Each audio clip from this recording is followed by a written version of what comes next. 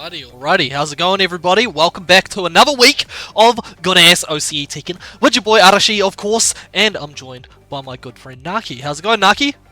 Yeah, going pretty well, mate. Going pretty well. That is great to hear, buddy.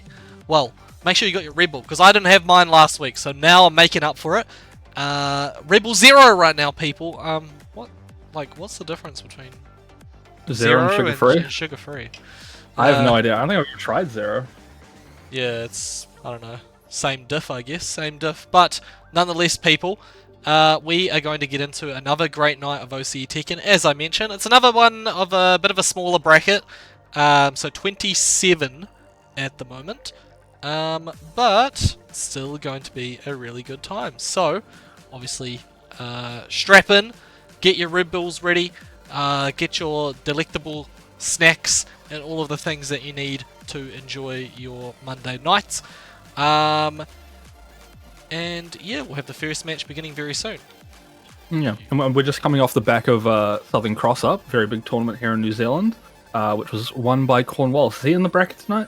Cornwallis is not in the bracket tonight. He's got a well-earned rest. He won the New Zealand Esports Hyperfiber League finals last week, and then went up to Auckland and won Southern Cross Up. So Cornwallis obviously cementing himself as the best player in New Zealand right now, but he's not in the bracket. So we're going to have to settle for some other very, very strong players, and we're going to get the first match going right about now. We have Yer versus Nyctophilia. Yer hailing from Auckland, New Zealand, taking on Nyctophilia, who is from Australia. And let me tell them, yes, you can start. Unfortunately, we will not be getting any cool customizations out of Nyctophilia, but that's okay. We've got some good Tekken ahead. No customs for Nyctophilia. He's been warned, and he took the warning. He took the warning well, which is great to see.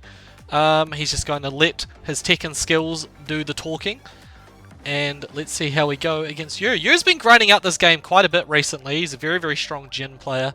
Nyctophilia, on the other hand, plays a bunch of different characters. I don't know who he's going to bust out today.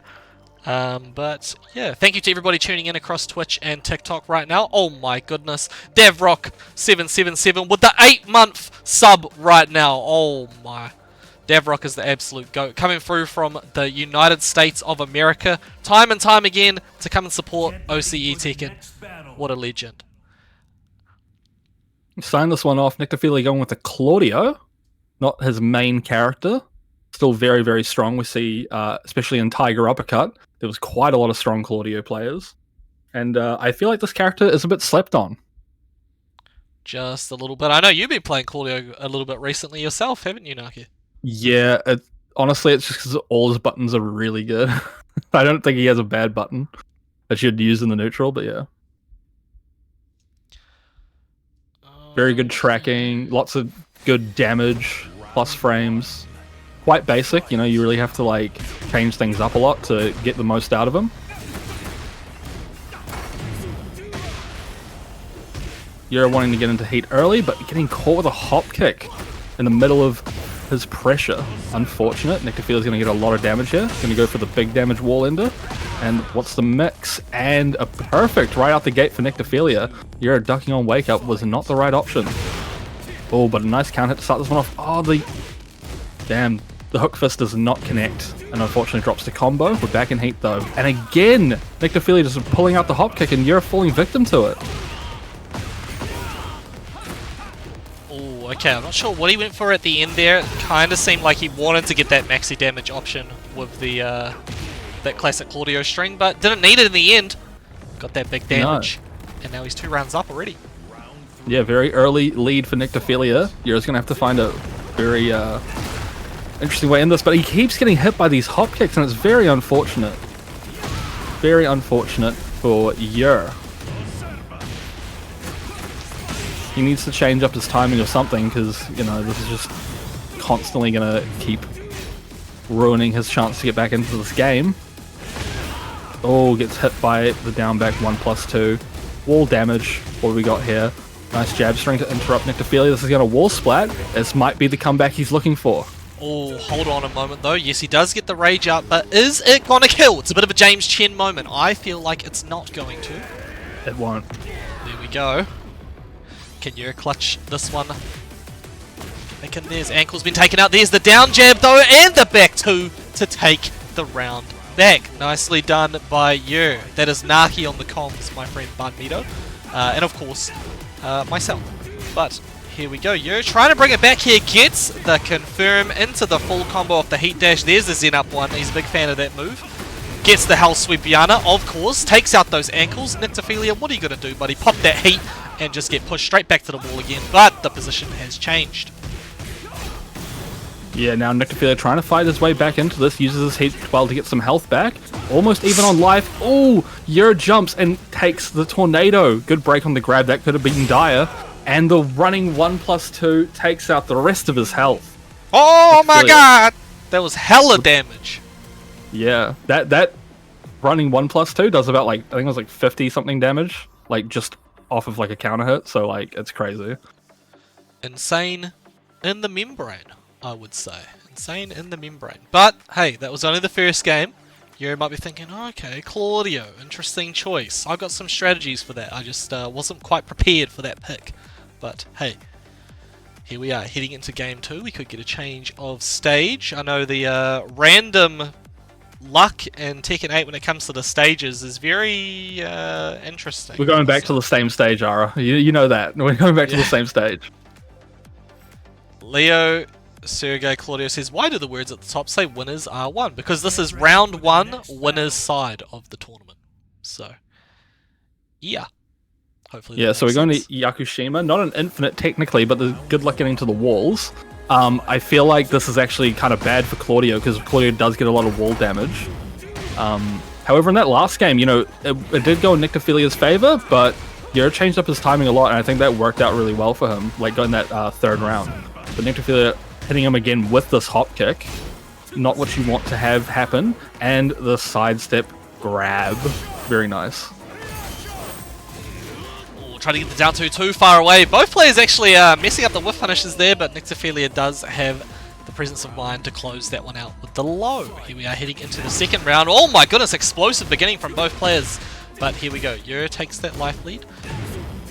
Yeah, both players taken to the sky, and you're able to snipe him out of the air on this heat burst. Able to get a small combo off. He really needs as much damage as he can get here. He needs to fight his way back into this one.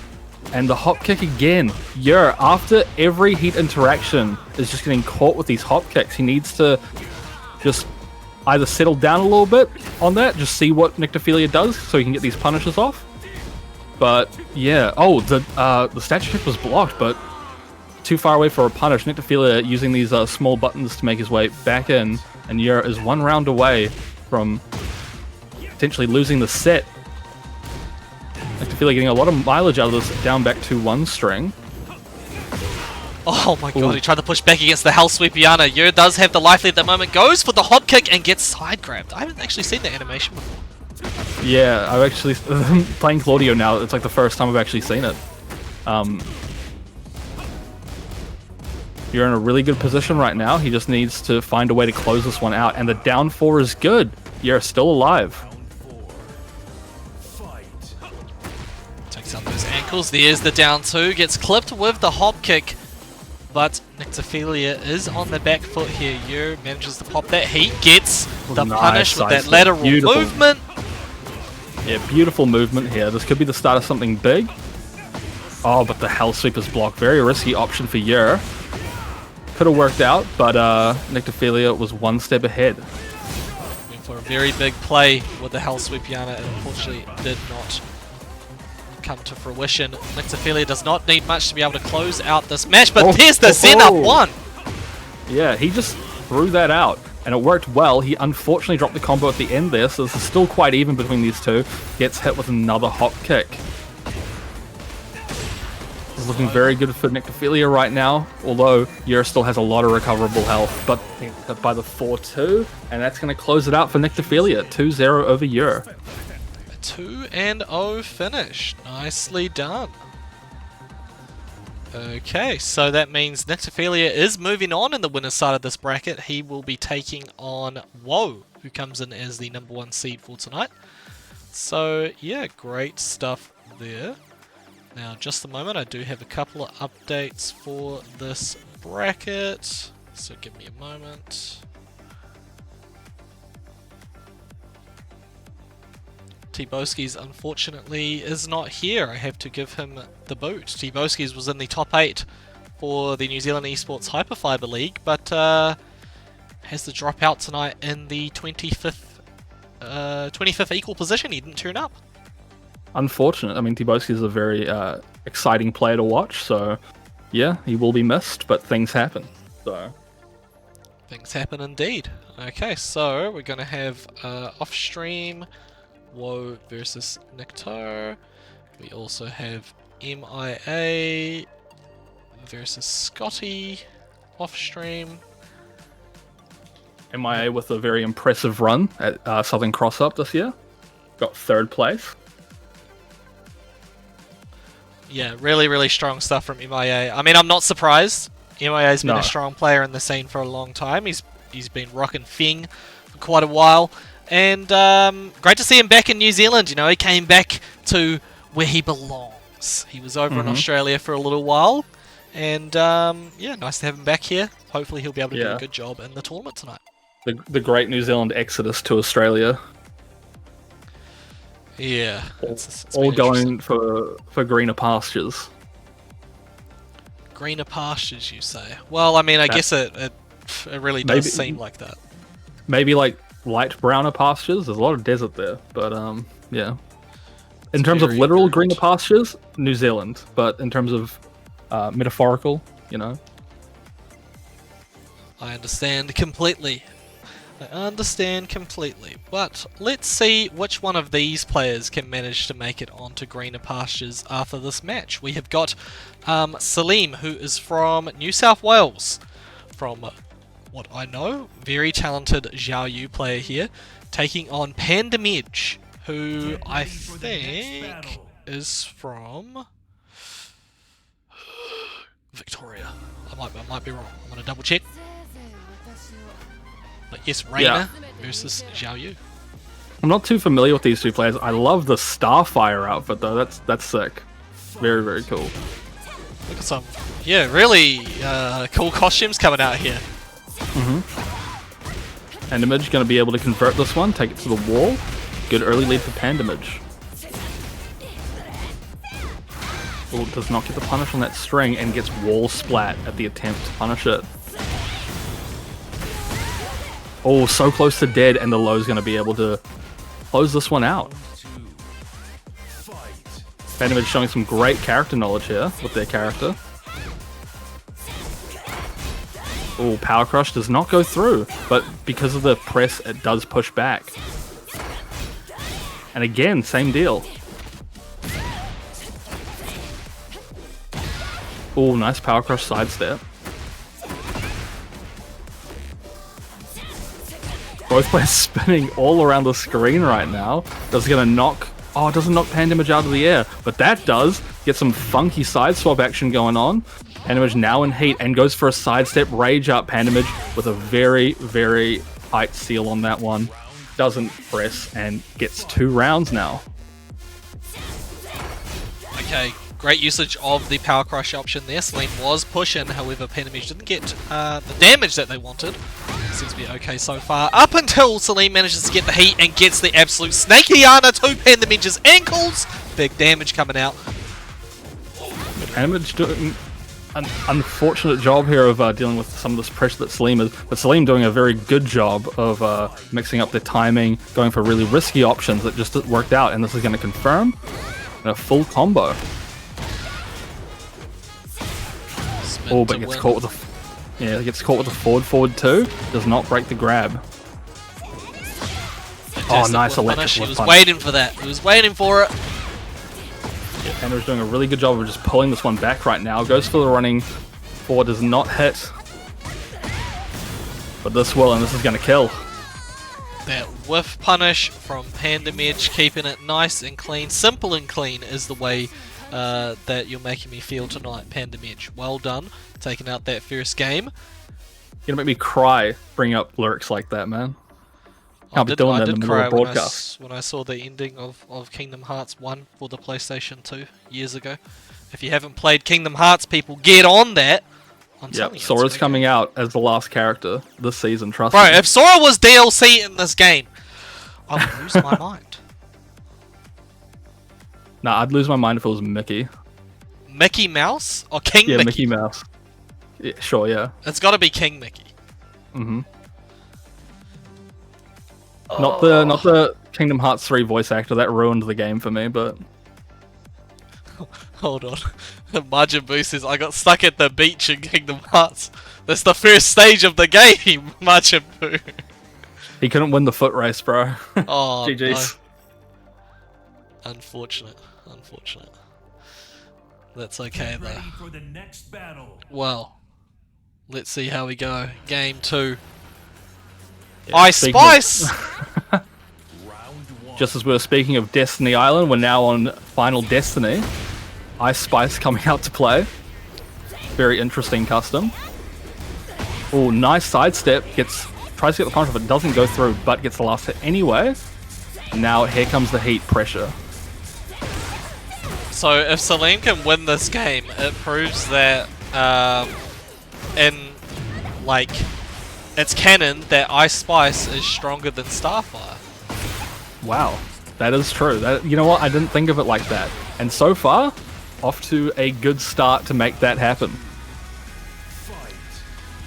Okay, Salim doing a good job here in the first round of Game 2. Also, big thank you everybody tuning in across Twitch and TikTok right now. We've got 40 people on Twitch, and I don't know, it looks like 0 on TikTok. But we've had 67 so far, so thank you everybody that's been watching.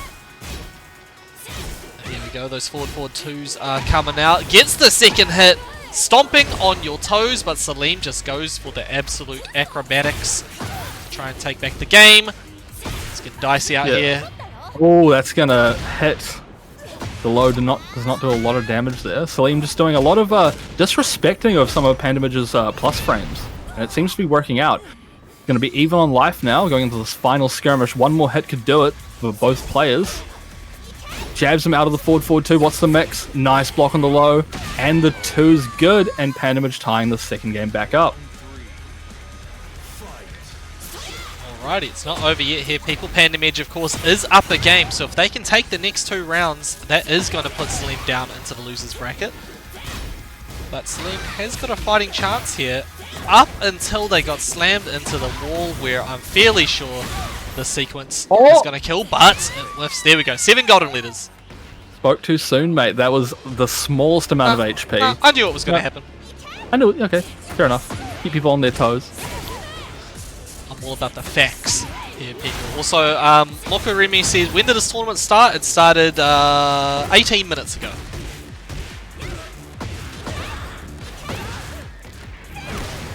Salim doing a good job of just fighting right now, making sure all this stuff hits. Down forward 1-2 does not go through, but the heat dash will make it safe. And the side step 1+2 is good. Pandamage punching their way into the next round of the bracket, where they will face L. Can I get in? No, the tournament started 18 minutes ago. It's already started, so yeah. Okay. Well, thank you everybody for tuning into that match. Great work by Pandamage. Going to keep moving on in this bracket. They will be taking on L for their next match, which will be an interesting one. Also have Scotty versus Yer off stream. We also have Nikto versus Sox off stream, but on stream now we have Wakizashi versus Romeo Perez. That's a name I haven't heard in a long time, but a name that I'm very happy to see. So Romeo Perez. Yeah, Romeo Perez was a Lucky Chloe main back in Tekken 7. But I don't know who Romeo's playing these days. Romeo is a wild player, also extremely talented Mortal Kombat player. So let's see how this matchup ends up going. I'm very interested to see who Romeo goes with here. Yeah, Romeo Perez, I know like he'd post on Twitter every so often, and he would have like a few characters. He had Jin, Brian, like there were like other characters there, But coming into Tekken 8, I'm very interested to see who he ends up picking. Of course, the fallen one, the chosen one, Chloe, is not in this game, so hopefully soon though, and then Romeo and I can go on a tear.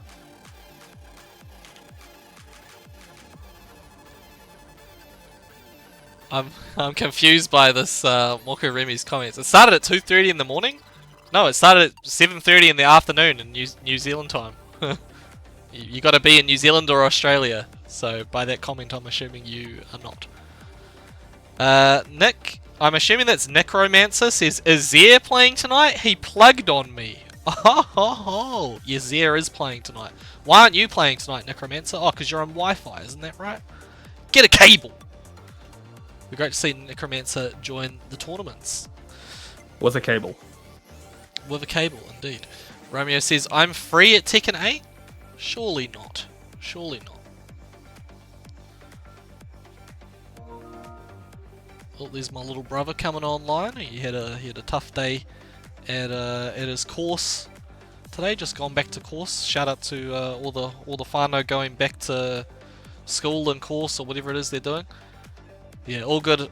You should get a cable, Necromancer. I highly recommend it, or a power line adapter. Give it a jam. Who's playing right now? Romeo Perez versus Wakizashi. Is this you, Romeo? Carlos Condit? Who is this? No. You gotta do like some sort of like vetting process with these people that get into the lobby. Waki accepted it too. He didn't realize it was not him. I just noticed that it said Europe. I was like, okay, that's not Romeo Perez. No, that's okay. Join the lobby, Romeo. Romeo's in the chat, but he's not joining the lobby. Hey, he's just creating the vibes before the game starts, man. How do I join?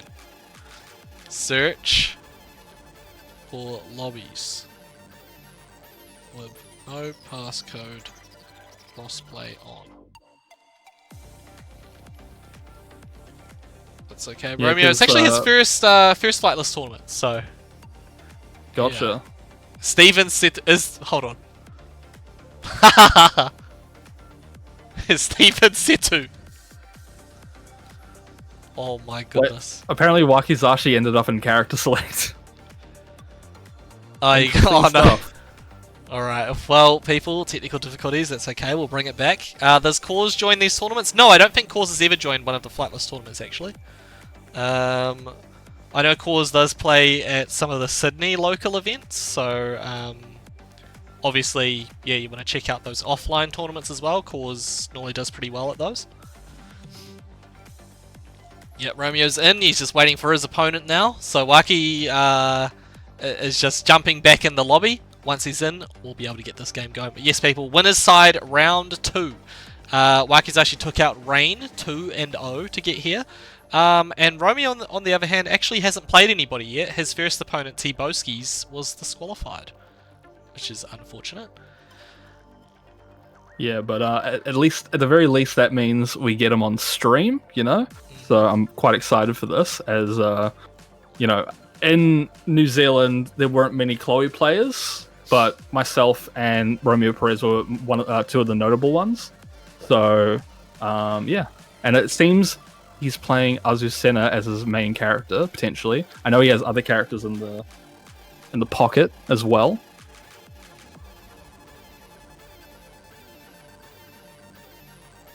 Makes sense to me. Yeah, I think that's a logical choice that he's picked Azucena here. But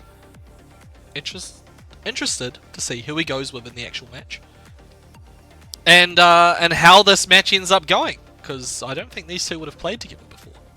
No, I mean, Azucena does seem like the logical step from Chloe from Tekken 7. However, they do not play the same They're at all. not the same. Like, it's like the they are Victor very Noctis different. situation. Hey Arashi, well, how come you're not playing Victor, man? It's like, Yeah. he's just Noctis but old. Oh, That's what Victor! Oh, speaking of, yeah, every time Waki's on stream, I actually really like this custom. Goes hard. It's pretty swaggy, pretty swaggy. And we got. Is that Laura from Street Fighter 5? Yeah, it is. Yeah. That looks good. Alrighty, people. Romeo Perez 77 taking on Wakizashi right now. So far, Wakizashi in the lead, getting some big hits off of the while running too. And thank you, Lou, for the follow on TikTok. I'm not reading your full name. I know what you're trying to do there, but thank you for the follow. Hope you're enjoying the stream right now. You gotta respect the attempt. So far, this is going really well for Wakizashi. Romeo Perez already in rage, having to deal with all of these hits. Oh, but whiffs the running 3-2, but the backswing is good. Oh, tries to go for the sweep, and it's not good enough. Wakizashi, round number 1. Okay. One stage has it already out of the way. Backswing again. Wow, I thought that would have been airborne, the backswing, but no. The down back 4 catches it with a counter hit. Romeo Perez already on half-life. Oh, he gets caught with the down forward 2 as they run in. Unfortunate timing. Forward 2 is good. Wall combo. And the O-key. Perfect round for Wakizashi. 2 rounds up. Romeo has to fight his way back into this one. 7 golden leaders. Yeah, so far Wakizashi is dominating Romeo here. Yeah, he's just getting some really good timing reads, and the pressure seems to just be stacking up right now. Good contest from Wakizashi there, and he's going to get a combo, and this is going to be it. Bam. KO. No round brown. Well, that is one of the beginnings of all time when it comes to a flightless match here. Wakizashi looked extremely confident in that matchup. Steven Setu not doing the best right now, but let's see what happens in game number 2. Romeo Perez, just, that is his first game of the night. He's just warming up, getting that download. Yeah, I mean, like, listen. He was hitting those back swings, alright? The Chloe's still in there somewhere, alright? He has to channel that into Azucena. But, or if he decides to go with another character, we'll just have to see. Wakizashi doing a really good job on that Victor, though, stopping most of Romeo's pressure and potential pokes. Looked very confident in all the buttons he was pressing. Very confident indeed. So let's see if that confidence will get rocked heading into game number 2. It's taken just a little while to get into the game here, but don't step away, people. It's going to be a great second match. Thanks everybody for tuning in so far. Thank you Vibin for the follow there on TikTok. Hope you're enjoying the stream right now. We are locking in with the Azucena. Let's go. Let's go Steven Setu.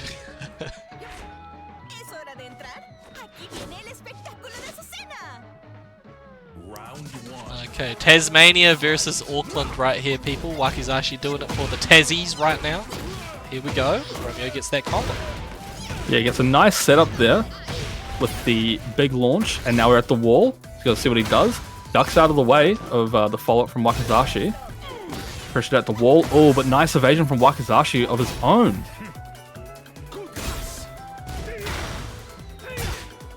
And nice down forward too. Catches Romeo's timing, trying to press. Get that pressure. Romeo, his toes got stepped on, but there goes the orbital. Says, I know what you're trying to do right now, Wakizashi. I'm taking you over there. Oh, okay, goes for those ankles. That is going to stop the strength. Attempting the backswing blow. There goes the 2 punish, but oh my goodness. Yeah, this backswing, dude. Romeo plays like frames don't matter, and it worked out there that game. And if you're watching in person, you would have heard Romeo Styles. The classic. Yeah. Oh, but the running 2 hits and is good for a launch. Wakizashi probably going to take this to the wall. Victor has some really good wall travel. Oki. Victor's Oki is scary. Power Crush goes through, but Romeo unfortunately does not punish. Gets launched, but this is a weird side wall, and the side switch gets a back turn throw. Where do we go from here? Oh, it's going to knock him out of the air. No, it doesn't. I thought it was going to as well. I thought that was Galaxy Brain, but unfortunately it was not. Wakizashi gets the Expulsion to take out the round. Yeah. Wakizashi in heat now. Very scary situation for Romeo. Has to be very careful how he presses here. The timing reads on Wakizashi are really, really good right now. Goes for the string. No response from Wakizashi, but he has got Romeo locked down here. Tries to get out with the full string. Oh my god, another Expulsion. Not ideal for Romeo Perez. 77 right now. 1 round away from being sent to the losers bracket. What a sidestep down forward too. Very good read from Romeo. Going to take him to the wall. This is the start he needs. Doesn't get the wall combo, unfortunately. Wakazashi trying to fight his way back out of this. Backswing is good on the follow-up. Oh, and another backswing. Romeo, you madman. Wakizashi, he's been shook. He shooketh from those actions. You can see him hesitating there, but gets a combo to come through. Takes out those ankles. Yeah, these power crystals are working out really well right now. And another expulsion. Trades, but the trade goes in Wakazashi's favor. That's 2-0 over Romeo Perez. Nicely done. Okay, so that means Wakizashi moves on to the winner's side top 12. 1 match away from getting out of this pool on winner's side. Romeo Perez, on the other hand, is dropping down to the loser's bracket. We may see him again a little bit later. But let me just confirm who the next matches are. Romeo will be fighting Salim down on the loser's side. On stream now, though, we have a banger matchup for you. L versus MIA. Ooh, okay. Yeah, this one should be a very good one. MIA obviously coming off the back of a very good run at Nationals. But L, shown to be a really strong competitor in these tournaments. And we don't see a lot of Jun, which is the character he plays the most. Very proficient with that character. I think this will be quite... This one might be a close one. Could be a very close one indeed. I'm not sure how many times these two would have played against one another, but excited to see how it goes down. Davian says, L was playing Reyna against me earlier. Yes, L has busted out Reyna in some of the tournaments ever so recently. But yeah, keen to see how this all goes down. Sup, Dizzle Dan, nice to see you, buddy. Great run at Southern Cross Up as well. Great to see Dizzle Dan performing alongside Miss Glam. It's always funny when they have to sort of take each other out as well. I know Miss Glam got the dub there on the weekend, but I'm sure next time around Dan might be able to get the dub back. Where's the Hey Hachi, man? Also, thank you, Vibin, for the little controller that you sent on TikTok. 100 diamonds with that. Holy damn. Thank you so much. What an absolute legend. Yeah, I'm not really sure what the whole TikTok currency is like and what things mean, but 100 diamonds sounds pretty good. 100 diamonds, very, very good. Very good. I think, you know, anybody that is out there, you know, supporting the streams in whatever way that you're doing it, even if you're just coming through the chat, like, you know, it means a lot. So to go that extra mile and send, you know, send the donations basically, it's means a lot. So appreciate it.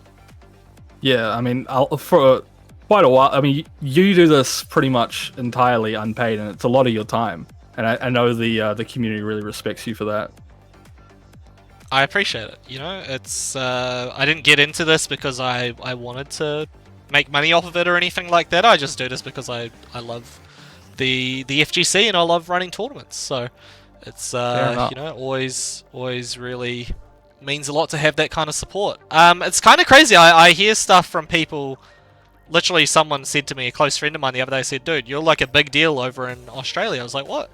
What are you talking about?" He's like, "Yeah, man, people watch your streams like you know, we're friends in real life, but these people just bring you up like you're a star or something." It's like, what the hell, dude? What are you talking about? Anyway, we've got some stars on the screen right now. MIA versus L. I'm going to swap those names around. This is going to be a banger of a matchup here. Here we go. Oh my god, okay, I didn't even know Wakizashi was someone that I went to school with. That's crazy. Oh wait, oh no, sorry. Never mind. Okay, Warden the character, not Warden the player. Okay, sorry, there's a pro Rainbow Six player called Warden that I went to school with. Oh really? I almost tripped out. I almost tripped out there. Crazy stuff. Just like this matchup right now. L is going to go for the Jun pick here. Also, before we really get into it, thank you, Magus X Reaper, for the follow, by the way. Hope you're enjoying the stream. Oh, and that's Punish.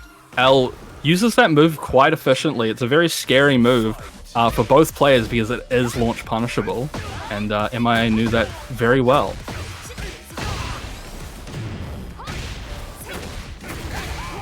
Just taking a young Sipiana on the Red Bull here, getting hyped up for these matches. L is trying to bring it back right now. Fantastic with punish. Big boot to your guts. Thing says, oh! Yeah, that round was all L right there. And doing a really good job getting these pokes off, getting these little string combinations off. No punish on the forward too. No break on the 1+2 grab. Okay. Yeah, MIA doing a really good job right now. Almost got L down to half life. Nice back one. Interrupts the string. Very, very good. MIA well prepared there. When MIA is feeling confident about a matchup, you're going to know it because you're going to feel it as well. But here we go. Get the launcher. MIA has not popped the heat just yet. Here we go. Going to extend that combo just a little bit more. Makes it barely off the side of the wall. Attempted the can-can. There goes the shoulder. I knew that shoulder was coming out. Unfortunately, L getting clipped by it on the side step. Very unfortunate.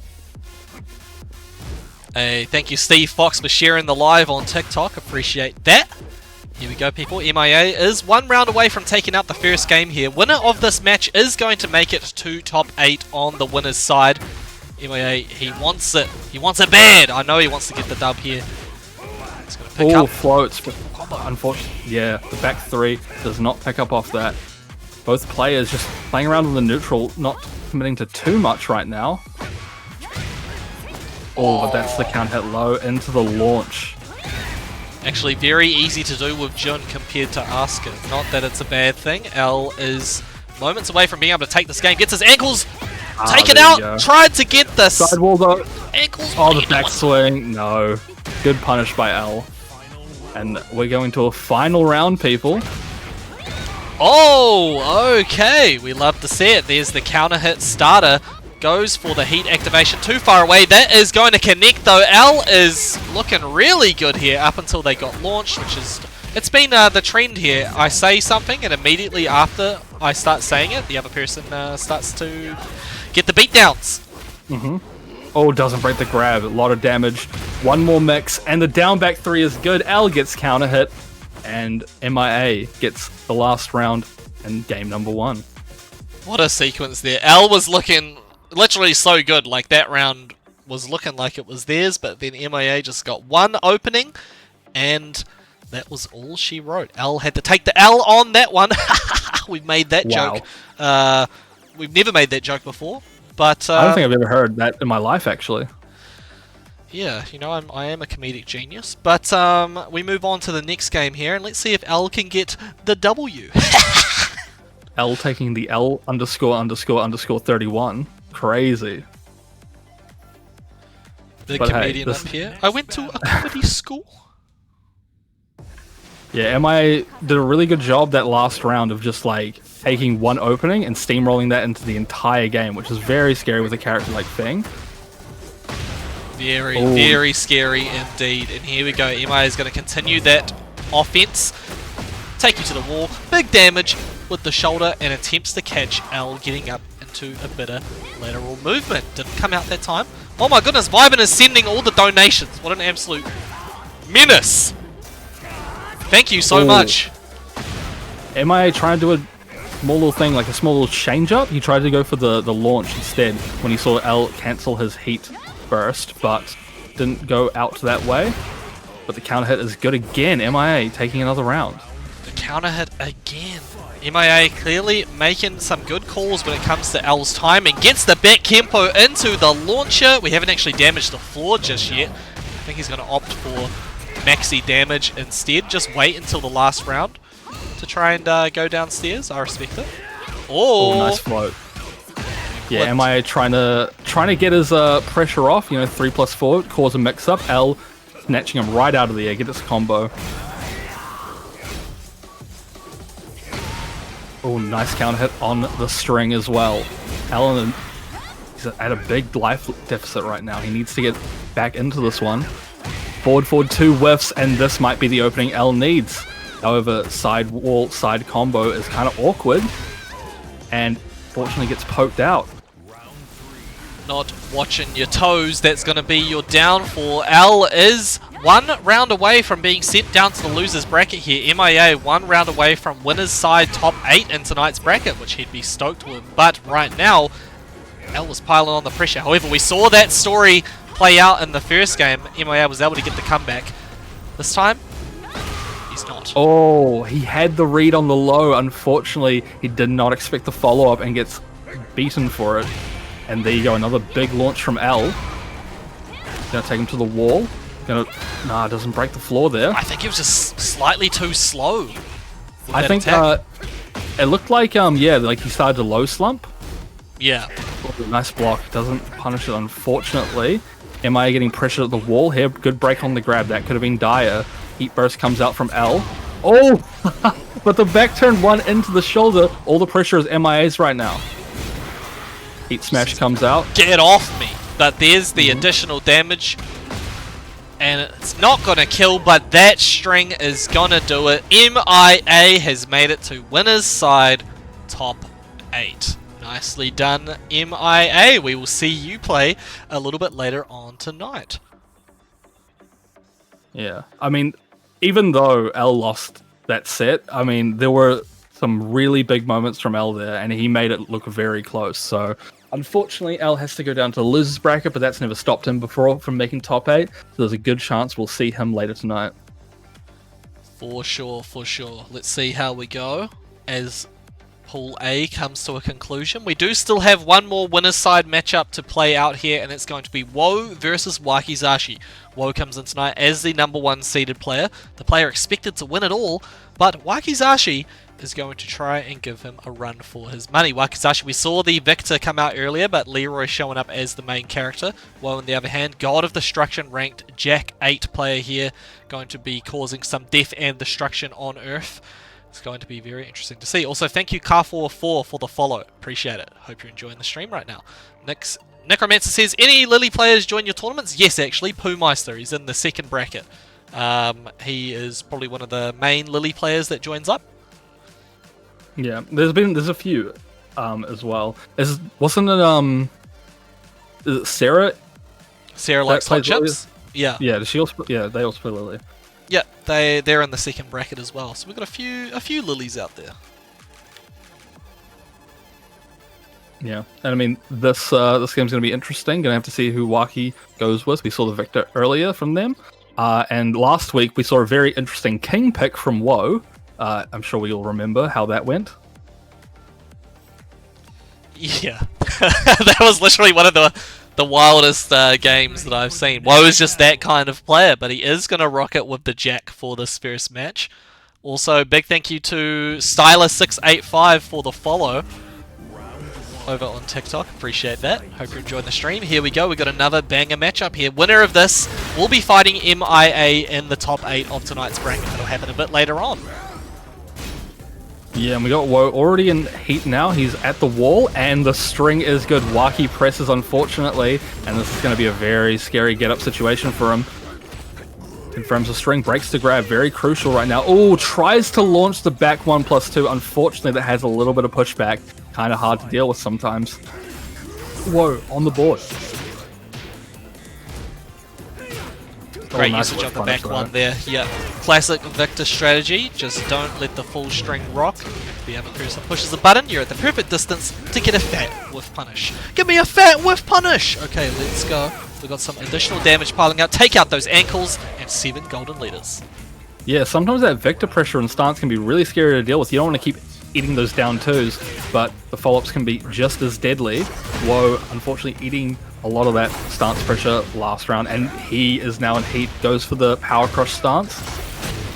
Oh, but nice power crush from Wakizashi. It's his turn now. What is he going to do with this? Gun comes out. Oh, but again, the power crush stance, and this is probably going to be it. Whoa. Catching Wakizashi every time he comes in with that.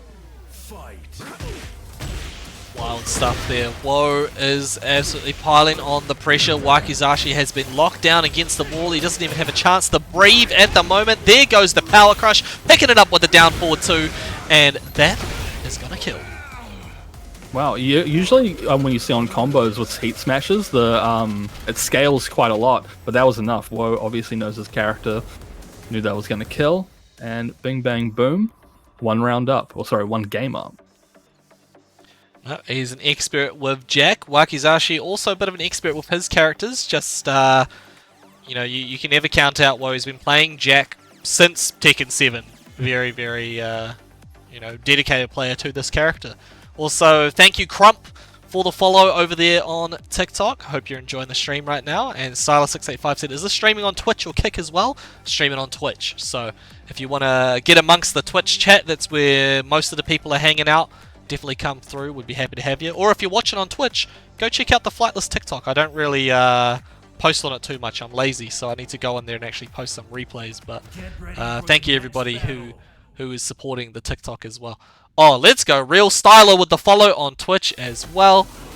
Appreciate that. Now we got the Leroy coming out. The main versus Hatsune Miku making a guest appearance here.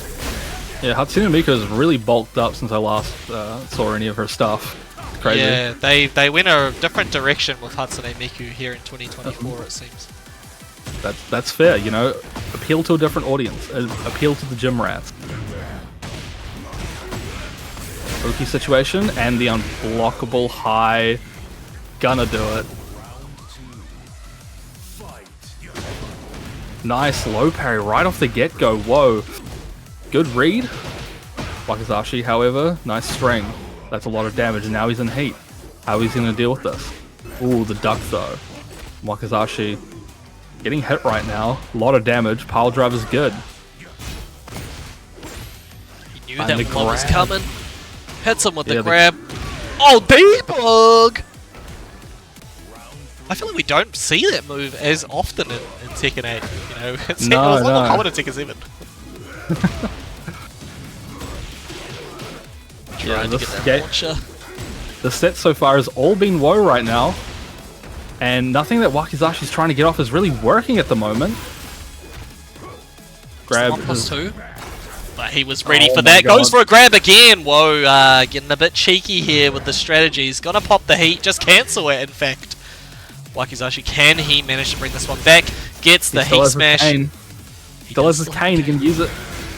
Is it time to use it? Don't let the cane be in vain. Oh, he did let the cane be in vain. What is he doing? Oh my god! That's not over. Kill. Sidestep 4 is good. Oh guys, trolling a little bit here. Wakizashi might be invigorated by that. He might say, no way I'm letting myself get put down like that. But Woe says, maybe you're going to have to accept it. But he down forward 2, popping the heat. Combo though. String is catching him. Wakizashi now at the wall, dealing with all this jack pressure. Wakizashi getting the low parry off. It's his turn now. Nice, and that's a good still combo. Get the full combo there. I thought the sidewall might mess it up, but no, we're good.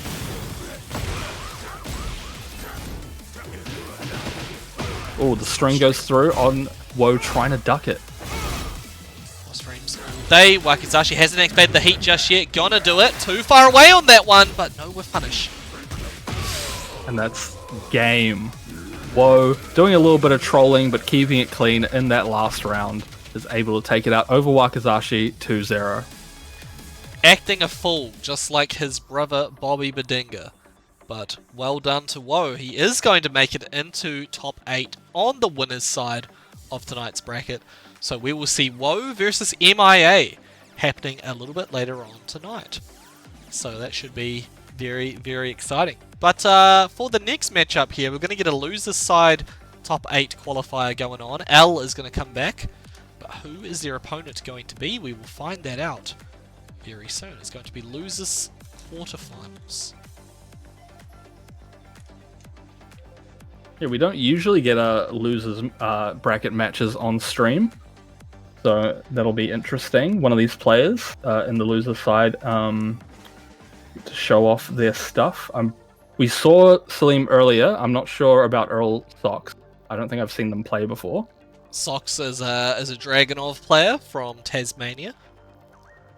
So yeah, will be great to see Sox play if they can make it through Salim. But before we get into that, I can also say we had 27 sign up tonight. It's a little bit of a smaller bracket, but still has been hype people. 27 entered, but going home in the 17th equal position, 4 players were eliminated. We had Yer, we had Rain, we had Romeo Perez 77, and we had Nyctophilia, all going home in the 17th equal position. So thank you very much to all of those players for jumping in. Hopefully you enjoyed yourselves. And Wakizashi reckons that Socks is gonna make it.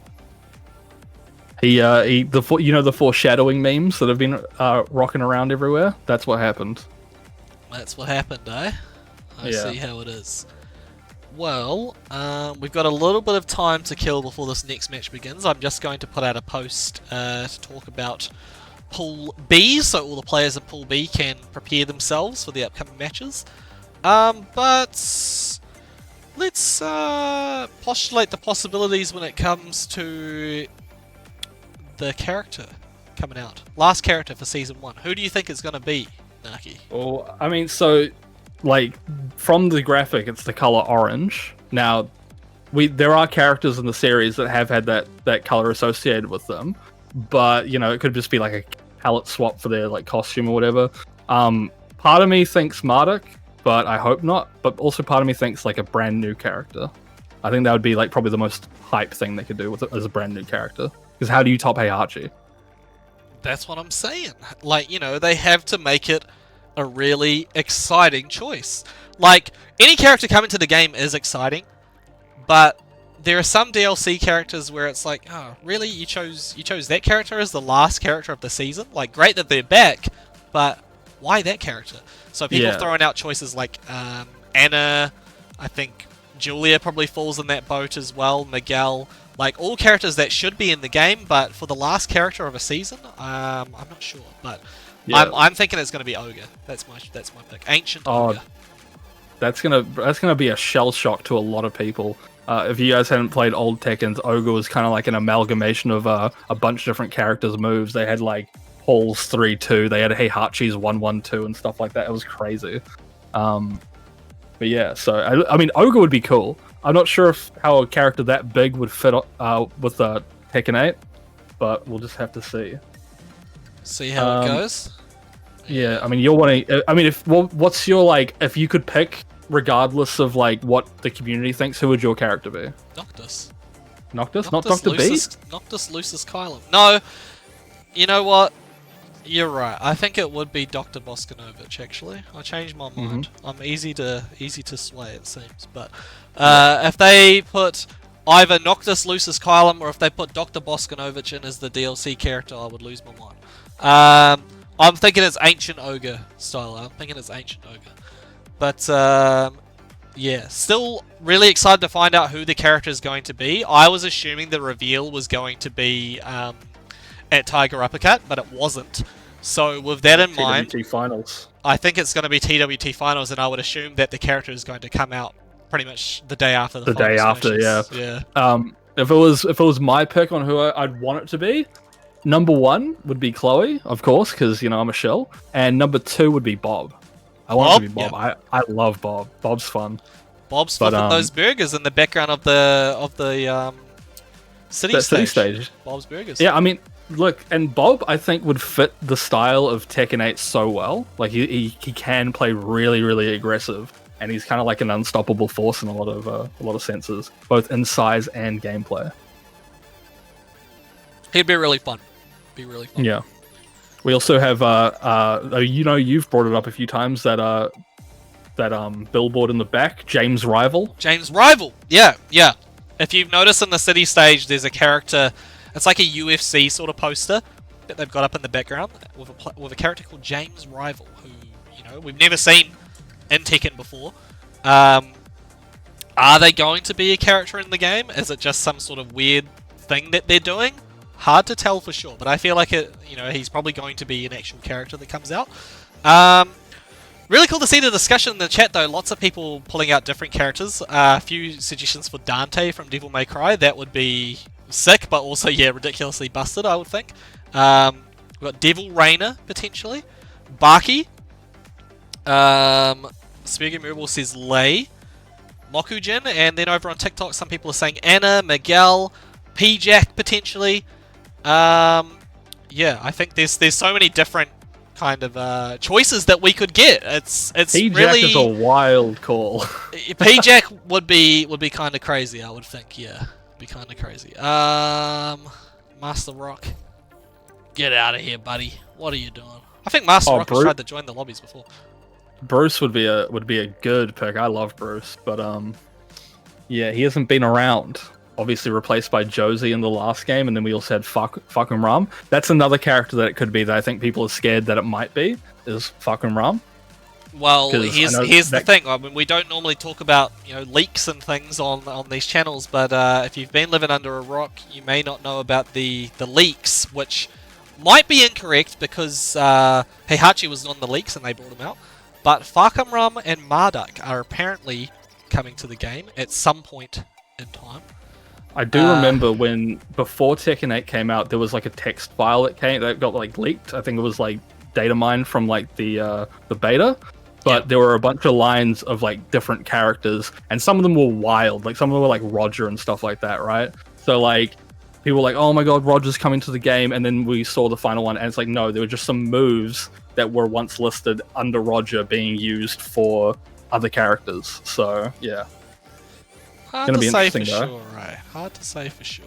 But thanks everybody for engaging with the discussion. We're going to change course here. We were going to get Al on stream, but Salim and Sox are struggling to get their match going. So we're going to swap over and get this match. Wakizashi versus Scotty.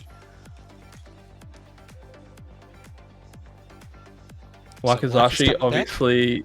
Yep, he's been on a few stream matches tonight. Obviously just played his set against Woe. Wakizashi, very strong player with both the Leroy and the Victor, the Old Man Gang. The Old Man Gang. But can he take on the King of South Australia? We have Scotty winning. That's what they're calling him.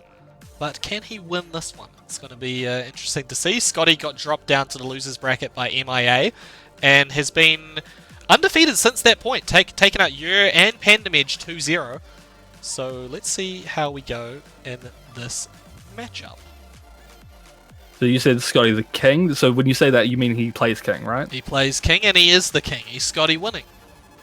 Scotty winning. Alright, well Scotty winning versus Wakizashi should be a good one. King obviously been quite a controversial character in Tekken 8 with all of his new techniques, but he's a character that you have to learn to deal with. I know I don't deal with him very well, but can Wakizashi? We'll have to see how this one goes. Scotty winning is a pretty wild player here, so excited to see how this ends up going down. Also, again, thank you everybody who's in the chat across Twitch and TikTok right now. Sorry if I didn't reply to anybody's comments. Zaddy was asking for halftime fights. We were too busy talking about characters. And E-Dude, what's going on, man? Nice to see you. We'll have you on stream a little bit later. That's exciting. Here we go. Wakizashi versus Scotty winning right now. Let's go. Oh, nice float out of the air with the instant wake up. And this a good little lead for Wakizashi. However, he needs to convert this Oki. What is he going to do? Oh, he gets the wall splat. Very nice. Dot HP. 1-3 is the ticket, and Wakizashi was round number 1. This is the qualify for top 8, by the way, so Wakizashi, he's been grinding these tournaments out. He wants that top 8 position. Scotty winning, on the other hand, it's just part of the name. He wants to get that dub. He's Scotty winning, but Wakizashi managing to take out that first round. However, giant swing, gonna do a big chunk of damage. And Scotty winning turning into Scotty spinning. He's going to spin this one into a potential game win. Wakizashi's still alive. Only one tap away from death, unfortunately. What is he going to do? He gets caught by the mid. The strings, the absolute strings coming out from Scotty winning there to try and take it back. Good call from Wakizashi to go for the low to stop the stance pressure. Scotty's obviously showing that he likes to go into that stance quite a lot. There's the grab. Is he going to get the breaks? Oh no. What's the Oki? And launches him. Wave dash in. Get the mid launch. That was Scotty. That was sick. Very good sequence from Scotty. And we're going to see another round up. However, Wakizashi starting with a down back full counter hit. Very nice. Going to take this one to the wall. Shelly! I always think you're saying Shelly. I'm like, dogs don't come. You should start like calling your dog to you with that. That's why I can't play Victor anymore, because every time I do that move, my dog just starts rushing me down and I can't play. Another giant swing coming out, and in rage this time, going to do a bit more damage. A bit more damage, almost kills. And now one tap will do it, and the one tap is there. Scotty taking game number 1. Well played by Scotty, winning, taking out the first game there, but Wakizashi was making some really smart calls. I'm liking the way that he is trying to deal with Scotty's stance offense, but yeah, exactly. let's see what happens in game 2. Yeah, like the up 1-1 leading the string rip, Scotty was trying to use his power crush tools out of it and getting counter hit for it, and Wakizashi doing a pretty good job. However, Scotty with the upper hand in most of those situations. Also, before this next game begins, I can say going home in 13th equal tonight. We had 2 eliminations. Pandem Edge and Earl Socks the third going home in 13th equal. So big thank you to both of those players for joining up. Hopefully you had a good time. Going to the Leroy this time. It's always nice having multiple characters. If one thing doesn't work out, you can always choose something else. Sorry, the score didn't update straight away, but Scotty did take out that first game. If he wins one more, he'll be making it into top 8 tonight, so it'll be very exciting. Pool B has just begun as well, people, so if you're a Pool B enjoyer, see how we go. Yeah, oh, nice sidestep from Scotty, and now mix time. Unbreakable grab. Wakizashi on a little bit of life and gets hit by the alley kick. Oh, nice duck. Scotty very aware of that string. Spike down. Oh, another sidestep from Scotty, getting out of the way of Wakizashi's momentum, but gets hit by the forward 1+2. Spike down. Big damage. Scotty, what's the guess? And he guesses right, and he's going to get a launch for it. This is the comeback Scotty needs to bring this one back. Swag, what's he going to do in this Okizemi situation? Go for the heat smash into the mid! What's he doing? Oh, that does not hit him out of the air. Scotty just wheel kicks him, and yeah, 2 rounds up. Now we got the floor blast in play. Very scary situation for Wakizashi. Oh, that is a genius call from Scotty. You know, so many people would activate the heat there, but instead he goes for the option that sends him down to the floor. But now it's Wakizashi's turn. Yeah, he's got him at the wall. Nice low parry. Scotty just so on point with these string reads.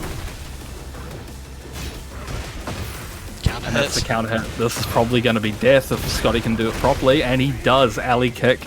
Secures the victory for him. No round brown. 2-0, moving to our loser's side of top 8. No round brown there. Scotty is sealing the deal, making it into top 8 on the loser's side. That is going to mean Wakizashi drops out of the tournament in 9th place. But very, very well done by Wakizashi to make it that far. Hopefully, you know, you're happy with your performance, and hopefully we see you next time.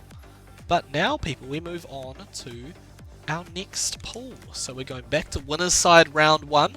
We have, for the first match, Fence Eater versus Royalty. Fence Eater versus Royalty is going to be a great matchup here. Excited to see how this one goes, because we don't really see Royalty jump on stream too much. If you don't know, Royalty 37 is the full tag of that player. Yeah, I've seen Fence Eater in some. I think they've been in like. They go to the Wellington offlines. Yes, they do. Yes, they do. Yeah, because I've seen them in the top 8 graphics before. Zafina, I believe, correct? Yep. Yeah, Zafina. Okay, and I'm not really too familiar with Royalty 37, so Alyssa seems to be Flightless a few times, but yeah, Alyssa is the main. Yeah, Alyssa is the main. Pretty strong character in this game. People have been complaining about her a lot. No, she's honest. She's honest. Listen, all right, she's good. She's good, and that's all that really matters. But yeah, I feel like very how do you put it? I'd probably say like quite a low risk, like medium to high reward character, which is quite a scary combination in this sort of environment. Quite frightening indeed, I would say, but interested to see how this one ends up going. Vince Eater, he grinds out this game quite a bit. Has entered the Flightless tournaments, you know, time and time again. Let's see how this one goes. Hey, Sadboy98, thank you for the follow there on TikTok. Appreciate that. Hope you're enjoying the stream. And his name, Eat Vince. Well, I mean, you know, it doesn't get more simple than that. You know, he's just putting his word out. But Zafina also quite a slept-on character, especially at like not now as much, but like at the start of Tekken 8, no one really was playing Zafina. Everyone thought Zafina was dead because, you know, obviously Zafina was like a menace in Tekken 7.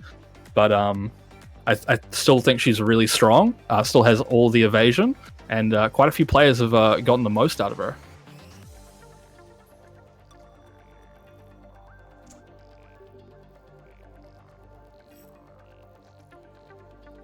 Alrighty, people, it is time to begin. Get ready for the next Here we go. Royalty 37 is going to be on the Alyssa, but Vince Eater on the Claudio.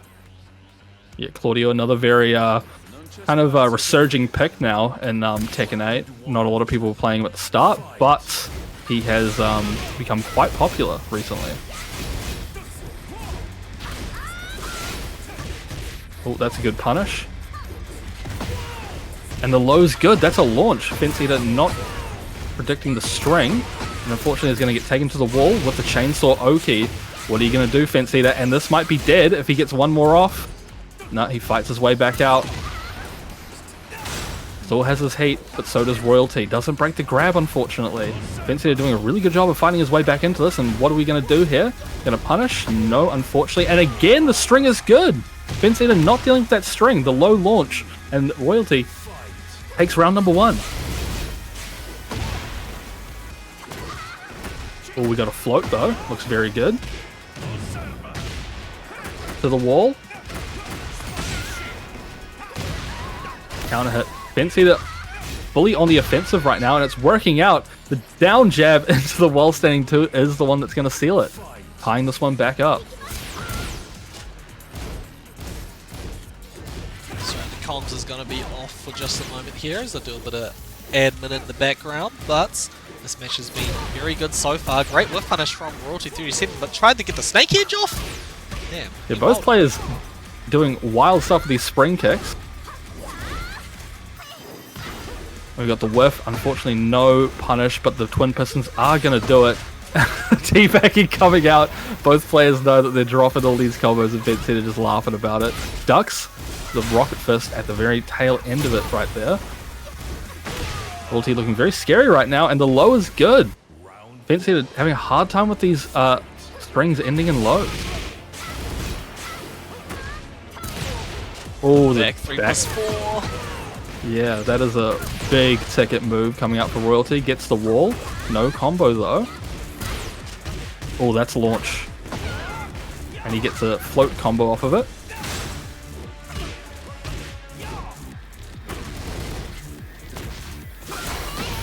Good power crush. Takes his turn back, and now it's the chainsaw pressure.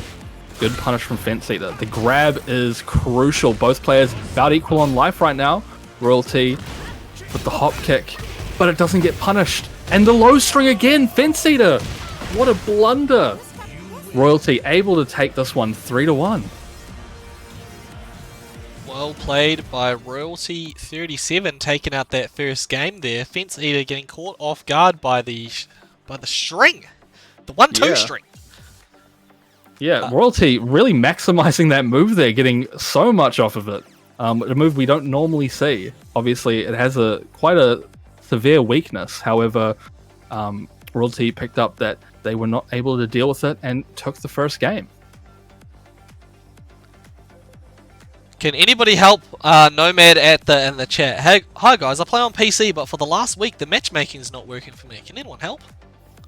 I've never had that happen to me. Give him a hand. Turns out everyone in OCE has blocked him. Oh, no. Nomad actually really cool Brian player. Make sure you chuck him a follow. He does stream. Hopefully he can sort out his technical issues. Yeah, this string again is proving deadly. for Fence Eater. Royalty just getting so much off of it. That's half life. Oh, but the chainsaw's whiff. Power Crush goes through. Royalty trying to mash on minus frames. Did not work out. It was a bit of a trade. And the counter hit string is good. This is going to be dead.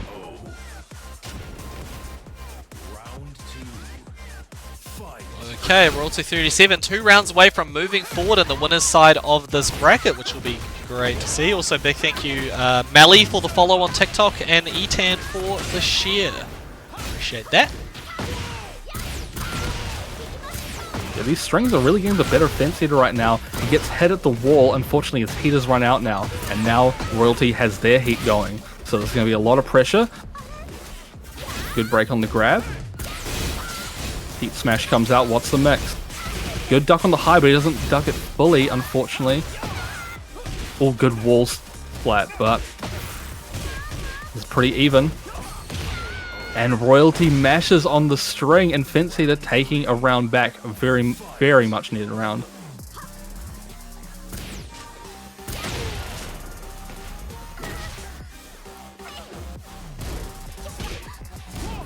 Fence Eater with some good movement here, moving around Royalty's jabs.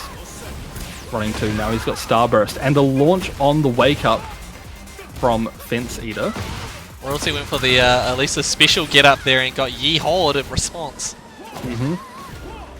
Ooh, Fence Eater's getting some really good floats off right now, but unfortunately not converting him, but does just do a running fist, and that is going to be good. 1 round away from tying this one back up. Bro, the absolute damn muck off of that while running too. That was insane. Fence Eater looking good on the verge of bringing this one back. Oh my god, Royalty really tried to get that launcher off out of the Alyssa Russian stance. Here we go, picking it up for that full combo. Up 1, take you to the wall, squeeze out the damage with the dual boot 1. Yeah, oh, what a crucial wall splat though. Gonna get a full combo. And, oh, nice block on the sidestep 4. Fence Eater doing such a good job of, like, sidestepping all these jabs, and that's going to be jab string to finish it off from Fence Eater, tying this one back up. That was a wild game to watch. So much stuff that I'm not used to seeing coming out of both players. And, yeah, tying it back up. Fence Eater now stuck with the Claudio for the rest of the set. As he's won that match, he cannot switch. Royalty, I'm not sure if they have any other characters, but their Elisa has been looking pretty decent so far. Absolutely. So let's see how we go heading into game 3. We are tied up 1 apiece between Royalty 37 and Fence Eater. So loser of this next game drops down to the loser's bracket. Also, I can confirm that L has made it into top 8 on the loser's side, and that does mean Wakizashi and Salim went home in 9th equal. So big thank you to both of those players for entering. Hope you enjoyed, and we'll see L play on stream a little bit later. Yeah, Wakizashi got a lot of stream time tonight, and it was a very big pleasure to see them play. You know, I really like their Victor. But, however, you know, 9th place is nothing to scoff at. VDK Tricky Traveller with the follow on Twitch. Much appreciated. Hope you're enjoying what you're seeing. Royalty 37 with the life lead here. Fence Eater had him locked down at the wall, but gets it taken away. Oh, dropping the spaghetti, whiffing everywhere. Fence Eater pushes the buttons to get out of a sticky situation, but gets clipped with the heat smash. And there is a first round for Royalty 37. Yeah, I mean the heat smash coming out, it doesn't kill anymore. Do you guys remember when that used to kill? Wild. Not as wild as the string though. Again, working out wonderfully for Royalty. Got him at the wall. We got the chainsaw Oki again. Very scary situation. Fence Eater has to deal with it, and they finally get out of it. Oh, this is probably going to be it, but what happened? Royalty 37 had the combo to kill. Didn't even need to do much, and dropped it, so get a little bit nervous, but that's okay. They still take the round, and 1 more to move on the winner's side of this bracket. Again, the string is turning out to be the death of Fence Eater. Fence Eater taken to the wall. Again, we're going to have to see how this one plays out. But Fence Eater trying to fight back, down back 3+4, wilding out successfully, I might add. Oh, Royalty pressing into the string. This is Fence Eater's time to come back and shine. Oh, that is quite punishable. Fence Eater leaving food on the table, and Royalty's got to eat all the scraps Oh my goodness, that is going to be it. Royalty 37 taking the dub over Fence Eater with a no round round.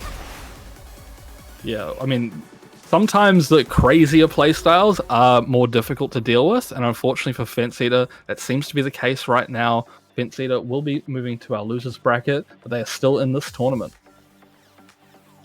That is correct. They're still in the tournament. Royalty 37 is going to move on the winner's side to take on Zia. But now we have our next match, which is going to be E-Dude versus Me Coconuts.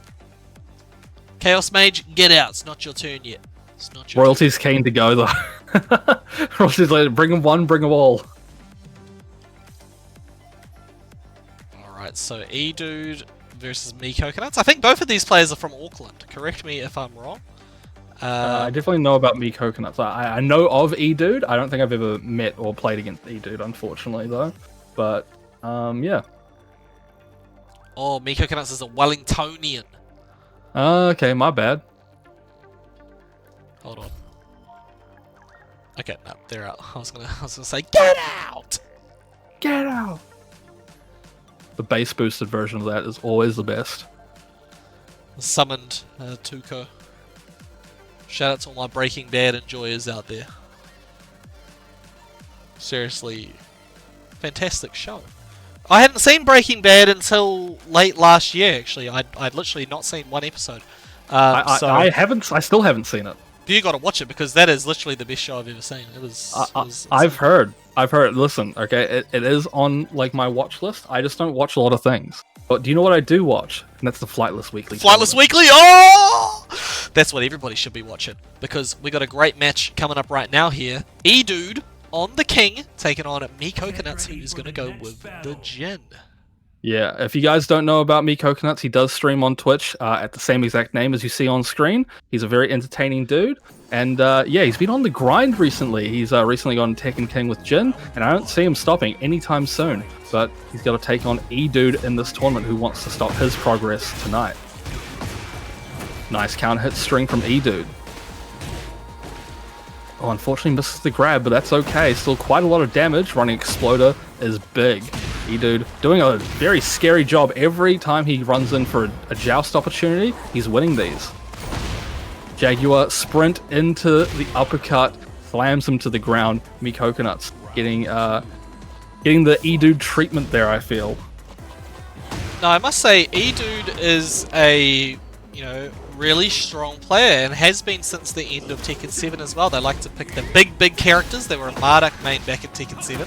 Don't have that character at the moment, so settling for King.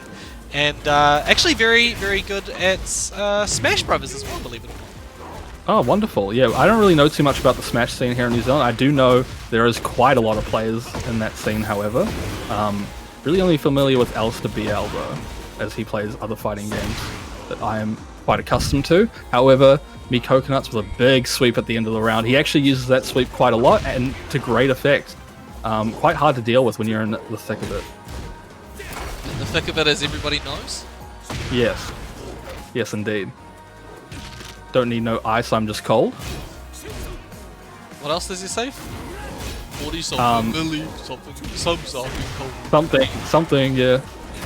Can we get 40 milli subs on the Flightless channel? That would be amazing. From the screen to the bin, to the ring, to the bing. Nice, good job, Naki. Yeah. I thought that was KSI. Thank you. Yeah. Sick cameo. Beat. Yeah. I mean, his brother plays Tekken, doesn't he? Yeah, Deji's actually quite good. Oh yeah, fair enough. Well, Deji isn't on the screen right now, and do you know who is on the screen? Me Coconuts going on a tear. Hell sweep to end the round, rite of passage in New Zealand Tekken. Why would you end the round with anything else? End it with a hell sweep. These two just trading rounds with each other, but there's no more rounds left to trade. Whoever wins this one is going to take the game here. Me Coconuts is looking very strong. Spends all the heat though. E-Dude has to make a play, and he starts it off with the giant swing. Get over there! Okay, good tech from Me Coconuts. Gonna reset neutral now. Scary situation for E-Dude, however, also scary for Me Coconuts. This is quite a scary thing to deal with, is a King in Rage. but he deals with it quite well. Low to finish it off. Me Coconuts getting game number 1, but a very close set between these two players. He says, I don't care about that heat. I don't care when I'm with my baby, yeah. All the bad things disappear. Damn. And you're making me... Wait, I can't remember the rest of the lyrics. My bad. Shout out Ed Sheeran! It's going to turn to a SingStar stream. It should be, you know. Shout out to all my SingStar enjoyers out there. I used to play a lot of SingStar. I actually, if you want some more, I like to share the Arashi lore every time I run the stream. I won an Xbox 360 off the radio when I was 12 years old for singing Big Girls Don't Cry by Fergie.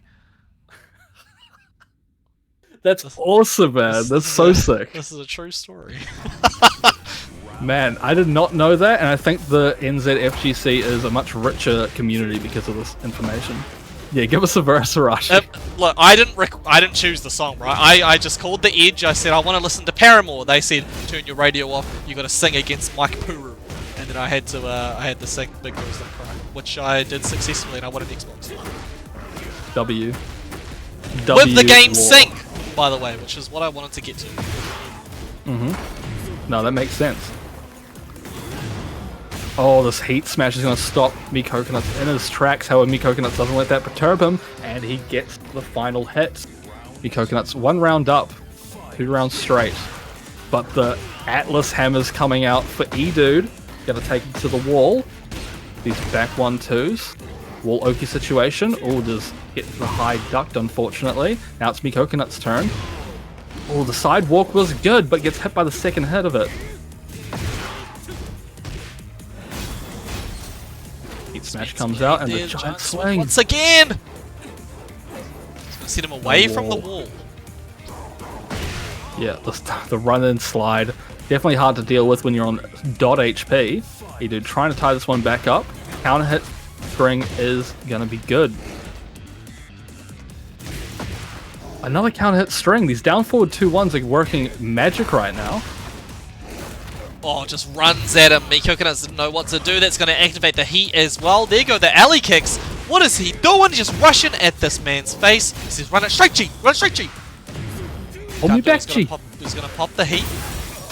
That's going to get the wall. Yeah, Jin's heat smash does a wall splat from a mile away. Now, does this kill Arashi? What do you think? No. I think it is. I also think no. Yeah, we know our scaling. The down 4 is blocked, and off of that, E-Dude doesn't punish it, but instead goes for a giant swing to kill. The punish would not have killed. Good presence of mind there to just go for the grab instead. Me Coconut's unable to break these giant swings right now, and it might be the death of him in this next round. I don't think he's broken a single one. No. Okay, gets the dive kick off. Me Coconuts is on the back foot here. Tries to get the delayed mid. Work out the way he wanted it to. There was the hop kick attempt. That's going to be scaled damage. He's going to get a full combo though. Oh! Okay. Did go for the guaranteed damage. There's the chest top! Oh wow, this is not going to kill though. It's at the wall. Me Coconut's on dot HP though. Guesses wrong on wake up, and E-Dude takes the second game. That's why he is an E-Dude. Shout out to all my E-Dudes out there, especially this one. Shout out to all my E-Dudes. Okay. Who is going to take out this set? We're going down to the wire here. Another game 3 situation. Winner of this will be taken on Subject. Yeah, Subject, a very strong player, multi-character GOD player. Both these dudes will have a mountain to climb, but they have to beat one another first. And I mean, it's been pretty close. You know, the first game was very close. However, E-Dude exploiting Me Coconut's weakness to this giant swing, and not a great weakness to have against King. Oh, you can't break that? Okay. I'm gonna have a really fun time. When's he gonna do it again, huh? Let's see how we go. Yeah, these sweeps though, Me Coconut's unfortunately whiffing on the follow-up. Oh, goes for the big spring kick. Me Coconuts with more sweeps. Yeah, Me Coconuts does a really good job of not letting you get your turn back. No break. Oh, Oh, I don't know what happened there. I think my internet started cutting out again. Why do I keep having that problem? I don't know, but yeah, these grabs are going crazy for E-Dude right now. Both on .HP and Me Coconuts not respecting the frames and just going for the 4-4, and it works. Oh, but that heat, what is it going to do with it? Me Coconuts, of course, is up around right now. This is the last game that these two will play against each other. Winner of the game moves on in the winner's bracket. Yeah, what Some nice oaks. a beautiful hop kick there, interrupting the string of Me Coconuts, and that's going to kill E-Dude with a very dominant round. That was a lot of damage, but there we go with the whiff punish. Get down! And then, suddenly, he pops the heat, taking you over to the wall for the explosion. Big damage. Heat Smash comes out, gets blocked by E-Dude. E-Dude has a lot of recoverable HP right now. Good block, no launch though, unfortunately. E-Dude about almost even on HP. Me Coconuts with a slight lead, and there's the giant swing again. Yeah, he knows Me Coconuts don't know what to do. He's taking out his ankles, tries to go for that. Again, a missed opportunity from E-Dude. He could have closed out the round. Forward neutral Oh, two. nice duck. That forward neutral 2 is no longer -14 if I'm correct. And yeah, but the sidestep was able to get it to whiff, so Me Coconut's still able to launch it. Really unfortunate for E-Dude there. Twice actually he had an opportunity to launch and didn't actually end up getting it, but that's okay. He's still in this, getting a swaggy combo with the blue stuff. We don't have the actual blue stuff anymore, so we got to settle for those blue sparks when they come out. Delayed low. Yeah, I'm kind of glad the blue stuff is gone. But we kind of have that in the kind of sense of like heat smashes and stuff like that. The hot stuff. Is that? I don't think it works the same. Yeah. Oh wow, this could be dead if he can get the right grab off. And the giant swing and this is to the wall is going to kill. Oh my, that combo was some hot stuff, I must say. And we're heading into the final round between these two players. Winner of this round moves on the winner's side. There goes the giant swing once again. You got to break those. You got to break those. Miko doesn't even get the tech that time. He is struggling. Oh, but he's in heat now, and we got to see how he takes advantage of this. Nice counter hit, about even on life. E-Dude still has his heat, but he's going to get slammed into the wall, and this is probably it. He's got his combos down. Zen up one to seal the deal, and that is going to be Me Coconuts moving on in the winner's side of this bracket. Oh my goodness, right down to the absolute wire. That was crazy. Me Coconuts can breathe a sigh of relief, and E-Dude still wants to go. He's like, no, get the run back. Nah, Bolt, let's go. Let's go. But that's okay, people. That is the end of the road on the winner's side for E-Dude. He will drop down to the loser's bracket. Me Coconuts, on the other hand, will be taking on Subject off stream. Now, we have a great match for you. Kawal versus Chaos Mage. Yeah, we saw Chaos Mage in the lobby earlier. However, now it's his time to play. He has taken his game over Blanco Shero, and now he's up against Kawal, who is a long-time player in the New Zealand Tekken scene. Quite a strong player. Been bouncing around a few characters in Tekken 8's lifespan. Seems to be he's landed on Shaheen.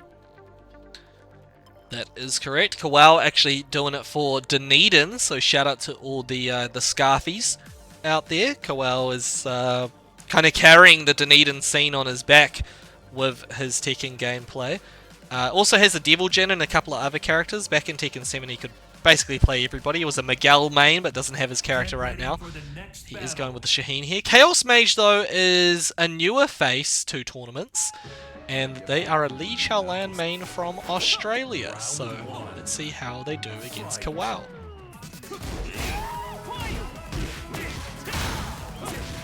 Yeah, if you guys have watched the last Flightless tournaments, we've seen a lot of Shaheen, a lot of very strong Shaheen players.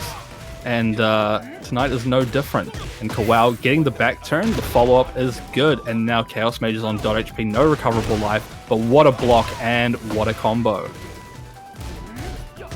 That's going to be a punish though. Kawal, nice patience, takes round number 1.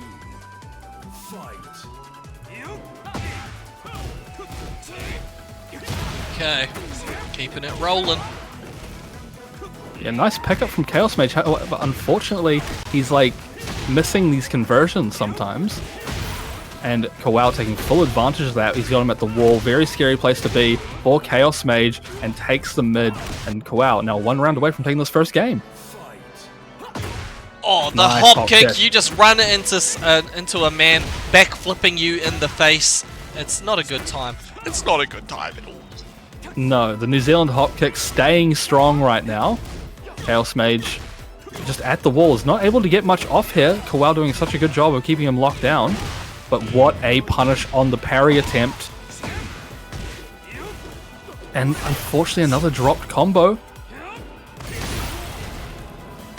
Almost even on life now. Chaos Mage still has his heat, but that's going to do it. Kawau with the power crush to end things off, and with a no round brown in this first game. No round brown to start things off here. Kawau looking very, very strong. Chaos Mage got to be thinking right now, damn, how do I deal with this New Zealand Shaheen? And they've got to think of a strategy quick here, because of course if they lose this next game, they are dropping down to the losers bracket, and the loser of this one will be taking on E-Dude actually, so that'll be interesting to see. Also, big thank you to Odear Salvador for the sharing the TikTok. Appreciate that. Hopefully everybody is enjoying. Get ready for the next battle. Here we go, people. Lee Chaolan is locked in from Chaos Mage.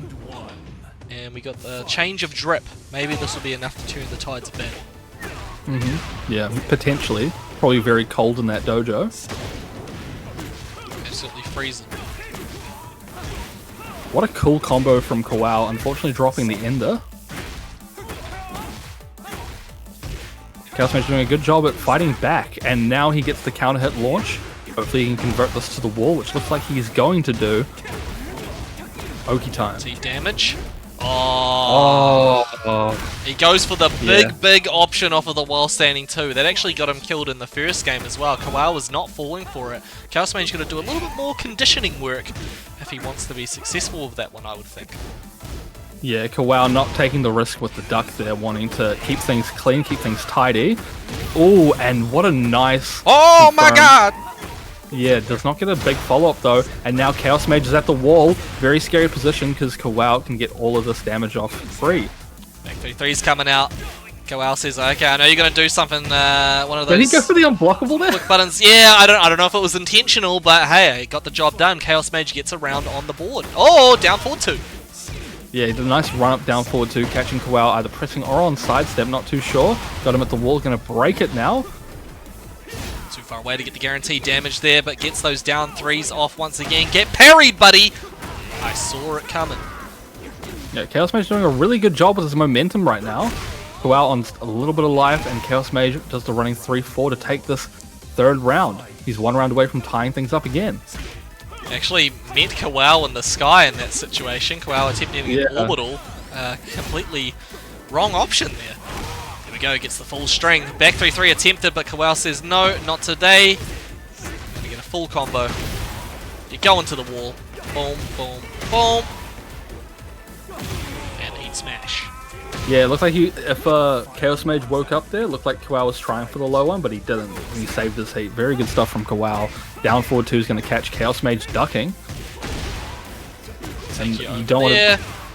Yeah, very hard mistake to make. Yeah, skateboard off the sidewall. But now a wall splat from Chaos Mage. Gonna get the spike? We do, but the side switch makes no follow-up able to happen. Yeah, it wasn't what he wanted there. Chaos Mage now, he's got to not let that get to him. Of course, sometimes mistakes happen, but it's not the end of the road.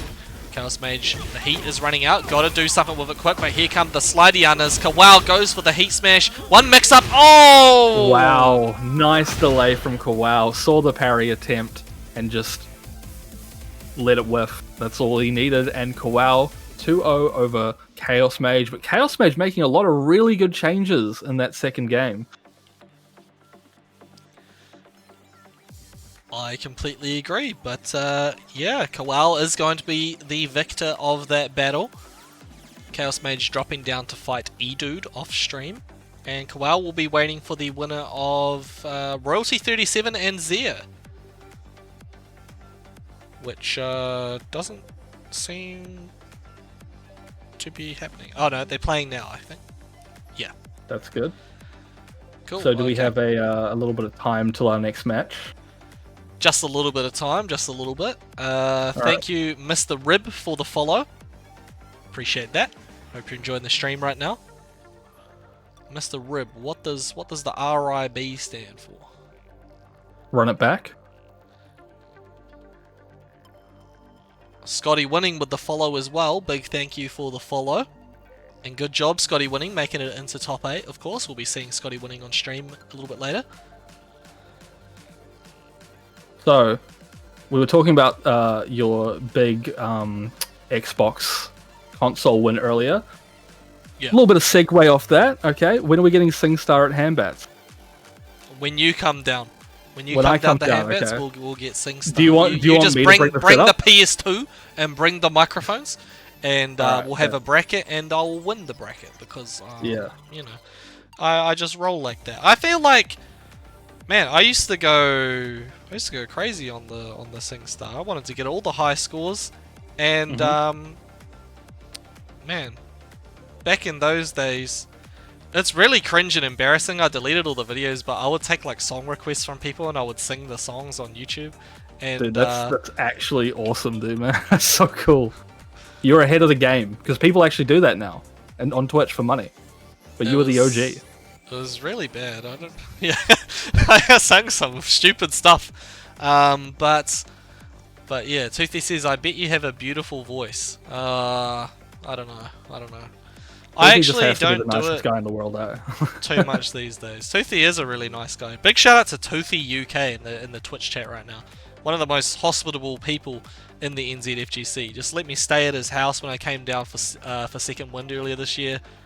What an absolute goat. My phone went flat though, and I forgot the code to get into the apartment, so I woke him up at like 1 in the morning, which was my bad. Not ideal. Not ideal whatsoever. But you know what is ideal? The fact that we've got our next match ready to go, and it is going to be Subject taking on Poomeister. Subject versus Poomeister, very exciting stuff. You know, Subject, quite a very high level player, I guess you could say. They don't get to go to all the offlines. I know they work quite a lot, so you know it's not able to be fit in with their schedule. But nonetheless, they have always been a really, really strong player. Mostly playing Dragonov and Brian. Correct. They've also got a bit of a Kazuya, and hey, if you don't know, Duck can beat Subject's Kazuya. He likes to tell people that, so I'll just say it for him. Yeah. Well, yeah, you gotta... How else are people gonna know? I just remember I used to go in the chat all the time, like, yeah, I can beat Subject's Kazuya. Like, okay, who asked, man? Nah, dude, he's proud. Let him flaunt that around. Big shout out to my boy Duck. Actually, a young gun in the New Zealand scene. He's like still in high school or something, but he's pretty cracked with the Mishimas. Not in the bracket tonight though. Must be back to school vibes. Yeah, but here we are with Poomeister, the Lily main. I know Necromancer was in the TikTok chat earlier saying, where's all the lilies at? But Come on, Subject. Just let him have this one. Just let him have this one, mate.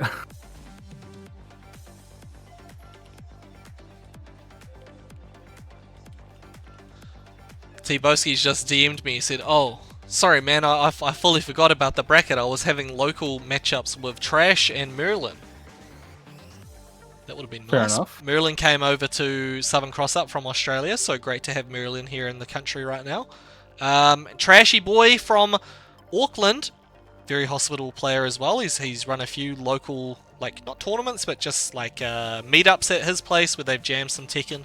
It's pretty awesome stuff. If you were in the Auckland area and you wanted to play some Tekken, he actually posted on the Facebook, NZ Tekken Facebook earlier today saying he's having some offline, so I guess they're still going. You could potentially rock up and have a jam, I don't know, but anyway, next matchup coming through, Subject, Lily Main, and wait, Poomeister Lily main, Subject, Dragonov main, I should say. I don't know what characters either of them are going to choose though heading into this match. Yeah, Poomeister last week did pull out the Heihachi, So, and I know Pumeister does play Heihachi a little bit. Wasn't just a random pick because the character's new. Pumeister, however, quite an exciting Lily player. You know, they adapt to situations quite well, and just like that, the Heihachi comes out. Alrighty, Heihachi versus Brian. Yeah, Gonna it's be good a to see very some good matchup. Heihachi in the bracket. The more we see of this character, the more people can understand it. Quite similar to previous iterations, just with a few new stances and bells and whistles. The summer outfit from Subject. He's getting ready for the summer holidays. But he's got to beat up this old man first. I see how it is. That's how you get to summer, bro. You just got to beat up an old man. The forward 4-2 does not punish that attempt, unfortunately. But a nice counter hit. We're going to take Pumeister to the wall. Nice. He like changed up his wall combo there because he saw the the low sweat. That was very smart from Subject. Meister, yeah, had to activate the heat. What's he going to do with it though? Goes for the mid option. Subject defending well. It's just barely behind when it comes to the life. Oh, nice. drop combo. Yeah, but the back 4 into forward 2 was going to win the game. Well, sorry, the round. However, it dropped. Subject doesn't falter though. Nice sidestep, no punish though.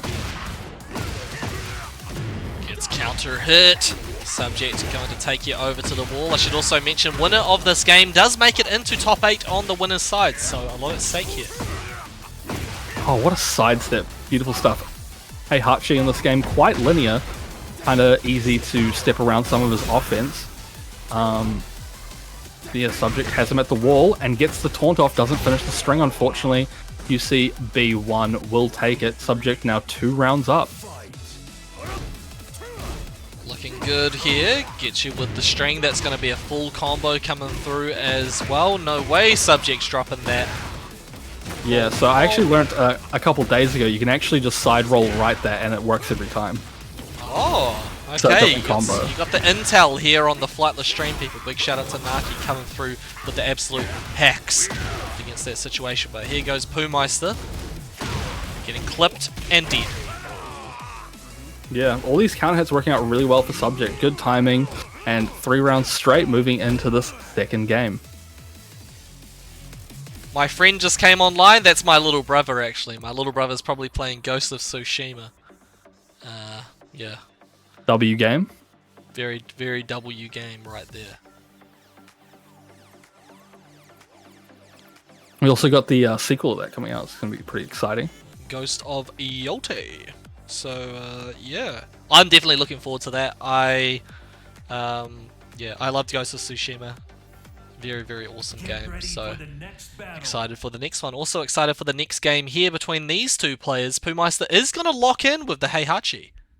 Yeah, I mean, you know, doesn't want to change it up too much, but he's going to need to change up his game plan because that last game was all in Subject's favor.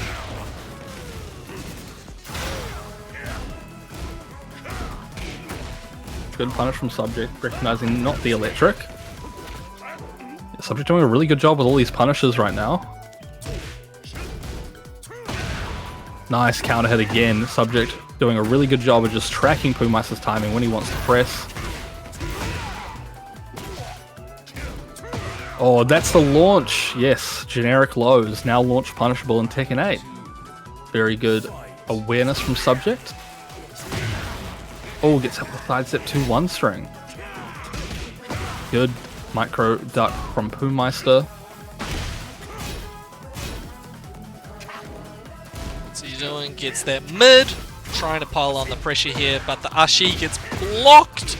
Subject coming through with a full combo. Is he going to spin the heat? Not just yet. There we go. Saves it for a little bit longer. Attempting the taunt jet upper against the wall. Not going to happen, but he doesn't really need very much here. Pumeister is the one that has to pull out all the stops if they want to keep themselves alive, but get the House of Yana blocked. Looking very scary right now. I mean, all of Pumeister's big lows are getting blocked and he's just getting killed for them. And an orbital right off the get-go from Subject, already starting this round off with a big life lead.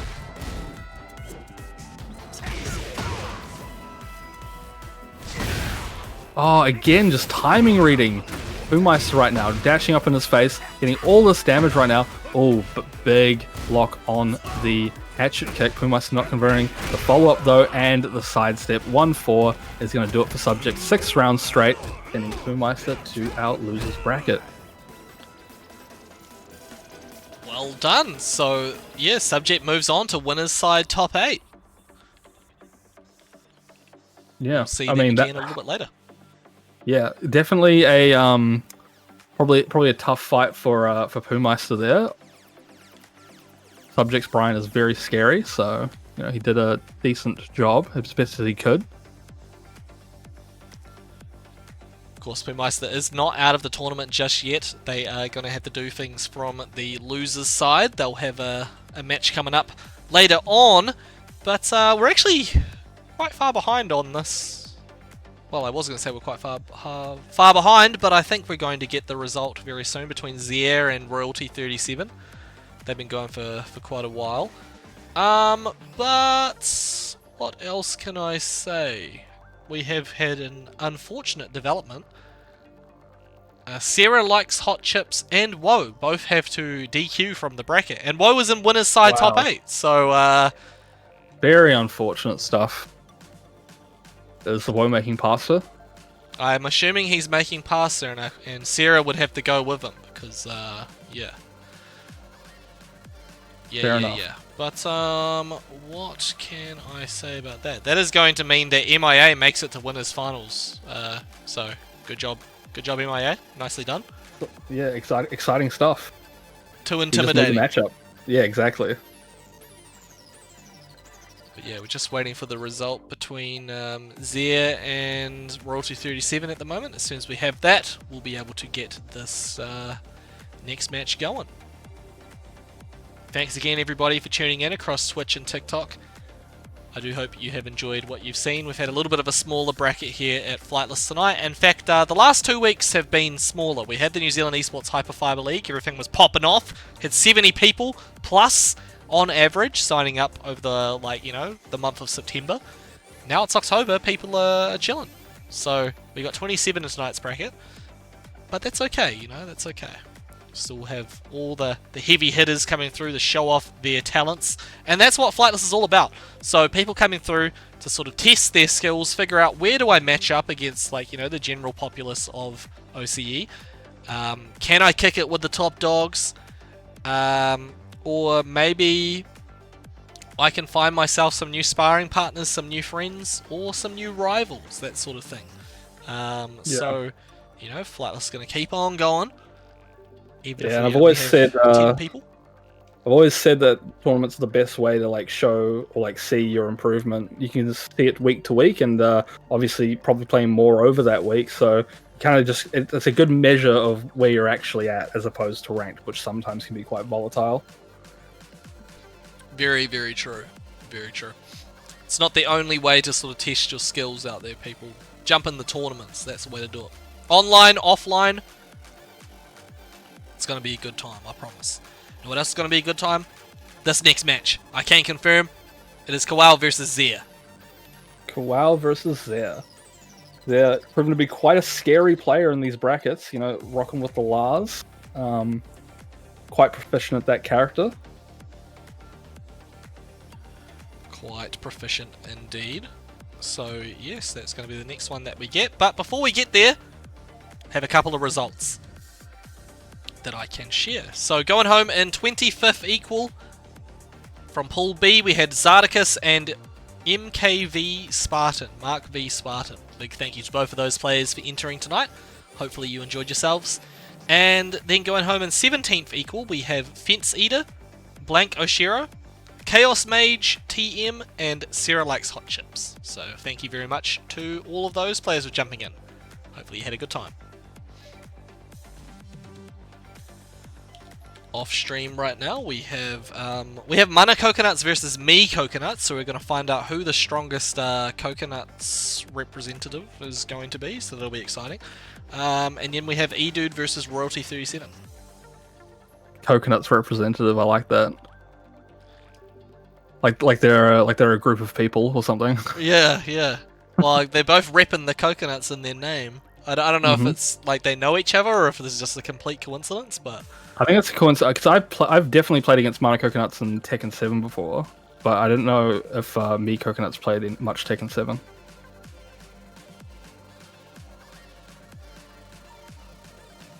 find out who the strongest one is a little bit later though. But yes, this matchup here between Kawao and Zia will decide who gets into top 8 on the winner's side. And once this one is over, we'll actually move straight on to the winner's side top 8 matches. We'll just get like winner of this, the fight subject, pretty much straight away. Because Woe isn't here, so we can't get that match to happen. But here we are, people. Kawao on the Shaheen, Zia on the Lars.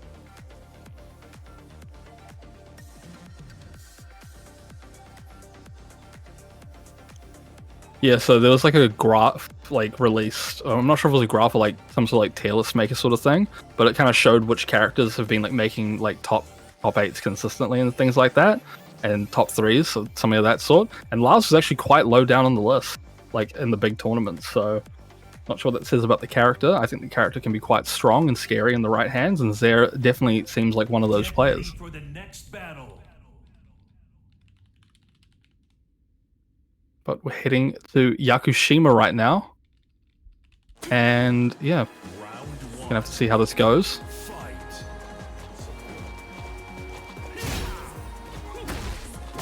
Another player doing anything too big right now at the start. A couple good pokes from Kawao.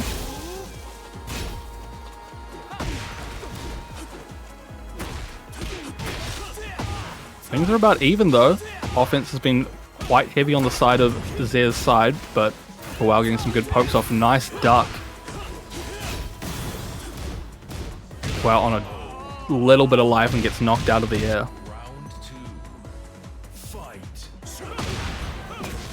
Zare going for the G clef, does not go through. Kawao, early life lead right now. Follow up is good, but the slide is blocked from Zare. Big turnaround moment for Zare. Gets the Oki afterwards.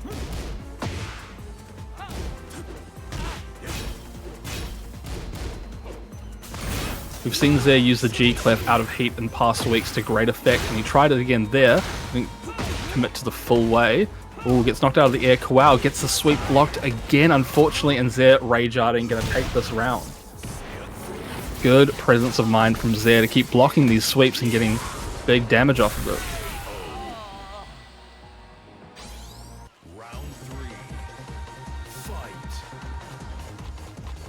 Alrighty, people. Well, Zia just needs one more round to be able to take out the first game here. By the way, thank you, Woe, for sending the roses. Thank you for the roses. Those smell amazing. Enough of those, I'll be able to make a bouquet. I'm just gonna copy what's his name, the Spider-Man NPC. Very good reference. I honestly was not aware what that was from, but I'm sure people in the chat appreciate that. We can appreciate this win from Kawao, taking a round back. He's not going down without a fight.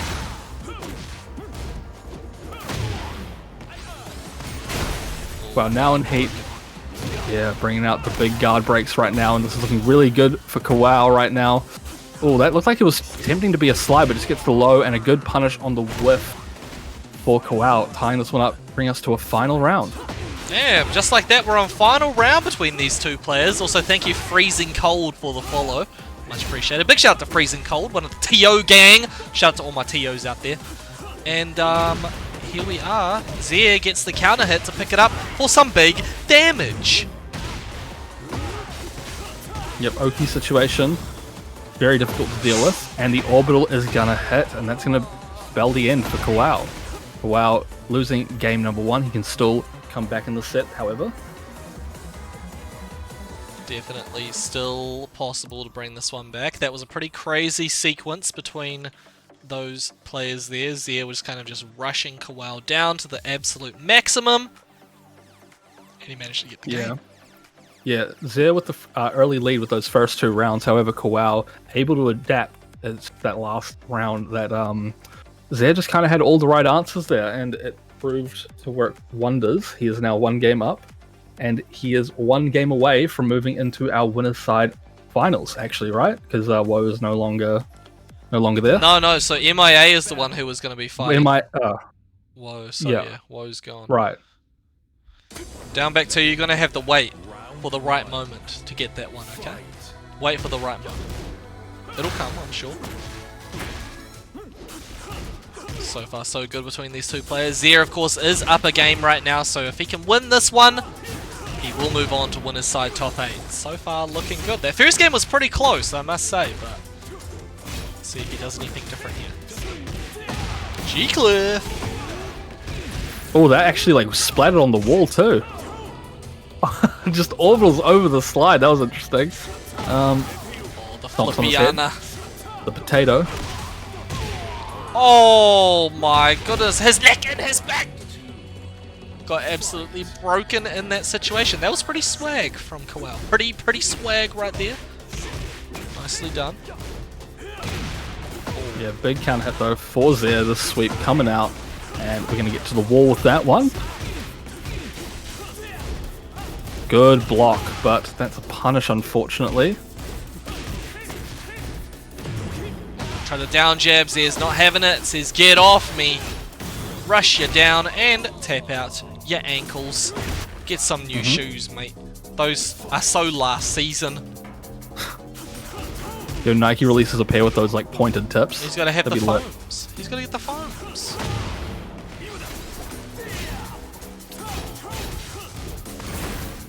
Nice, good call out with the low there. Stops Zier from getting any more momentum. Gets the Slidiana off as well, but here comes the absolute flips. He's taken him to Flippington City. Been there for a couple days. Big damage, and what's he doing right now? Pop that heat. What the hell? Now the hop knees come out. This potentially could be it if Zier plays his cards right. Only a little bit of life left. Running slide closes it out. Kowal's been doing Slidiana. Yeah, Kowal's been doing a really good job of just like, kind of like countering some of Zier's pressure. Like just, yeah, but Zier looking to go on quite a tear right now. Got Kowal down at half HP. Nice backswing. Low, straight into more offense here. Good call from Kowal to just push the jab. Says, no, I know what you're trying to do. Get away from me. But the Flippiana's come out once again. And now some heat. What a trade! Can he keep himself alive? Oh my god. That slow-mo had me scared. I thought it was gonna, I thought it low crushed. Yeah, I don't know. Well, it didn't low crush there, and that's what It must Kowal have just needed. been, yeah, like the earliest frames though. So yeah, very, very lucky for Kowal. What Yeah. the Oh, hell wow. is the cameraman doing, man? Fire this guy! Slide Nice picks him block up. again. Yeah, Zier having a pretty good percentage on these slide blocks. Got him at the wall now. Backswing blow Backswing. once again. Zier's been pretty successful with those so far, and very successful with the absolute Flippingtons. He's been doing the gymnastics. And he's going to go for the low. Take him out. That's it. Yeah, Zier with a very close 2-0 over Kowal, moving his way into our winner's side top 8. So GG to Zier. GG's to Zier indeed. Kowal is going to drop down to the losers bracket. They'll be taking on the winner of Mana Coconuts and Me Coconuts. But we're going to get Zier to get straight back in here for winner's side top 8, because winner of this matchup right here will be taking on MIA in the winners finals. Yes, Woe has been disqualified. He said, I can't play, I got to cook my... Well, last week it was fried rice that he was cooking. It was pasta the time before that, the time I had to give him the DQ. But... yeah, I don't know what he's cooking tonight, but he's going to go home in 5th place. Yeah, well, he's not going to be cooking anybody else tonight, because we have MIA in the winners finals now. We'll be taking on the winner of this matchup. We have Zier and we have Subject. Obviously, you just saw Zier a moment ago, but yeah. Subject was on stream a little bit earlier playing against Pumeister. Did a very dominant match with the Brian. That is true. We do see the main character is Dragonov on screen, but he busted out the Brian, which is also very, very strong. And I'm curious to see who he ends up playing against Zier. Yeah, I'm assuming these two have played a few times before, so maybe that'll influence the decision. We're just going to have to wait and see. Oh, okay. I can also say, people, I can also say that going home in the 13th equal position, Royalty 37 and Me Coconuts, both eliminated in 13th equal. So thank you very much to those players for jumping in. We have Kawau and Mana Coconuts playing off stream right now alongside Poomeister and Edu to try and qualify for top 8. Yeah, lots of great contenders down in that losers bracket. Obviously, after this match, we'll be going to our losers round 1 in top 8, and we have Scotty and L waiting in the wings. Scotty versus Al, that'll be a banger matchup. So yeah, definitely stay tuned for that. Thank you again, everybody, for sticking by the stream tonight. We've had some great matches for people to see. Just know you being here and supporting OCE Tekken really means a lot. It means a lot for the players to be able to show their stuff on this kind of platform, or just get the opportunity to play against somebody in a tournament setting. It can be a really big deal, especially if you've never played in a tournament before and you don't know sort of what to expect. We have seen a lot of players come and go over time. We've had a lot of people that stick by the Flightless tournaments into week after week. We've had a few people who've jumped in maybe once or twice and thought, maybe it's not for me, and that's okay. But it's a big deal to enter a tournament. No matter what you end up placing in the tournament, you're a winner. So if you're somebody out there who's on the fence about, I don't know if I should enter one of these, give it a go. I assure you that you won't regret it. Yeah, tournament play is always a great experience. It's much different than ranked. The nerves feel more at play in a tournament, which can be both a little scary but also very rewarding. Very, very true. It's worth a shot. And, you keep on playing, you could end up in the winner's side top 8 like these two. Zare and Subject is going to be an absolute banger matchup. Vice City Baby, yeah man, how do I join? Jump in the Discord, and every time that I run a tournament, you'll be notified. So yeah, every Monday night we run these. So don't miss it. We do have another tournament. I don't run the tournament, but I'm working with a company called LPL. We have Tekken tournaments on Fridays. Those ones are paid entry though. You got to pay to enter those. So some people don't want to do that. That's perfectly fine. These Monday night tournaments are always free to enter though. So always free. Round 1. Here we are, people. These players aren't free. Zare versus Subject. Let's get it going. Lars versus Brian. Oh, nice low parry. Subject very ready for it. Unfortunately, drops the combo, going for a few more knees there.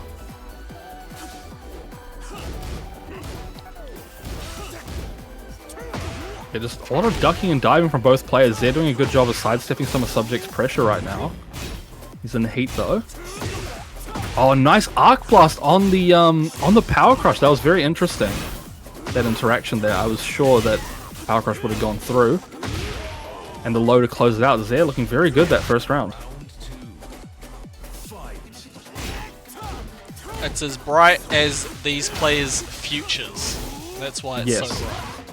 However, one of their futures might get a little duller after the set because they'll be going down to loser's bracket. Your future might be pretty bleak. Shout out to YJ. I put my heart in this. Do you not know that? No, mate. Leave me hanging. Mate, all your references are gonna fall on deaf ears with me, mate. Okay, unless they're like Yakuza or something like that, I'm dead to it. This is why I'm not the color commentator, mate. That's okay. That's okay. We got some very interesting colors on the screen right now. It's very bright, but now we got all red stuff coming up, and Zare's gonna take out that round. Why does everyone think they're the hardest? Why do you speak for the sake of speaking? Don't even know what you're trying to describe. Honey, calm down, calm down. That guy is an absolute menace. You gotta look up YJ actually right now, Naki. Just go, just YJ. I put my heart in this. YJ, I put my heart in this. Is this gonna be the next banger of the century? It's been a banger for the century. It's been a banger, okay. Just like this round right now. Subject looking really good here. Has Zare locked down against the wall, but ends up finding a way out with kind of in that weird part of the wall where it's anybody's game, but there goes Zia with the launcher. Heat is active. He can kill off of this combo. Doesn't need much. Take you to the wall. Swagged on him. Cameraman tripping once again. I don't know, dude. This guy is really... it's quite concerning having this cameraman on the job. He's been doing some weird stuff tonight, I must say. Yeah, okay, I'm halfway through this video. It was a short, right? Because like I couldn't find like a proper music video for it. Don't even need one, dude. It's a viral hit. Also, thank you, it's Manu, for the follow. Appreciate that. Hope you're enjoying the stream right now over there on TikTok. Yeah, YJ. People just go up to him on the street and just like try to interview him, and then he'll just start singing his song, just like completely unprovoked. Dude, what I mean, that's some good like, you know, just what's it called? Way to promote your song. Is just like you try to get interviewed and you just like start singing. He has a lot of faith in it, in the performance of his song, clearly. Yeah, well, whoever's filming this video of him needs to be fired because like in the first 3 seconds he's off screen for like 3 of them. So it's like. Goodness. Babs757 with the follow on Twitch. Thank you so much. Hopefully you're enjoying the stream right now. Zia, of course, is 1 game up on Subject. And making all the right calls. Yeah, the backswing gets caught though by the hatchet kick, and Subject is even on life almost at the moment and doesn't break the grab, unfortunately. 1 more tap will do it. Zia is in heat now. Very scary situation. Mix-up time. Yep, 1 tap. He closed out the round previously with a low. Tried to go for 2 mids, and Subject was prepared, but he kept trying to lock in with the mid. Says, no, not today, buddy. Subject was nerves of steel right there, not falling victim to any of the mixes there was going for. Subject is now in the lead in this game. Snake Eyes is active. Here comes the heat as well, trying to take you over to the wall. Get Jet upper. Yeah, sidewall saves lives. Those there could have gone a lot more hurt off of that one, and the hop knees are good. There now comboing Subject, going to take him to the wall potentially. Almost there. Mix time comes out. That time the Power Crush does go through the Arc Blast, and another Jet upper from Subject, going to take this 2nd round. Round 3. Okay, it's complete reversal of fortune here. Zia took out that first game, no round brown, but Subject is the one working on getting one of those for himself. With a block on the low, that's definitely going to help. Activating the heat as well. Take you over there. Taunt upper attempted, just barely missed the window. Zia is struggling to get anything started right now. Subject has no heat available. Zia is trying to get the heat to do something. There's the Rage Art. It's going to connect. Yes, and now Zia's going to get a little bit of life off this, but he's still dangerously low. This is the best time to use this Rage Art. Gets max damage off of it. Still has a little bit of heat. Doesn't get to use it, unfortunately. A little bit of grey health. Takes up those ankles. What are we doing here? Goes for the string. The orbital works out! Not going to kill, though. Close. And the low, the generic low is enough to close it. Subject. That was a very unfortunate end to that round for Subject. However, he's still got 1 round in the lead now in the 2nd game. Catches him with the string. Great punish there. Awareness to block the hatchet kick. And they're roundabout even on life. Subject is going to try and take it away, but there goes the heat activation from Zia. I can't talk properly. Need another sip of my Red Bull. Going to Sippington City, and Subject is going to Dead City because he just took the L on that one. Zia needs 1 more round to make it to winners finals. Yeah, Zia looking very strong right now in this comeback, but a nice duck from Subject. Unfortunately doesn't convert the combo. Very difficult thing in this sort of stressful situation. Does block the low, however. He's going to be able to take Zia to the wall, and Brian not short on any damage in this game. Knocked him out of the air. Sidewall's going to be a bit awkward, however, Subject has the tools to convert it properly. At the wall, what are we going to see here? Nice duck from Zia. Breaks the grabs, speeds through him. A lot of grey health right now.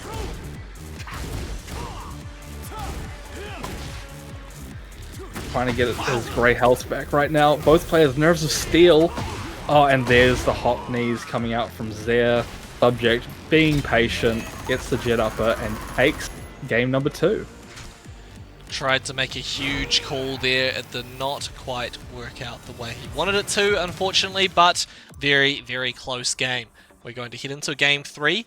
Subject locked in with the Brian. I highly doubt that we're going to see a change of character from Zare. But hey, let's see how we go.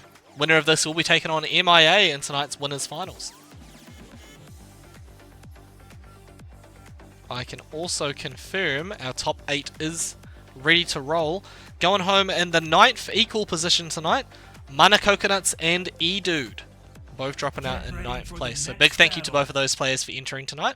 2 of the Kings falling short of top 8. They're going to have to get Scotty to finish the job for them.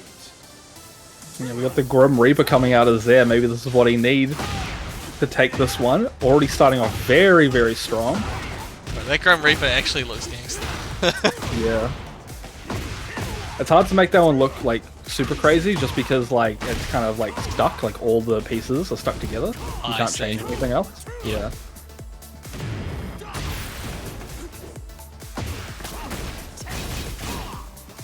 Subject on the offense here and it's working out well. Oh, Zare tries to pop the heat, but Subject's back one just outright kills him.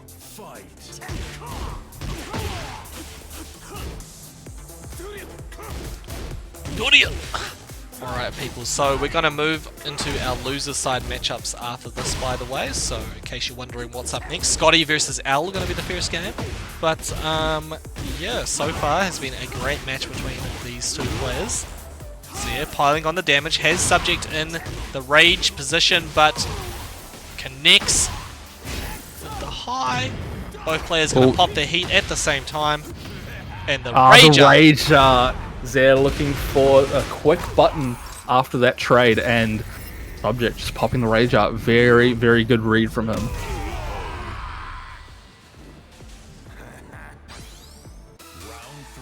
Alrighty, Subject now 1 round away from winners finals here to get their chance to take on MIA. Zare has been looking so strong, but Subject definitely has him on the ropes right now. This was the story of the last game though. Subject went up 2 rounds, Zare brings it back to himself. Looks like he's going to be able to do the same. Yep. Yeah, I mean Zare, that one was just going all low all the time and Subject was not willing to duck it, and it worked out well for him. So looking very good for Zare at the moment. However, Subject only needs 1 more round to move to our winners finals.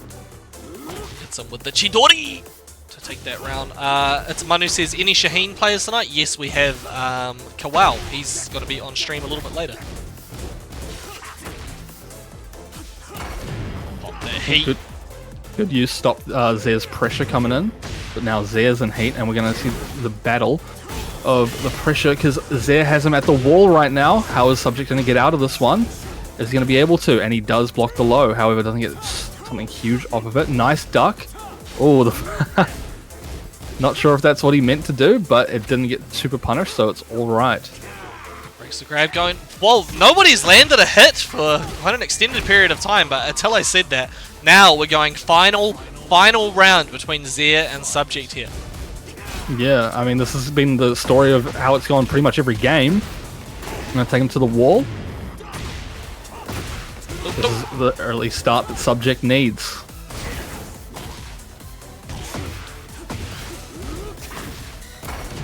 Zare pops the heat though. Subject has no heat available. Is going to do it the hard way, but there goes the Arc Blast. Yeah, very nice sidestep. And he's going to take him to the wall. Is this going to be enough? Oh, he goes for the grab. Subject unfortunately misses the follow-up and gets hit with the low. Zare will be taking it to winners finals to face MIA. Well done to Zare. Yeah, that is only a first to 2. It went all the way down to the final round, and Zare is going to take it. So MIA versus Zare will be your winners finals, people. We'll get to that a little bit later on. Now, though, we have a banger of a match for you. We have Scotty winning from South Australia, taking on L from Victoria. Yeah, Tekken God King versus Tekken God Jun. It should be an interesting matchup. They'll be taking on Subject. You just saw in the last match. Yep, that's correct. So, yeah, winner of this one takes on Subject. Should be a good match. So yeah, L versus Scotty winning. And then after this one we have Kawau versus Poohmeister. Yeah, Scotty, quite an exciting player. This is the first time I've actually seen him play, and I was quite excited by his match that he had previously. Good to see him on stream again. Absolutely, absolutely. So yeah, loser of this one is going to go home in 7th place here, people. I'm pretty sure L was 7th place last week, actually. So L obviously going to be wanting to not repeat that. Even Correct though the record a 7th place bit. is a great result, you want to go higher. Yep. Immediate break on the grab from L, very nice. And the can is good. Going to take him to the wall. No tornado, unfortunately. Just all this pressure from L, and he's going to be able to win off this one if he does his combo correctly, and he does. Very quick round for L. That was basically a perfect, but they had to damage themselves for the combo, right? Like, that was, Yeah, pretty much. that was sick. Wow, that was an instant, well, like, full crouch down forward too. That was crazy. And now Scotty on the front foot. Oh, shining Whizhuck to your dome. You gotta get up! Uh-oh. What is gonna happen here? Yep, didn't need much to close it out. Scotty ties up the score. Big contrast to the first round. Scotty might be finding his rhythm. He knows not to do the regular combo off of that counter hit. Jun is a much smaller hitbox. Good awareness. L, however, able to take Scotty to the wall. Grab is good. Just get the boot. Scotty staying down on the ground and rolling around a little bit. Here comes the stance. Going to activate the heat. Waivu attempted but get denied. L says no mix-up for you. I'm going to activate heat myself. That's a lot of damage. One small mistake could lose it. Scotty, good punish on the low heat smash. Ducks the grab. L needs one more hit, really, to take this one. But he's getting hit by all these small pokes, and the can whiffs. Scotty backing away at just the right moment and is able to take the round. Call out from Scotty winning, but didn't really get too much from it. L getting a chance to get back in here. No punish against the down 2 option. No, yeah. Unfortunate timing on that. Yeah, that's all good. And L eating the whole heat smash. And oh wow, Scotty just stopping right in front of L's face, causing L to whiff. Very scary stuff. And the grab is going to do it. Just a generic grab to close this one out. Scotty, the first game win. Well, that's why they'd be calling him Scotty winning, taking out that first game. L came in guns blazing at the start of that match. We saw like the homing high plus frame move. It's a can to start things off. I was like, oh, okay, yeah, L is just gonna try and knowledge check you to make it to the end. But Scotty was able to sort of change the tune of the battle and really force L to play his speed. It was kind of like Scotty controlled the pace of that match really well. Yeah, no, Scotty did a really good job, especially in those like sort of those really like brawly kind of moments where you kind of just got to throw out buttons and take full advantage of your plus frames. Really got L to press a panic button, played right into his hands. But now, you're gonna see how L adapts in the second game. Obviously, does not want to have his run end here. Yeah, very early lead already for Scotty, about half HP. But L fighting back really well. Good block from Scotty. Read the string quite well. Oh, wow.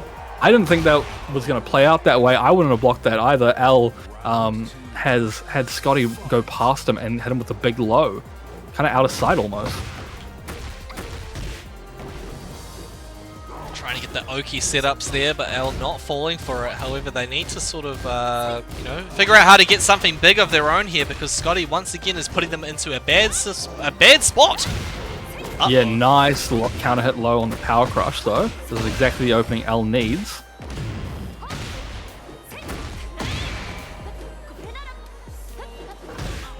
Good sidewalk from Scotty. Scotty's movement is just so good right now. Not a lot of offense though. We're going to have to see how he does that. And big offense right there. Heat smash. L is only a small amount of life away, and another good sidewalk baiting L into a Tooth Fairy. Forward 2-1 is going to do it, and Scotty 1 round away from moving his way forward in this bracket. I feel like Scotty isn't playing like, you know, super wild or anything, just making some really, really smart calls in the neutral. And it's been working out super well. Like, they haven't gone for any like huge read opportunities or anything like that. Just like small pokes and small offensive sequences to force L to try and fight back, which they are doing. Yeah, no launch on the 10 frame low, unfortunately. But Scotty in a very dire spot right now. However, he's going to get the pedigree. Bam. And now he's got his heat smash. One more hit could do it for Scotty to win this one. However, L also has him, and the sidestep launcher is good. L bringing this one back with just a sliver of life. Gets the counter hit there, but it was a trade. Scotty going to get a counter hit of his own. Uh-oh, you had to get up! Tried to roll around, that's going to put them in a bad spot, but good call from L with that get up option. There's still an opportunity here to bring it back. Scotty once again putting them into a Oki guessing situation. Dropping the combo, gets the chain grab, no break. That's gonna be it. That's it. Yeah, clutch grab from Scotty there. L unable to break it, which means he's unfortunately going to be sent home in 7th place tonight. Not a placing to scoff at, but Scotty moves on and he'll be facing Subject. Now, interesting thing about this next set is this player who wins this set moves straight to our losers semi-finals. That's correct, yes. So we don't have Woe anymore, so the winner of this match just immediately goes into the losers semi-finals, which is obviously great for them, as much as they would, I would say both of these players would probably prefer to just be able to get the match and get the experience. But they'll have to take what they can get here. Kawal versus Pumeister is going to be our next match. Shaheen coming up versus very likely Heihachi. Yeah, I mean, we know Pumeister is a predominantly Lily player, but he's been on the Heihachi, and I mean, you know, he's always made it pretty far in these tournaments. We'll see if he decides to go with it this game.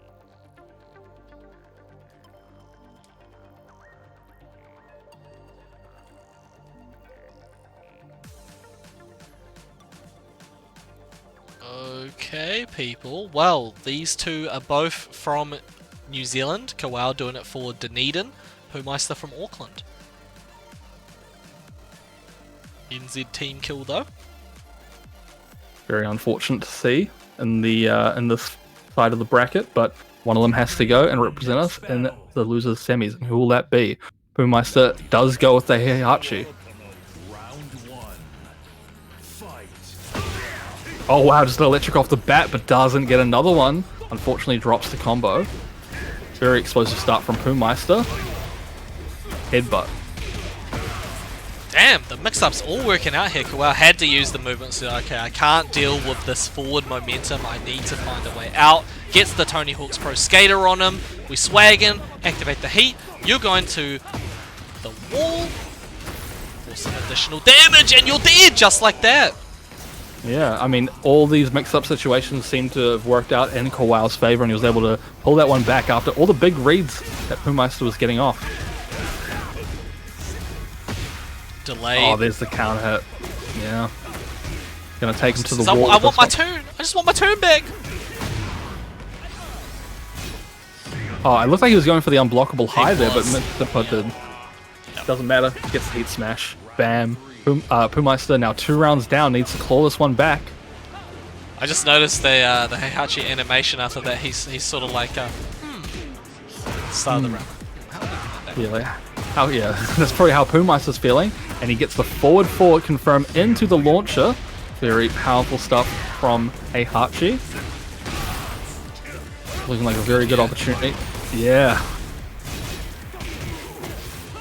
Slidiana's coming out though. You gotta pull out whatever tricks you got in the bag. You're not gonna get the chance. Kawal, no round brown.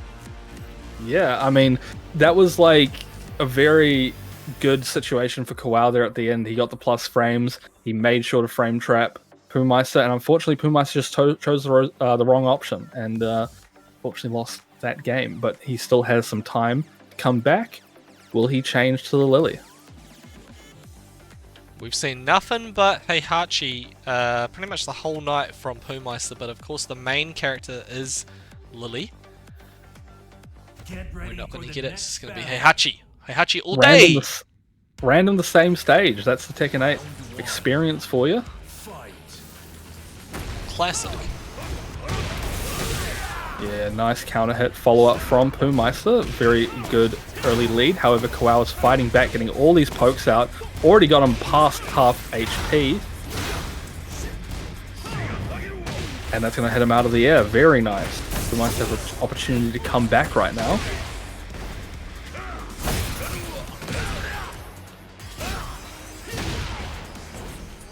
Running 2 is good. Going to do the plus frames again. How is Kawao going to try finish this one out? And just a generic low. Puhmeister loses that round. And now Kawao, 4 rounds straight. So we'll just call out when Puhmeister wanted to try and get some offense going. Look at the blocks.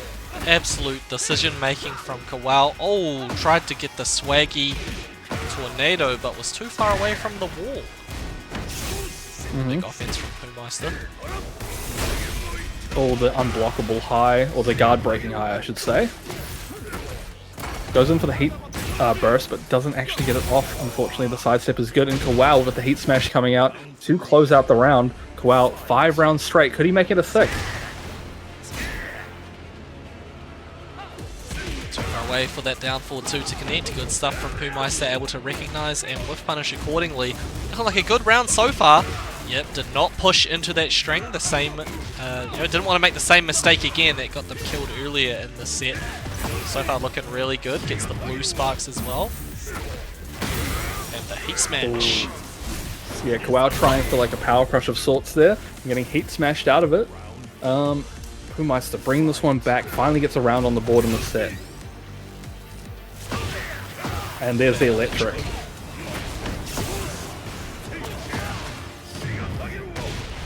To the wall. Yeah, Puhmeister also has Warrior Instinct available to him as well. He's going to save it up. He believes he can make it to the next round. I believe it too. He doesn't need much. Toe tap to your ankles. Warrior Instinct time. Surely it's going to happen. When's he going to do it? Right off the bat. Let's go. Yes. The Hell Sweeps are very, very scary in Warrior Instinct. There's no hit stun on the first one. Kawao doesn't mind though. Gets a combo conversion to the wall. Almost gets it straight on. Unfortunately, he doesn't. 1-1-2. Wow, that's a lot of distance there from the 1-1-2. Hachi in God mode right now. Hasn't activated the heat yet, though, in this round. He's going to get Kawao to spend his instead.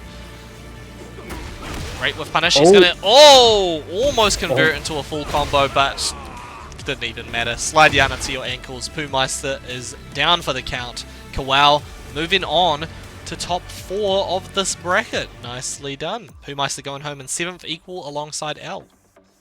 Yeah, Puhmeister seems pretty committed to the Heihachi right now, and that game looking really good. He made a lot of good adaptations. Unfortunately, the Warrior Instinct was not enough. Kawao was able to take that one. Well played, well played. So, yep, that is going to be end of the road for Puhmeister. Kawao will be moving on to losers semis, and they will play the winner of this match right here. Subject versus Scotty. Yeah, it should be a good one.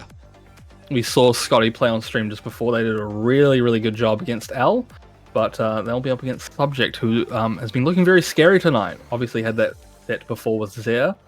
Came down really close. Really, really close indeed, but excited to see how this one ends up going. So, Subjects, as you can see, the name change, Brisbane Jet right now. He is currently in Queensland, Australia, was previously in South Australia. Scotty, though, is a South Australian.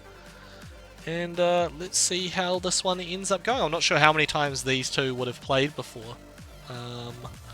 But yeah, loser of this game goes home in 5th equal alongside Woe. Winner moves on to fight Kawao. Sounds good. Hey, what's good, Unveil? Nice to see you. Unveil streams, my boy right there. Give him a young shout out as well. Get ready for the next Yeah, and battle. Subject staying with the Brian. Been on a bit of a tear with this character tonight. Been looking very good. Round one. Fight. Oh, hits into the power crush, unfortunately. Scotty already at an early lead.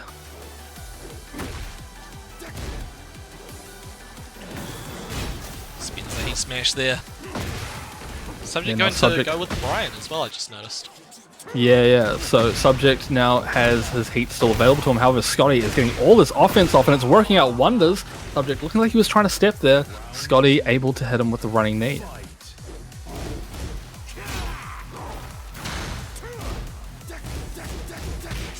Okay, he falls for the 4th hit of the string. Subject managing to squeeze out that last bit of damage there. Commits to the whole thing. Get jet uppered for your troubles. Scotty goes for a bit of a gamble option there. Did not go his way. So now he's on the back foot for the rest of this round. Let's see. Yep. Can he bring it back? It's going to be a tough one. Yeah, it's looking good for Subject at the moment. However, Scotty is in rage. He still has his heat. Both players do. Mix up time. Looking good. Oh, nice break on the giant swing. Pushing buttons Oh. there. Subject tried to move away. I think he knew what was coming. Couldn't quite get the lateral movement out in time, but didn't matter. Takes out the round, going to round 3.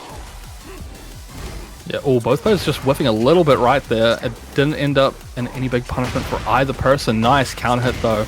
Got a circle back one. Proving to be quite nice for Subject. Not opting to go for a big wall combo there. And there's the counter hit. Scotty doing a really good job with these counter hits on the down forward 2s tonight. And his power cross stance as well, looking like very scary. Tried to get the heat smash off, but Subject was too quick with it and manages to get the round once again. Yeah, Subject looking very strong at the moment. However, oh, good break. Scotty's looking very aggressive right now, wants to get something started. Oh, nice duck from Subject. Scotty trying to just go for the Hail Mary play on that down forward 2. Unfortunately though, Subject drops the combo. We could see it come back from Scotty now. Oh, but oh wow, he drops the jet upper follow up on the back 4. Scotty really trying to get this giant He swing wants that off. big damage. He does. Oh, the hop knee is gonna be blocked. Sidewalk's a little too long, and Subject 3 rounds straight. Yeah, Scotty started to get a bit greedy at the end there. Subject started to play around that situation. Was like, okay, I know you want to go for some big damage options, and he was well prepared for what came at him next. So Subject now up a game. Scotty needs to find a way back, or they will be out of this tournament. But a really good run from Scotty so far, I should say. Currently 5-1 in this tournament. Yeah, beating quite strong players, you know, just in their previous set with a 2-0 victory over Al, which is nothing to scoff at. Al has entered these tournaments quite consistently and has placed quite well in most of them. Absolutely right, but here we are, people. Scotty, of course, locking in with the king. Subject going to try and close this one out right here, right now. Yeah, nice use of this power crush stance from Scotty. He's doing a really good job with that, but Subject is stopping a lot of the pressure that's coming from it. Heat smash comes out, nothing huge at the moment. Nice sidewalk. Oh, he had the back 4s. He probably could have done more there. However, oh wow, that didn't that counter hit, but it didn't do the clothesline. Interesting stuff. Scotty with the first round though. Taking out those ankles. Subject is sort of doing a really good job here at baiting out the stance entry from Scotty. I noticed that every time Scotty tries to activate his little stance, I don't even know what you call it, he just turns red or whatever. But Subject has always been sort of outside of the range that Scotty wants him to be at. Subject is clearly doing something with his movement that is getting Scotty to do that.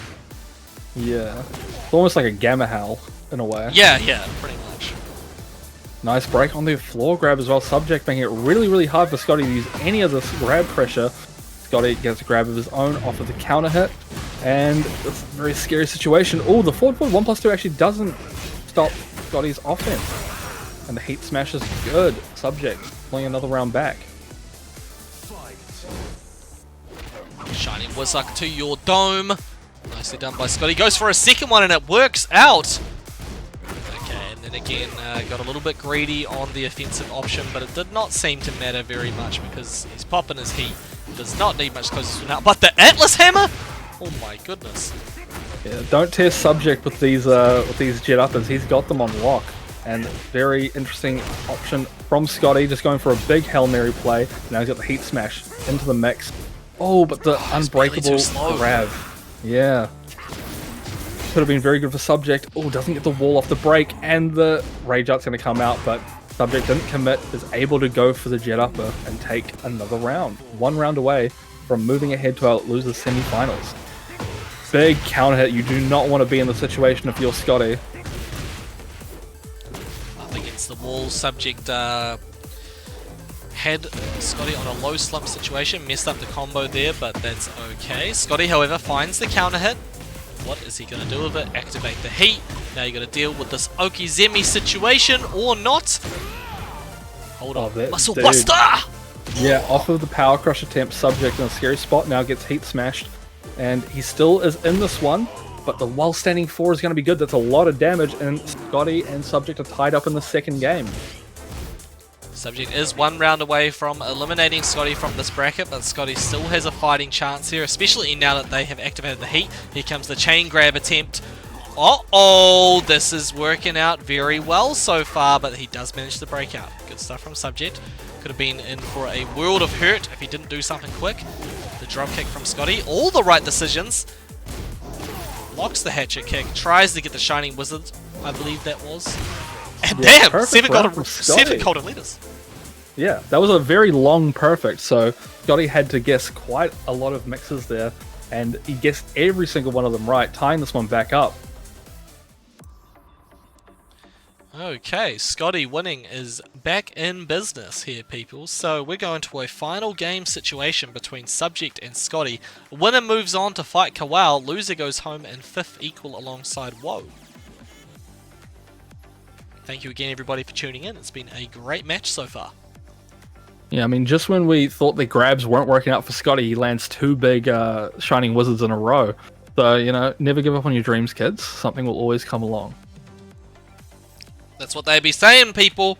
Even if somebody shows you time and time again that they are very strong with their grab breaks, they can't break them all. Round 1. Fight.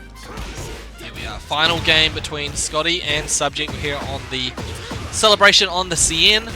Paris, France. One of the best OSTs in this game, I'd like to say. I agree. Great soundtrack here. Oh, but the soundtrack that I'm listening to right now is the sound of Brian being punched multiple times. That's a lovely sound as well. Yeah, but now we get to hear the opposite of that, and it looks like Brian's going to get this round. Gatling punches are going to do it. That's the B-side of that track, and I guess that's what the game preferred. Subject manages to take out that round here. Scotty again goes for the mix-up option. Did not quite work out. Oh, the trade. Trade. Unfortunate trade. Subject gets the launch, however, is not able to do much off of it. Scotty, with a lot of momentum, shifting to this wall. What are we going to see here? Down forward 1, and that's all she wrote for that round. Tying it back up. 1 apiece, 1 game apiece. Nice jet upper. You don't want to test Subject on these. Just tries to go for a big call there. Scotty, yeah, got himself killed, but it's okay. Activates the heat. Mix up time. Oh, nice call on the grab. Gets a launch, and it's going to take him to the wall. Unfortunately, no splat. However, this one does splat. He's able to deal this one out. He's dead! Subject 1 round away from eliminating Scotty. I mean, he was in that position before, though, so not over just yet. Yeah, does not get broken. Completely invincible in the stance. Subject just ran up and tried to do a load, the only counter to the stance really, and has got snuffed out for it. The down forward 1 completely stops Subject in his tracks, but there goes the heat smash. No heat left. He's going to do it the hard way, but does not need much to be able to take this round. Ducking the grab once again. Ducking the grab once again. He's ready for them. Oh my god. He's so ready. He has these reads on lock, trying to go for a spin kick to get out of this one. However, Scotty is still in a position to win this. One more low could do it for Subject, and the punish on the while standing launcher is good. And Subject is going to move to our losers semifinals, where he will be taking on Kawau. Scotty once again gambling with the full crouch down forward 2, and that is going to cause their demise. But a really, really strong showing from Scotty winning. He is going to go home in 5th equal alongside Woe, and that does mean that our losers semi-finals is going to be Subject versus Kawau. So stay tuned for that one, people, because now we have winners finals. This is what a lot of people have been waiting for. The 2 players that have not lost to anybody so far. MIA versus Zia. MIA got a free ride to winners finals when they got into top 8. Obviously they had some really strong showings in their matches before that point, but then when they got to winners side top 8, Woe was so intimidated by MIA's aura. It's like, damn, he just got 3rd place at Southern Cross Up over the weekend. I can't fight this guy. So he just dropped out of the tournament completely. MIA makes it through to winners finals. Zia, on the other hand, had an extremely close match against Subject, went right down to the final round, and he managed to get the dub in the end. So this is going to be a really interesting match. Yeah, I mean, we got, as you said, the 3rd place player at Southern Cross Up playing. He's been off stream for a little bit now. He's been waiting in the wings for this match. He didn't get to play in his winners semi-final, so how will that affect him going into this? Is he still warm? We'll have to see. Surely he's still warm, but let's see how this ends up going. I did see him in the chat earlier. He said, oh man, I don't want to fight the Beyblade. He does not want to fight the Beyblade, but he's going to have to. Yeah, he's got to let it rip. Well, let's see what kind of plays both of these players will let rip heading into this matchup right here. Winners finals of Flightless week 38. 38 weeks of Tekken 8 so far, people. What a crazy ride it has been. And these 2 are the top dogs right now. Who is going to be the top dog of the top dogs? That's what we are about to find out as we head into game 1 of winners finals. Yeah, keep in mind this is a 1st to 3. Both these players will have a little bit more time to play around with certain things, see what works, see what doesn't, and adapt accordingly. Wow, early launch from MIA, down forward 3 right off the bat. Not where you want to be if you're there right now. Wow, everything is working for MIA right now. Shoulder comes out. Nice duck though. Zare was ready, and he's going to start some offense of his own.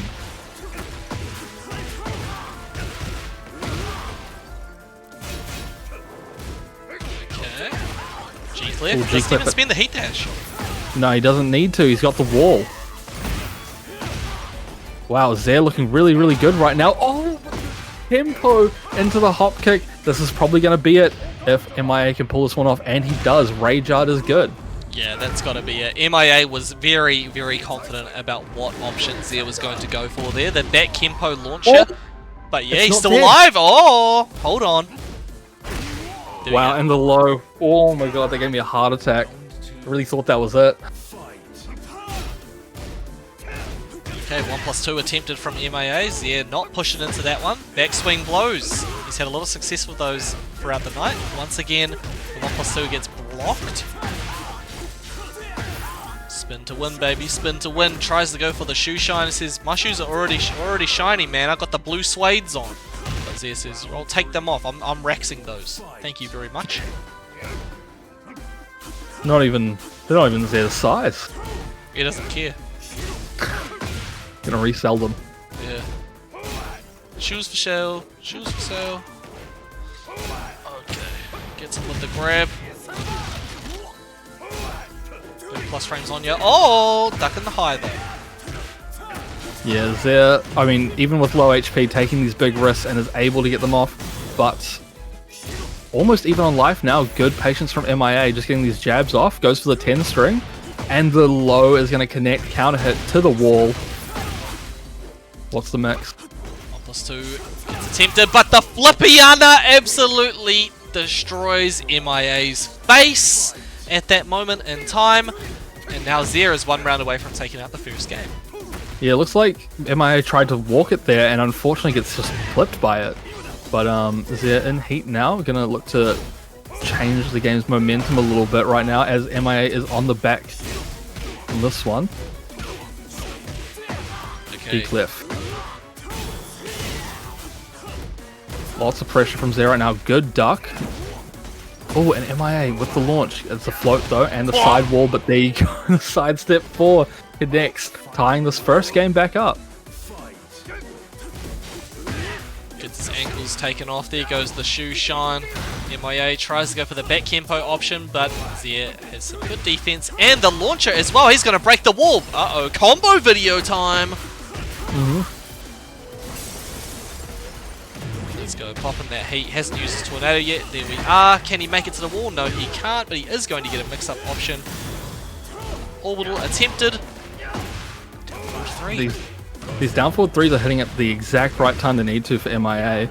MIA is going to try again. It does not hit. He's still low on HP. Zia just taking back his turn, and the down forward one's going to track him, sidestepping right. Zia with game number 1.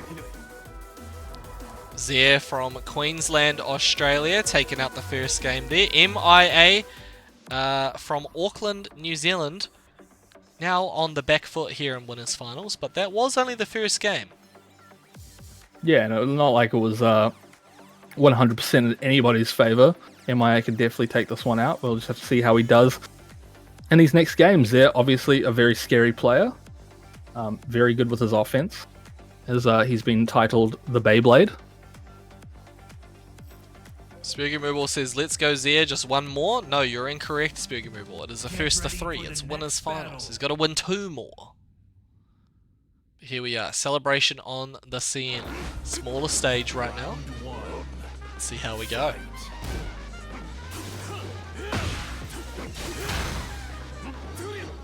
Oh, tries to go for the launch off that forward 4. However, MIA is able to step back a little bit, make it whiff. Not seeing anything too big right now coming out. So he's doing a good job of trying to chase MIA down as he's doing the back Kempo. Unfortunately, it hasn't amounted to anything. And there's the arc blast off the whiff. Down back 3. Bop. Stomp on his toes, get off me. I get a full combo off of the situation. Boom, boom, boom. That was a beautiful optimization. Normally you just tornado right off the bat, and here's a rage out coming out from MIA on the spring kick, and Zia's able to punish him hard for it.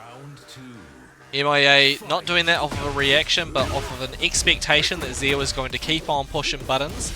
But good presence of mind from Zia to just stand still for that moment in time. There goes the arc blast for the full combo. Hey, into the Oaks. Yeah, Oh, doesn't kill. That would have been close. Made it out the Kempo option. Oh, counter hit. MIA getting a little bit of health back. Big sweep, big read. I'm going to take him to the wall. Now they're about even on life. Oh, but the low is blocked, and Zia is able to take that round. MIA going for a down back 3 was not good enough. Backswing blow did not cover enough ground. He gets chased down. Zia trying to call out the button timing from MIA with that back 4. But here we go, picking him up for a full combo. Yeah, down forward 3 was good there. MIA has been using that very, very well this set so far. They're trying to fight his way back out. He's at the wall now, very minus. And MIA, oh, he was not able to finish it off of that combo, but the 1-1 is going to do it. MIA bringing a round back on the board. Hey. Nice block. Huge block. They're going for a very risky low. MIA calling that one out, taking him to the wall. Spring kick is going to come out.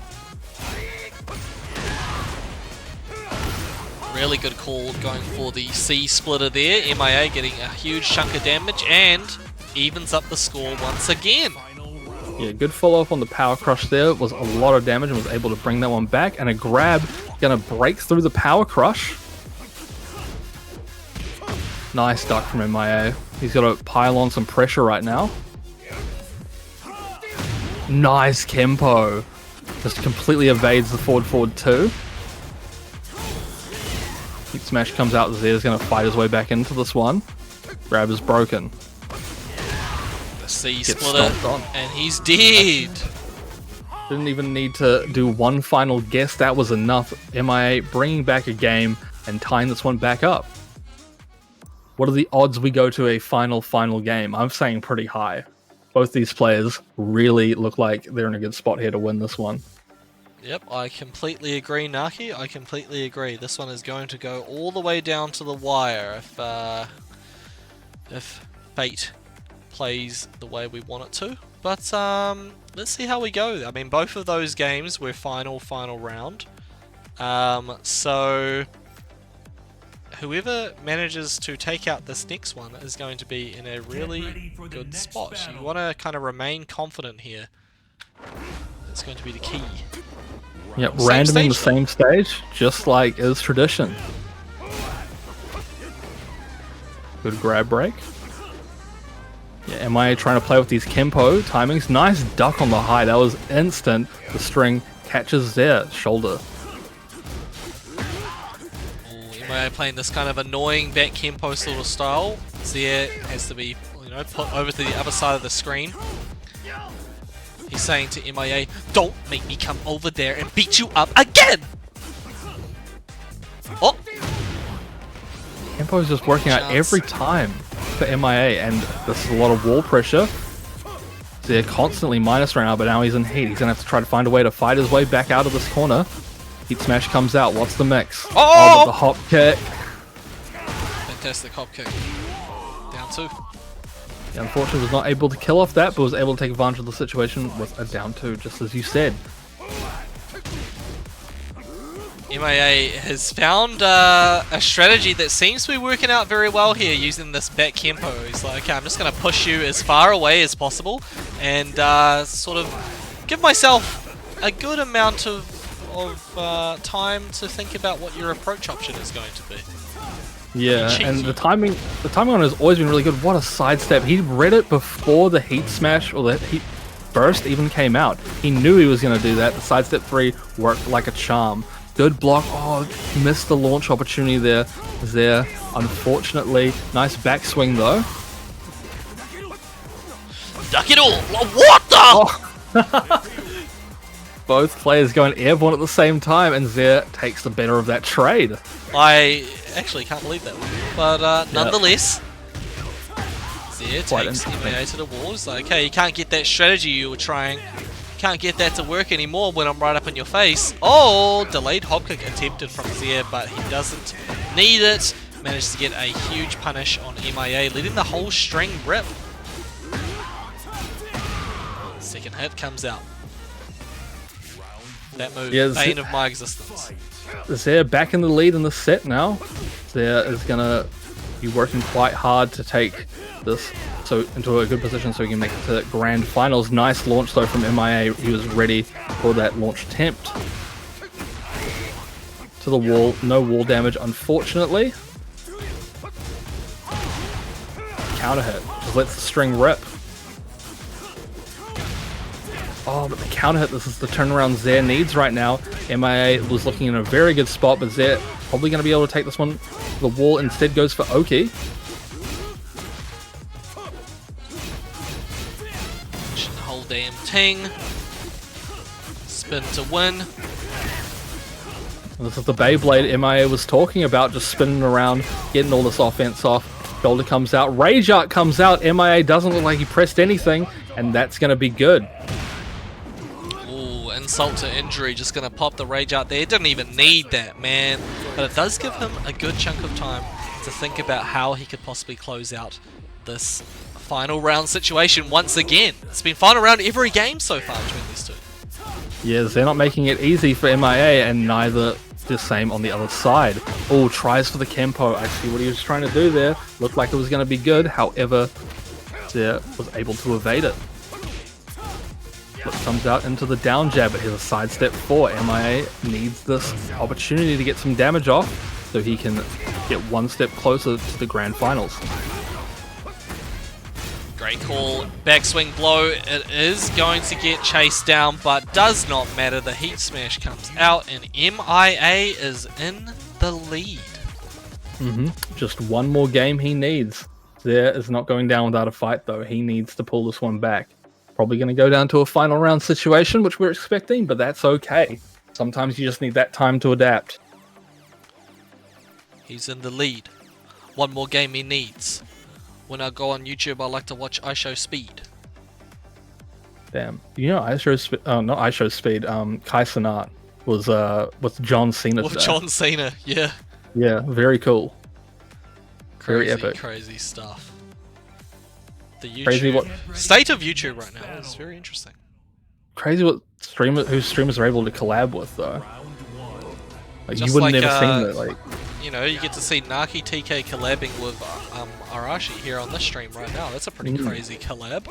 crazy, dude. There's like one person that's excited about that, and it's me. No, two, because I'm excited as well. Alright, fair enough. And I'm excited to see the conclusion of the set potentially going to happen this game. However, Zare doesn't seem to want that to happen, of course, as he is in the life lead. However, MIA is on the offensive, and these down forward threes have been going so well so far for MIA.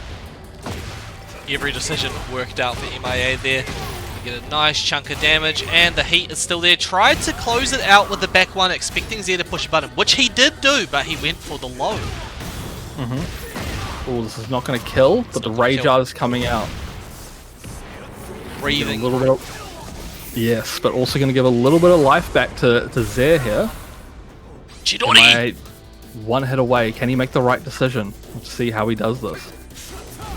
Flippiana, and he breaks the 1+2 grab. Oh, he's forcing MIA to come to him and try something, Yeah. attempting the down back 3, but gets flipped on.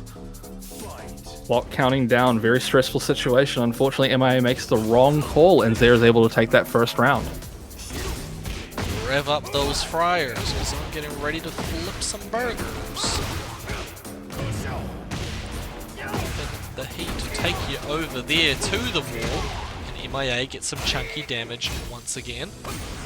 Oh, he wanted the catch him C-splitter, out of but it there. ain't gonna happen. Yep. Okay, situation. Stomp whiffs. Oh, What the? not sure if the punch parry was meant to happen there. Maybe a shoulder was in the books. Low comes out, and that's going to be the round for MIA. Tying it back up in this fourth game, actually.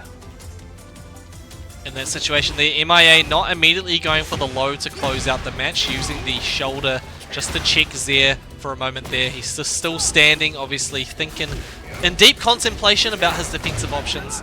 MIA manages to seal it away with that toe tap. Right now he's looking absolutely dominant here, but there goes the Rage Art from Zare. Yeah, very good option there. I mean, there's not a lot of things there, at least I'm pretty sure, that can actually beat out the Rage Art. So MIA having to eat that one. However, he's still got a bit of a life lead there, and Heat now uses the G-Clef right off the bat. He's getting these lows off, and the high connects there. With a very, very could strong be going comeback that round. final round once again here, people. Zare looking quite good though in this round so far. Activating the Heat within the first 5 seconds of the game. I respect it.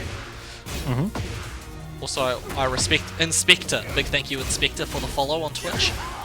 Oh, hold on a moment here, people. Zare might be able to close out the game off of this next interaction.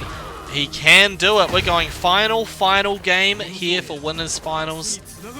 And that's the first game of the set that wasn't a round 5 situation. No, MIA unfortunately eating a few bad trades there, a few bad mix-ups, and is unfortunately gonna have to lose that round. However, he still has this last game. See if he can make it to our grand finals. However, Zare is also looking for that spot. Obviously, going to grand finals on the winner's side, you have more opportunity to play around, see what works, see what doesn't. You got to reset in your favor. Very, very true. So it's definitely a position that you want to be in, but only one person can get there. So let's see how this final game between MIA and Zare ends up going. Ortiz Farm for the last stage. Fight. Alright, 10 hits started to start things off. Feng actually has the most viable usage for a 10 hit in the entire game, I would think. Yeah, probably. Yeah, these Kempos not really working out. Zed's not really falling for them as much as he was in previous games. MIA might be changing up his strategy to be a bit more offensive now. Good break on the grab. Switching sides over and over again. Good counter hit. Nice block on the low, however. MIA popping his heat. Oh, nice. Gets the back turn 2 into the heat dash. MIA with the first round in this final game.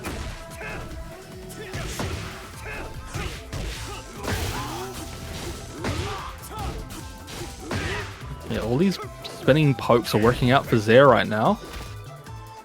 Grab is broken again. MIA looking to fight his way back into this, and his down forward 3 success rate has been very, very high right now. Oh, the heat burst whiffs somehow.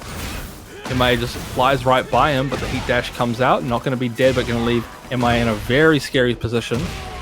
Down forward 1 check is good. Zare is going to take a round, tying us back up. Very close match so far.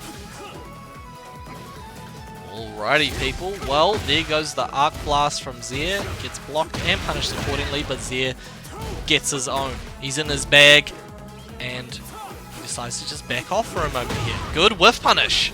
Fantastic whiff punish, in fact. Get those plus frames off. MIA, you got to find a way out of that situation. It's going to be very tough to do. You just stand in there, allowing that chip damage to start racking up.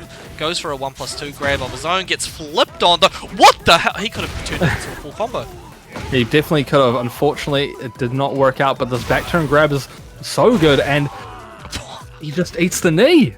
Zare wakes up ducking, and MIA is now 1 round away from moving to our grand finals. Most back and forward set of the night, I feel. Gets that hop kick, taking Zare to the wall. What's he gonna do with it in this situation? Backswing blow attempted, but MIA has the 3 threes coming out to catch him on the approach. There goes the 1-3 punish. What is he gonna do? Tries to get the while standing 2 off too far away. Popping that heat. Taps out his ankles, keeps on going with it. Lets the whole string rock. Uh-oh. Yep, Rage is available now though for MIA. 1 more hit could do it. Gets the Final round! off the string. Final round. Final game. Scary position to be in for both players. They're already starting off with the pokes. Oh, tries for the... Wow, what a conversion. That was interesting. I've never seen that one before. Yeah, oh, they canceled the heat.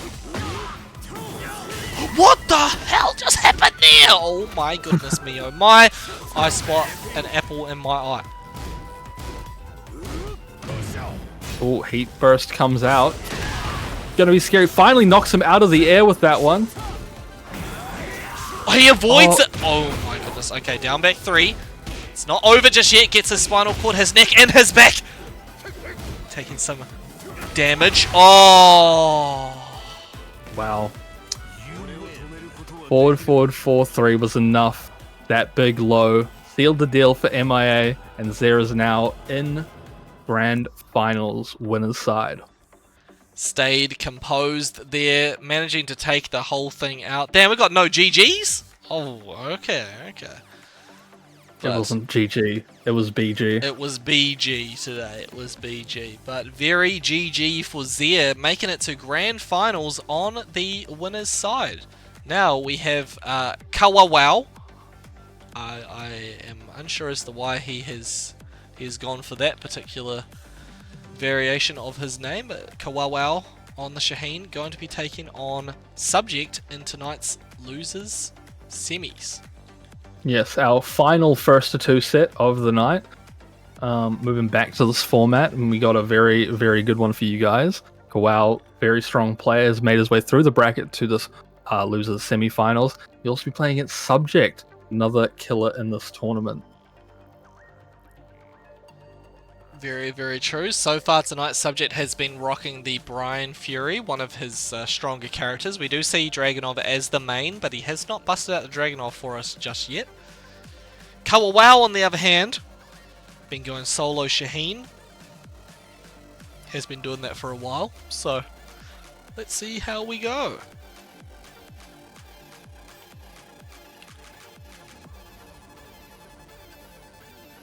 Get ready for the next battle.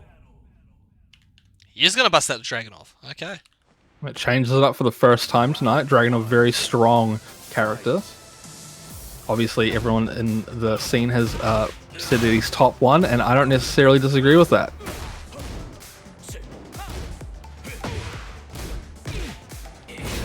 So they're doing a very good job of locking Kawao down. Ooh, Kawao unfortunately eats that string. Gonna take him to the wall for a full combo. Subject brings out the heat. It's the first time Kawao tries to get some offense off, and Kawao pretty much a perfect that round if he covers Grey health.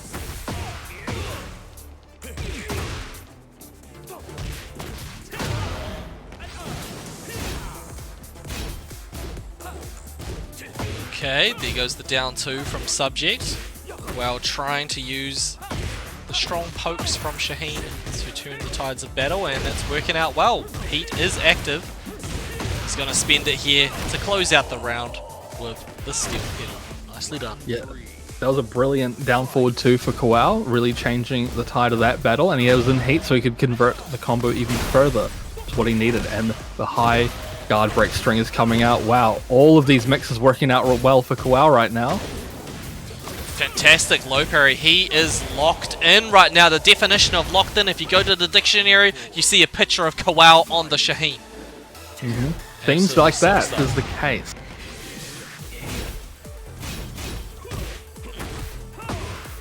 Yeah, everything just working out for Kawao right now. However, he's getting poked out a little bit, and you don't want to be at the wall against Dragunov. Very scary spot to be in.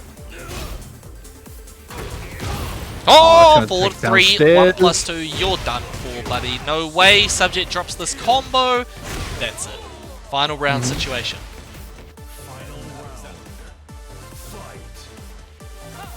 Weaving in and out there, trying to force Subject into pushing something. Got a little too greedy on that read, and it cost them. There goes another karate chop to Dragunov's forehead.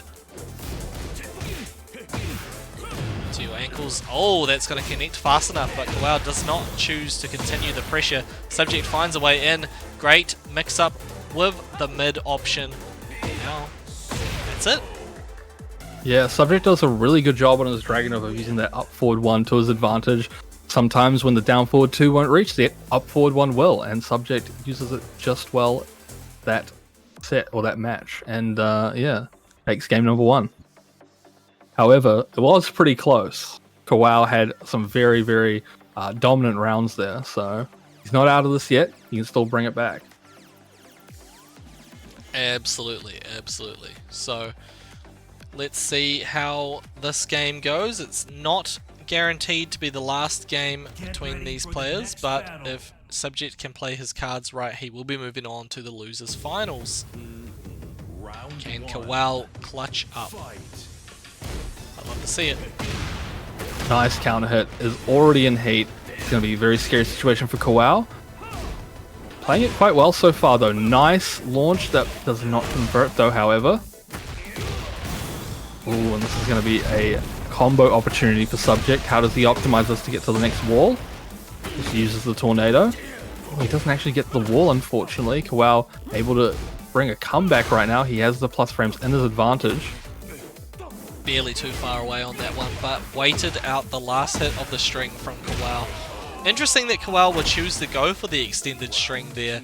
Subject had such a life lead, you know, he didn't even really care about the gamble there. He's just like, okay, just do whatever you want. I'll still kill you. Yeah, exactly. Nice sidewalk from Subject. Catches Kawao out, and is going to get some Oki damage off that. Another CD4 to cement his place going forward, and a nice conversion on the up forward 4. You know, you can only really get that if you are at the wall. Very good character knowledge showing from Subject. Wow, I feel like maybe if he was able to get a tornado option, he could have turned that around, but Subject gets another one round away from moving on to losers finals here. Yeah, oh, Subject just going for a stray down forward 2 to see if he can catch Kawao. Does not work out. However, what a trade. Both players on the ground.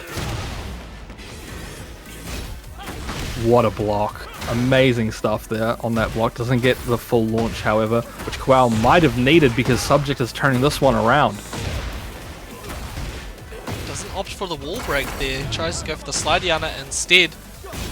There's the heat smash from Kawal, but delayed his offensive option, and Subject manages to steal it away. Kawal is going to go home in 4th place tonight. Well played by Subject, busting out the Dragonov finally, but well fought by Kawal. Yes.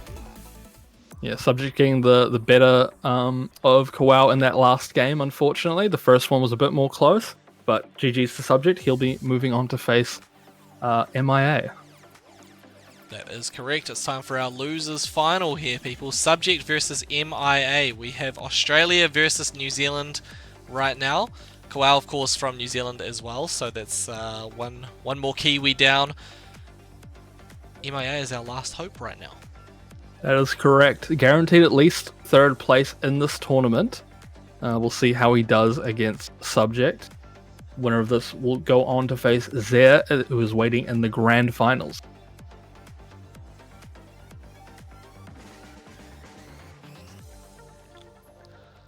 Okay, this is going to be a absolute slobber knocker here. We saw the potential of MIA in that winners finals match, but let's just hope that he still has enough energy in the tank to be able to take on Subject here. Yeah, I mean, MIA made that entire set look very close against Zer. It came down to final game, final round, and he's probably going to look to do it, probably the same, because Subject is not an easy cookie to crack. So both players will be playing their adaptation game. Harry's Hood says, dang, was Zanga in this comp? Zanga was not in this comp. I don't think Zanga has actually entered any of the tournaments that I've run. Let me fact check that, but I'm pretty sure he hasn't.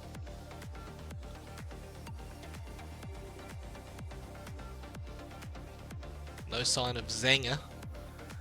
Interesting player that he is. I don't think I've ever played against Zanger. He's never entered one of my tournaments. Tell him to get in here. If you know him, tell him to get in. He's a Mishima player. Pretty crazy Mishima. What did he? There's a really quite a funny interaction actually. I'm gonna try and find it real quick. In one of my Discord servers that I'm in.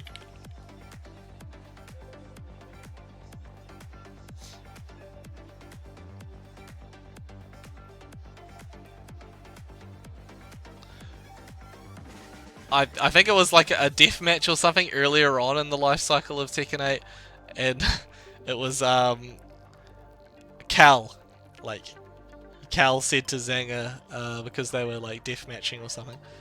And Cal said, Zanga, you know I'm Raijin, right? You know what Zanga's response was? What was that? Yeah, but I'm Zanga.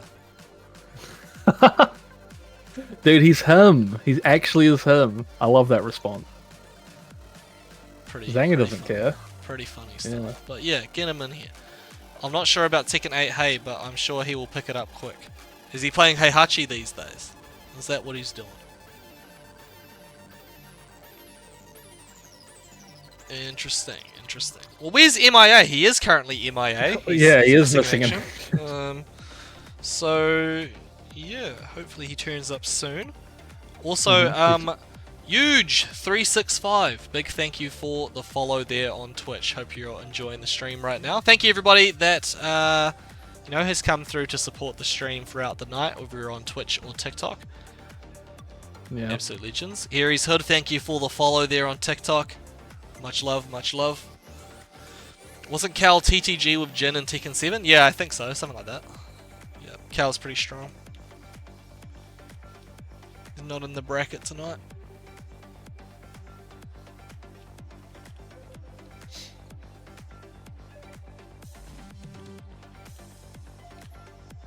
Let's just get a prediction going as we're waiting for our friend MIA to turn up. Who do you think's going to take it? Losers final. First to 3.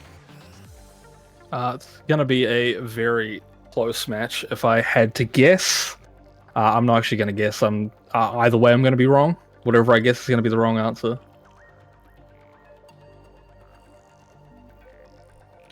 Oh, subject with a bit of a flex in there. I was TG. Actually, I was TGP with Jin and 7. Good job. Good job, man. Give him his flowers, guys. Give him his flowers. Well, yeah, we are waiting for MIA. Well, what's that man doing? What's that man doing? Is the 10-minute time limit on? Oh, he pinged me. He pinged me in New Zealand Tekken. He said, "Give me 1 minute." It's okay. I'll give you 1 singular minute. That's very kind of you, Arashi. And then if he doesn't get here in 1 minute, he's being sent to the gulag for 20 years of hard labor.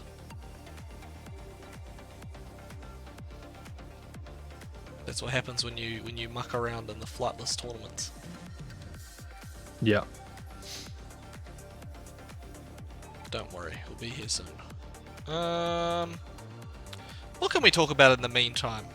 It's How's your platinum hunting been going? I'll have you know, I'm on 730 something at the moment. I'm currently trying to platinum a game called Semi-Spheres, which is like a puzzle game, and Gotcha. it's pissing me off because the last trophy I have to get is a 35-minute speed run of the game. Wow. So if you like mess anything up and you go over a little bit, you have to restart. Yeah, so Brutal. gonna be agitating if I get to, you know, the last bit of the game, and then I'm like 30 minutes in and I start messing up and I have to start all over again. But I can do it. I've just gotta, you know, give it another run, which I'll do. Absolutely. I'll do that eventually. Semi-Spheres, people, I will check it out. But it's a puzzle game, so if you're not a fan of puzzle games, then you might not like it. That is fair.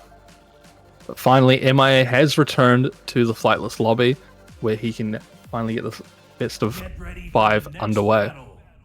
Here we go, people. Feng versus Dragonov here. Losers finals. First to 3. Auckland versus Australia right now. Let's get it going. I think this is a matchup that MIA has been wanting. Subject, of course, a very, very strong player. Yeah, nice patience from Subject just to like wait out some of these moves so he can punish MIA, but runs into a forward 4. Not a position you want to be in.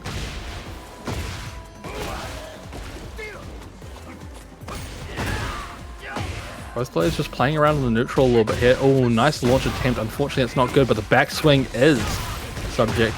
Looking very good with that one. Reading MIA like a book. One more hit will do it. Oh, nice block from MIA, though. Unfortunately, the down forward will catch him in his back turn. Subject already with the first round on the board.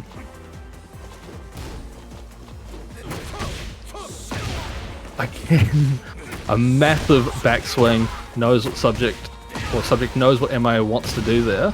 It's working out very, very well. Nice sidestep.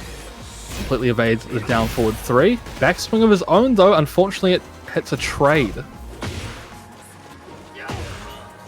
Takes up those ankles. Does not go for the final hit of the string there.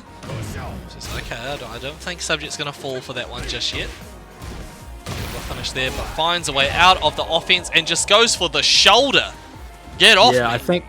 I think Subject might have been trying for a rage art attempt there, but the shoulder would have cancelled that out.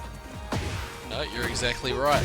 Exactly right. Does a lot of damage. Just like this sequence is going to do a lot of damage as well. There goes the C-splitter. The chip on the screen. Oh wow, Subject's back 2 catches MIA's attempt at the sidestep attack, and Subject is able to convert this running 2 into a combo from the counter hit. There's going to be a lot of damage, and he still has all of his heat. Not a position you want to be in if you're MIA. Down dose. Now he's got to deal with this mix-up situation. Guesses correctly against the mid, but bets it all on the forward 3-4. Hail Mary was what MIA was saying at that point in time. Just took a lot of damage off of that sequence. 50% already gone. Yeah, this is looking very good right now, the Subject, but just as I say that, MIA gets a crucial down forward 3 launch, and it's going to even things back up.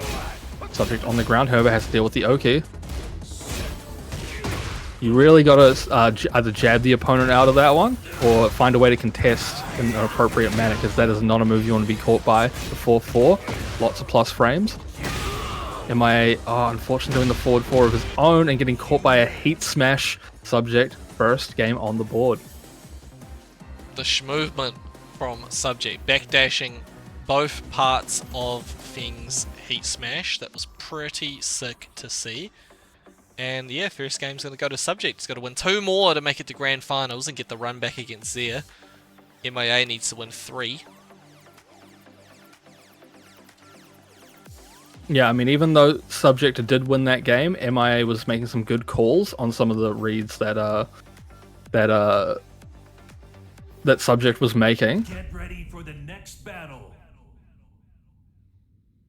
Here we go, MIA again on the Feng. Going to the Elegant Palace. Round 1. Fight. It's crazy that they're just using Lee's home like that. Like, he's just allowing it. Lots of expensive stuff here. Bro, he's got so much money, he says, I don't care, I'll just buy it all again. My name's Lee Chowdhury. Yeah, this would be about $100 million in West Auckland, this house. This will be $20 in Pure Pure. Damn, I should move there. You should.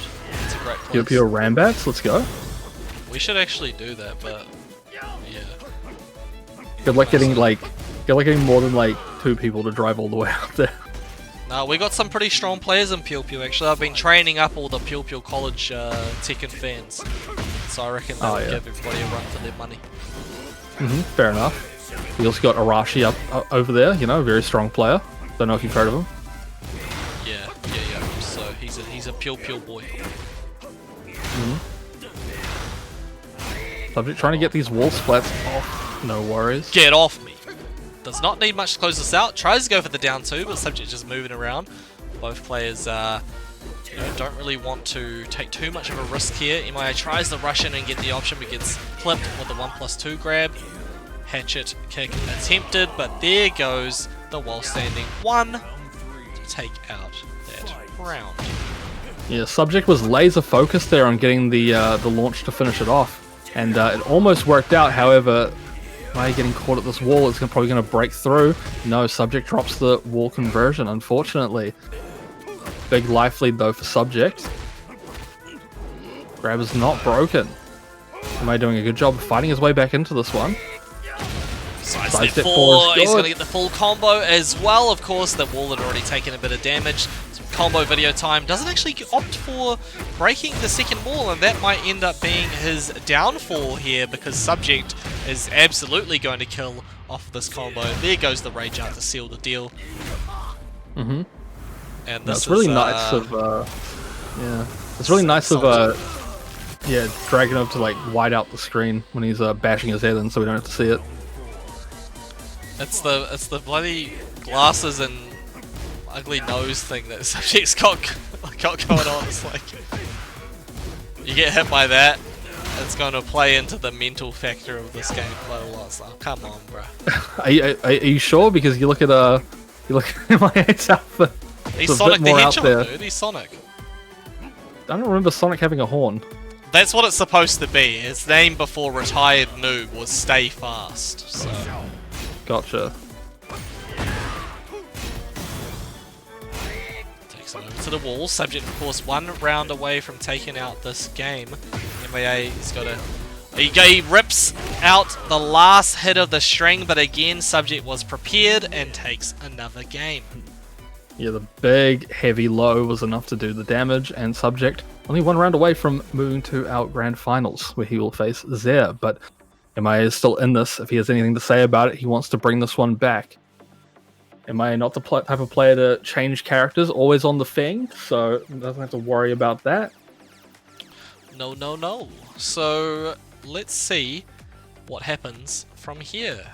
MIA needs to win 3 games in a row if he wants to keep himself alive in this tournament. Subject just needs 1 more to make it to grand finals. Get ready for the next battle. Round 1.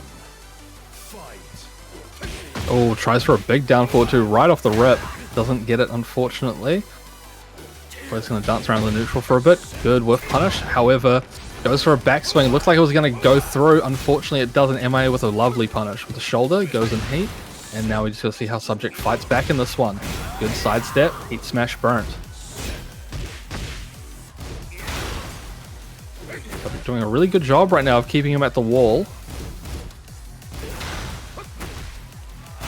MIA with these small pokes, so to fight his way back into this one. Backswing is not good. Still alive, though.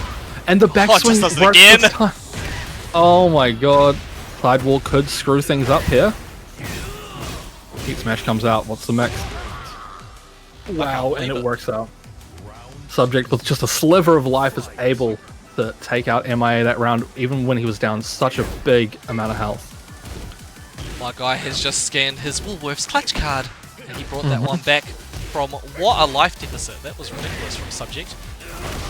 Locking MIA down here with those quarter circle forward fours.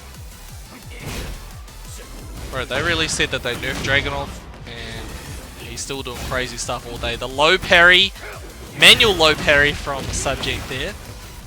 Nothing to come from it, but does not need much to take out this round. Okay, back three attempted, expecting some movement from MIA. I'm not seeing enough movement! Didn't come out.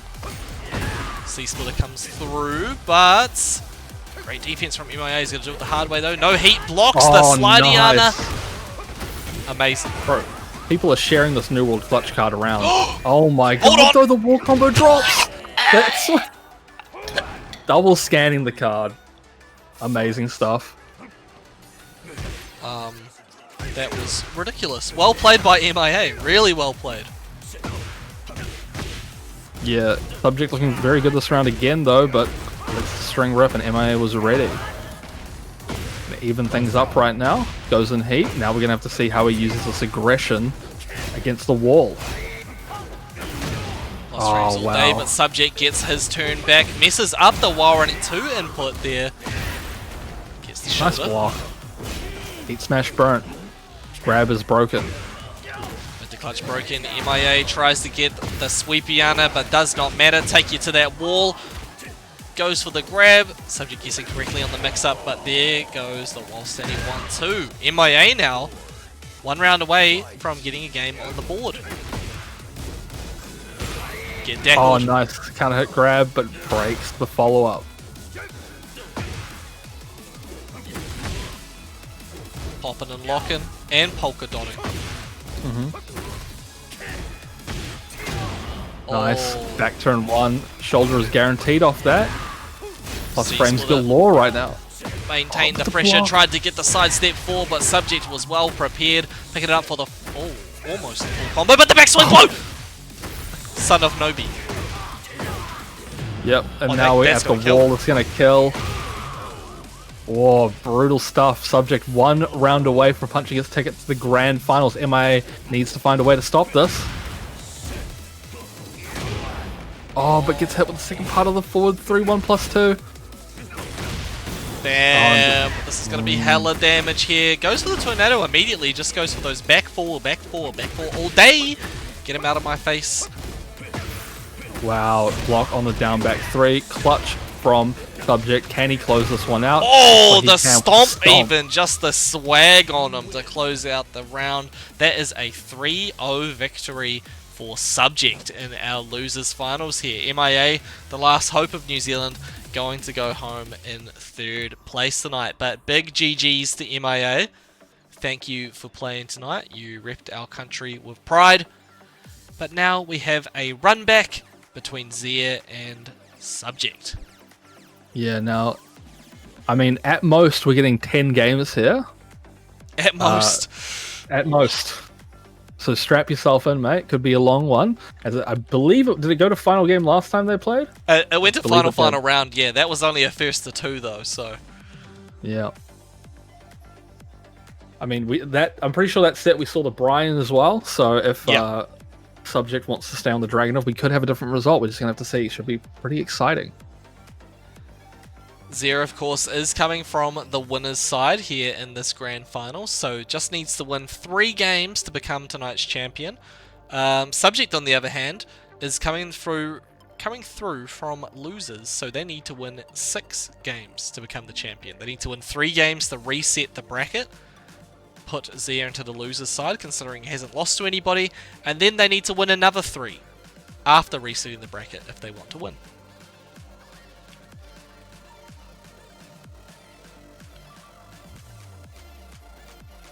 Subject just taking a bit of a breather to do some stuff that he needs to do. We'll be getting into this grand finals very soon. He'll be letting that dog out. He's been letting that dog out all night. The dog in him. And he's in the grand finals now because of it. Well, predictions are up, people. Place your bets as to who is going to take this one out. It's going to be a very, very good set here. Zia has been on a roll tonight. Absolutely remaining composed in some tough situations. And that's what's got them to the winner's side position. But, I don't know if I can call this one. I think we might be seeing a reset bracket here. I think so too. I think we're in it for the long haul. However, you know, I've been surprised before. Zia is a very strong player. He might have the tools to get this one done quickly. We just have to see how it all pans out.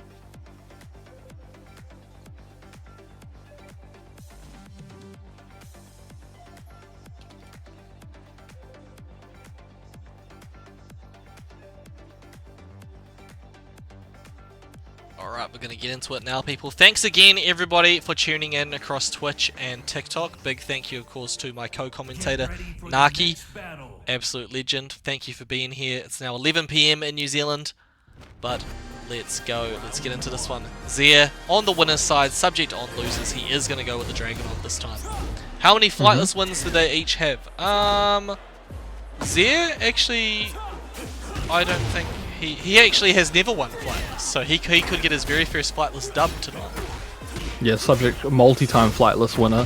Very consistent in these talks. Yeah, Zia doing a good job though, blocking the low, getting good launch. And now subject is at very low amounts of HP. Nice duck.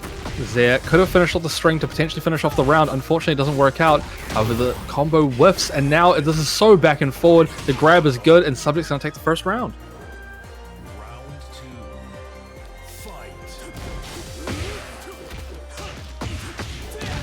The grab, no break from subject. Yeah, both players just poking around right now, feeling each other out, seeing what's happening.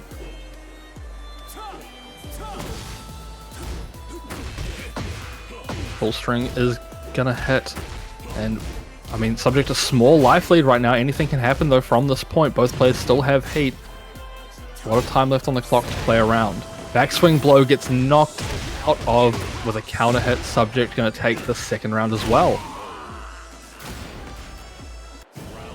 Very clutch timing from subject. Oh man, raw down forward too. Gonna get the combo. Good stuff. Doesn't want to use the heat just yet. Good power crush.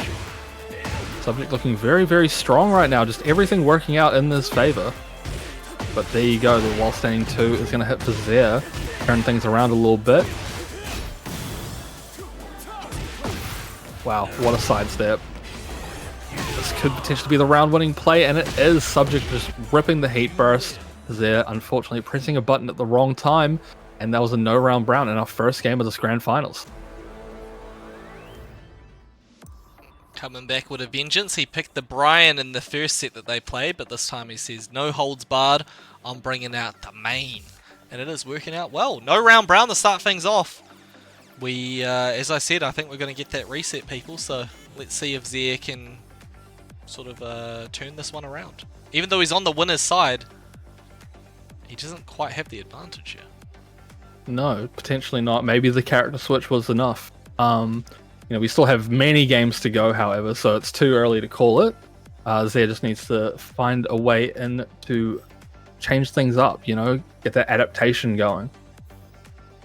Get ready for the next battle. Oh, Claudio! And this is an adaptation if I've ever seen one, and you know what? Probably a smart move from Zia. See if the Claudio is going to be the thing to change things up for him, because he has a whole nother bracket reset. he has the time to play around and see what works, what doesn't.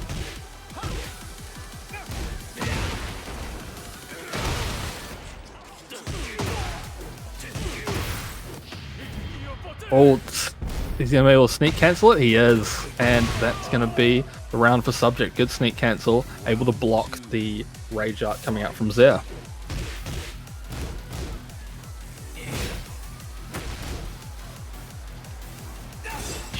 Oh! Gets the back turn combo. I've never seen this back turn combo before. Looks very good. It's going to be a decent amount of damage.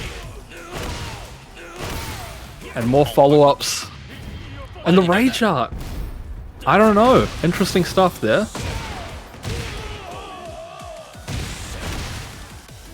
Maybe he was trying for the full crouch down forward 2, but pressed 1+2 instead.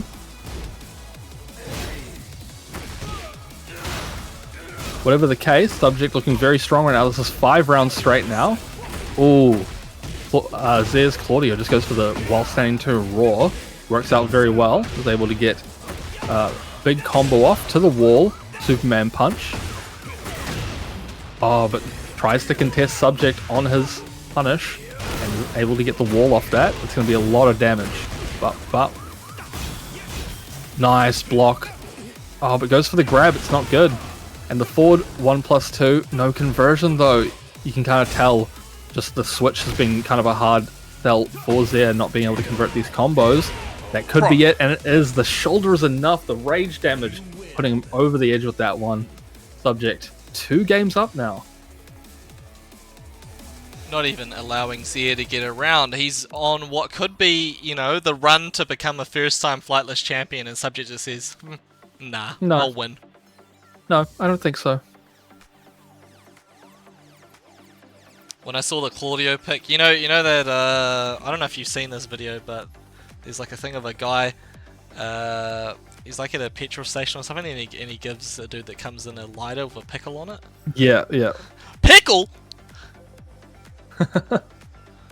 That's your reaction? Yeah. So Claudio is the pickle. Claudio is the pickle? Well, Zare is in a bit of a pickle, and that's why he decided to change characters, but goes back to the Lars. Yep. Notice that the Claudio just wasn't working, and you know, you don't need to do such a drastic change to come back in these ones, but he's tested it out. Now he knows it's not the play. Subject with a nice down forward 2, going to take him to the wall. He's going down. I'm yelling timber. Subject is yelling. He is he? Wow, that forward 4-3 almost killed there. G-Clip's going to come out. No break on the grab. Backswing is good. Another no break on the grab, and that's 1 tap away. Finally getting around. Yeah. Working out super well. Subject not wanting to use the heat there, looking for a bit of a bigger mix-up. Doesn't work out there. With all the pressure right now, all the answers, everything's working out at the moment. Heat Smash comes out. Subject just 1 tap away from death. And he says no. Really good sequence from Zare. He had him down to like, you know, the last 10 HP within the first 10 seconds of the round. But Subject, again, he has that Woolworth's clutch card, and he's scanning it now. Here we go. What's he going to do with it? Take you to that wall. Oh! Eye gauge. I think he could have done it there, but went for the hatchet kick. The clutch card was actually expired. So he did not get any rewards points, unfortunately, and Zare is now 1 round away from getting a game on the board. Yeah, but goes for the big risky hop knee, and unfortunately is going to be taken to the wall. This is now Subject's round. And what's the Oki? While standing 4, and gets splatted on the wall again. This is gonna be the round. Very good Oki opportunity for Subject. Takes full advantage. Gets perfect. I am telling you right now, my favourite move in this entire game is that while running 4 against the wall with Dragunov. It's so sick like to punches see. you and then like picks you up. Yeah, that's pretty cool. How he just steps back and he's like, yeah, this is what I'm about to do to ya. Fat boot to the dome. It's so sick. Yeah. Nice counter hit. Very scary position again. Zare at the wall, having to eat all of this, and gets the back 1+2 to the dome. Subject 1 round away from resetting this bracket against Zare. Get your trap horns ready, people. We might be seeing a reset bracket here. Zia started off this game doing super well, but Subject again has been able to bring it back, taking out Zia's neck and also his back. He wants 150,000, but in this tournament he gets 0 because I don't have prize money to give, sorry. But nonetheless, he is going to try and close it out with a quarter circle forward 4. Doesn't quite get it. There's the trade. Zia, spin to win. Garen, League of Legends style. Uh-oh, what is he doing? Backing off. Oh, too far away! He wanted to get the heat dash off, but doesn't get it, and we're getting a reset, people. Reset. Down to Marco. Yup, we're going down to the loser's side. Both players now on equal footing, and we go in for another first to 3. And I mean, Zia was playing Lars most of that set, and I mean, the game's just worked out in Subject's favor. Subject looking very good on this Dragunov. There now has had some time to play against the Drag and see how it is. Does he adapt in time? Just have to see. Subject has been streaking a bit in this lobby, it appears. That seems to be okay for this stream. But Zia is going to keep playing Lars as we head into the first game of the reset bracket.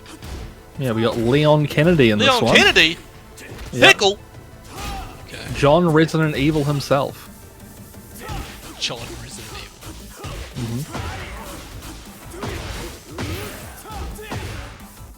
Yeah, this round is going all in Zia's favor. Subject with these amazing reads on these lows. Very dangerous to do. Doesn't get punished all the time, but it works out this time.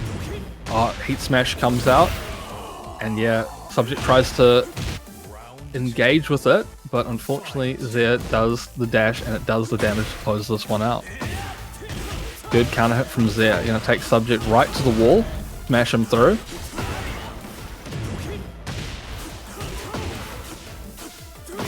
Stompiana on your toes. Seems like Zia has been... He's got like a breath of fresh air has come in heading into I can the definitely first game see of that. this reset. Something I wanted to say, I just couldn't think of what the words were. But anyway, Happens to me all the think time, of mate. how to close out this round with the toe tap to Leon Kennedy's ankles. Yep, that was all Zia that round, and then Subject made a big comeback. People passing around the clutch card in the family.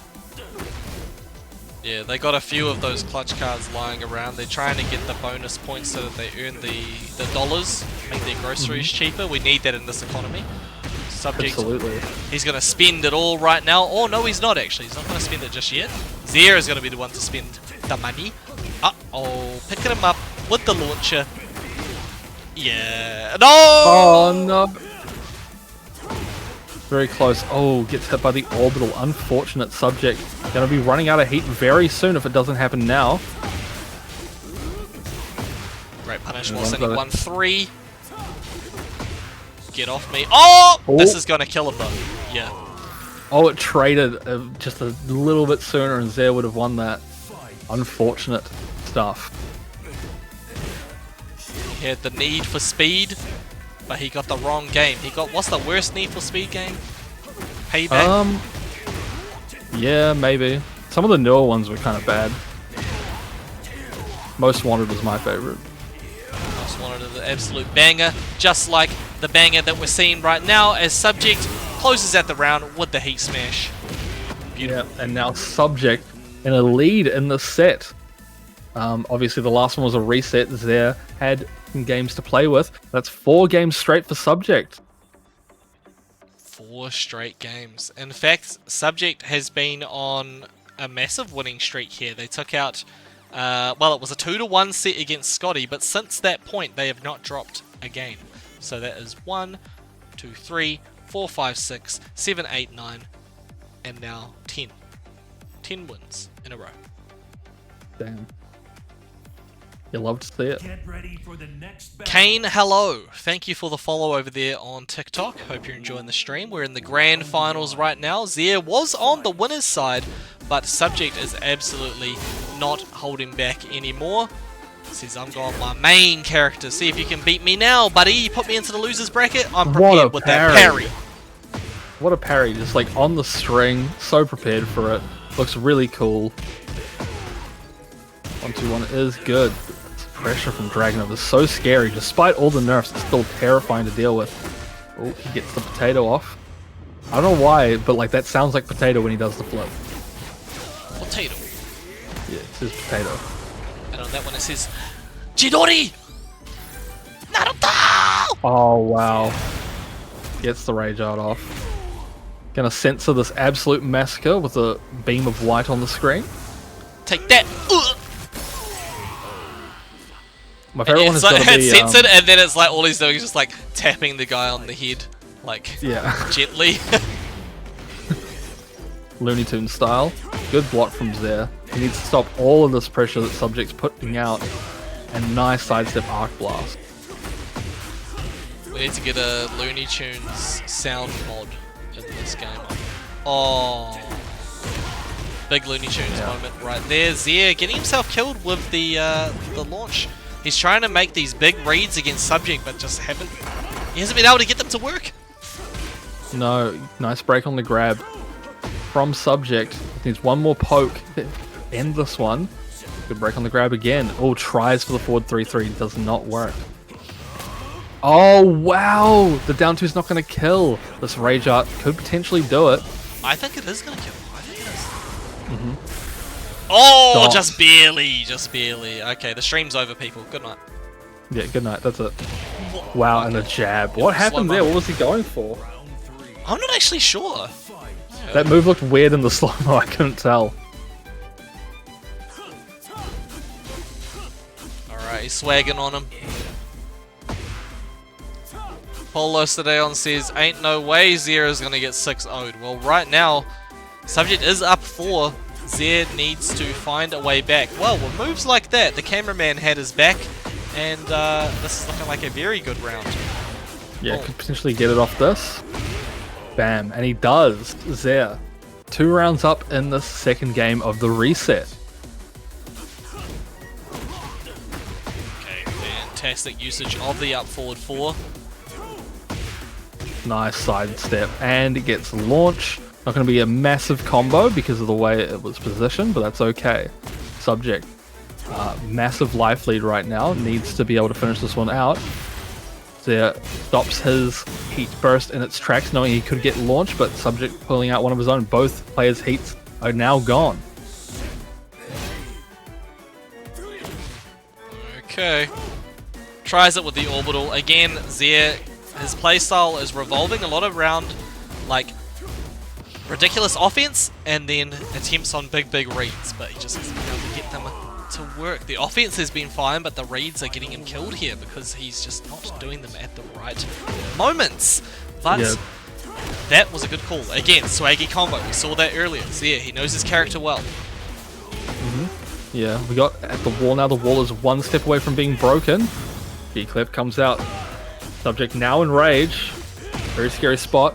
Ooh, tries to block the low, but Zare bring it back. Perfect round to finish that one off. Is now finally on the board, 1-1 in the reset. Alrighty, well, we're not going to get that 6-0 after all. The streak has been ended from the side of Subject. Nicely done by Zare, getting himself a point on the board. Is it going to be enough to table the turns here? Let's see how we go. Zare, of course, if he can win this set, he will be a first-time Flightless champion. So, a lot on the line here. Yeah. I mean, Subject has been playing pretty cool and composed, you know, against the Beyblade himself, but we'll have to see where this one goes. Staying with the Dragunov, doesn't want to change. It's been working so far. I got some stage hazards and some wall blasts. Let's go. Hit your cook. Good early start to this round from Subject. They're coming back with some very scary offense. Oh, that's going to launch at the wall. It does that. Oh, explosion. That's what he wanted into the tornado as well. What's he going to do next? additional damage with the quarter circle forward 2. That was sick. And the blue sparks come out, but he blocks the hatchet. Okay, interesting. Subject tries to close it out with the big low, wanted to get the max damage. And now he's on the receiving end of some ridiculous Lars pressure. He tried to stay down, but he had to get up. Oh, with the rage art. It's not going to kill though. No. Both players showing their character optimization so well there on sidewall situations, getting the max damage they could off everything. Zera in rage now. He's been using his rage up quite a lot. See if that comes into play right now. Oh, gets floated out of the air. And the rage art comes out again. He didn't press. I think he was just gonna die anyway though. Like he was trying to play around the rage art, but he wouldn't have survived even if that situation did go the way he wanted it to. Yeah, nice duck. Quick read on the down forward 1-4 string. Gonna take him to the wall. No wall blast available, however. He's gonna get some wall damage and some Oki.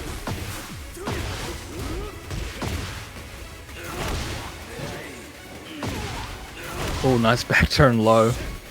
Low you don't really see out of Dragunov too often. However, gonna get the tackle off, a little bit of damage. They're now in rage again, but subject to 2 quick lows to finish it off.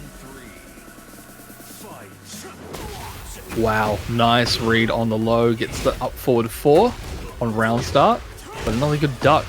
They're doing a good job at reading these lows. He has to keep subject to the wall, pressure him a lot. Duck it all attempted, not gonna work. Oh wow, takes him off the wall with that one. Dragunov is not nerfed, he's still very good.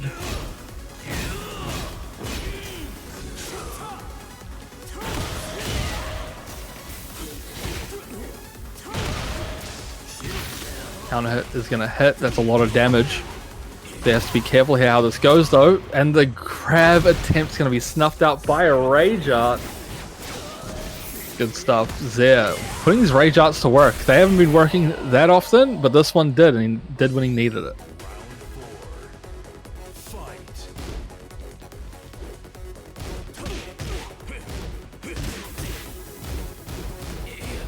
There's the whole string. Zera doing nothing, just keeping it calm and collected. But now this is where, wow, a snake edge attempt at this level, I'm not sure. Great heat usage there. Knew that subject was going to go in and try and take his turn back. There goes the down jab. Zera says, look, you're not getting your turn back against me. Takes out the ankles. Final round situation to decide who gets into the lead here. Zera is playing this very well. There's the counter hit launcher. Yeah, subject trying to find a way out of that mix there, but doesn't pick the right options there. Gets a lot of that. Now in heat. Wants to find a way to close this one out. Yeah, that big read sort of game plan didn't quite work out how Zera wanted it to. Sidestep into the Arc Blast, hoping the subject would push him in. It didn't happen. Now he's lost his heat. Both players have no heat available. Subject, oh, he's going to take it. Yep. Gets Zera ducking back 4-3 is going to take that one. Subject now 1 game away from being this week's champion. One more for subject to become the champ here, people. Zera made that so close, but could not get the cigar. Yeah. Maybe you don't like cigars though. Maybe he likes the. Maybe he's part of the Vape Nation. Vape Nation, yeah, maybe. Could be a contributing factor to the set. Who knows? Perhaps. Thank you, MDMF, for sharing the TikTok live. Appreciate that. Who has the most wins in Flightless? I think Subject has actually won the most Flightless tournaments now. It's either him or Unusual Scylla. Both of those players have won like at least 10.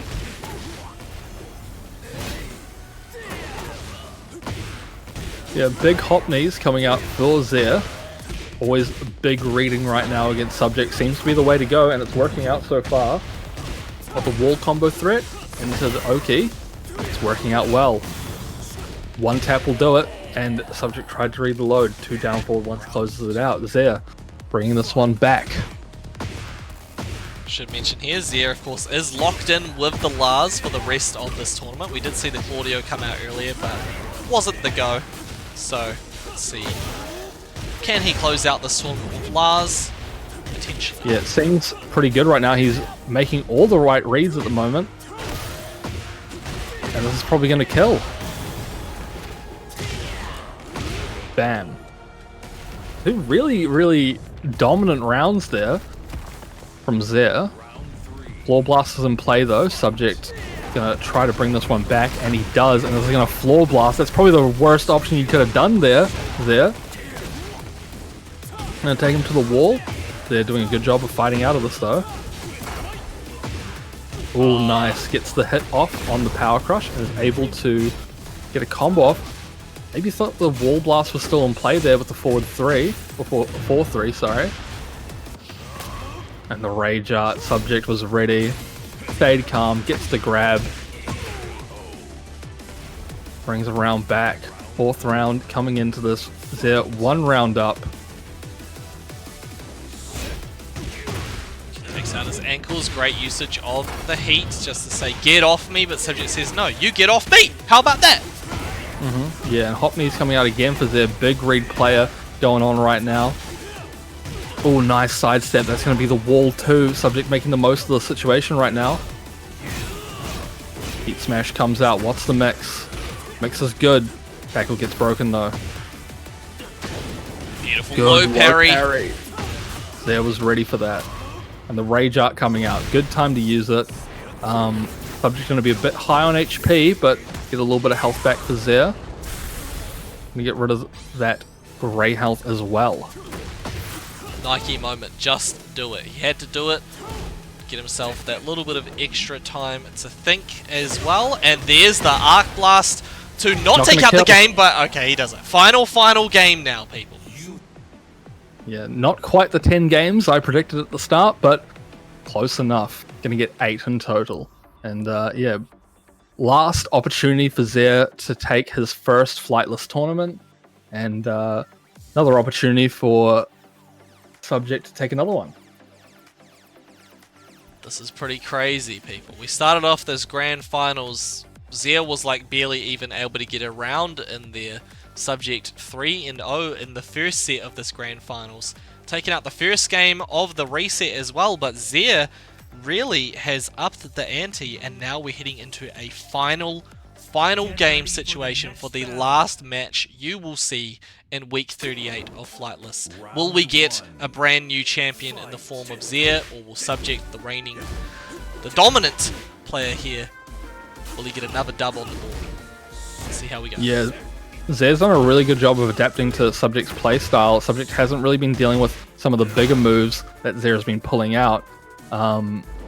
So yeah, we're just going to see how these styles clash once again. Big counter hit from Zare, almost evening things up right now. Good break on the grab.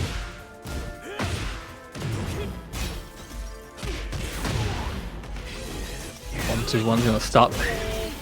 Yeah, going to start the heat process for Subject. However, the grab is not broken. Oh, good call from Backswing. Zare. He was ready for the backswing blow. Says, yeah, I've seen you do that 100 million times, Subject, dude. Cut it out.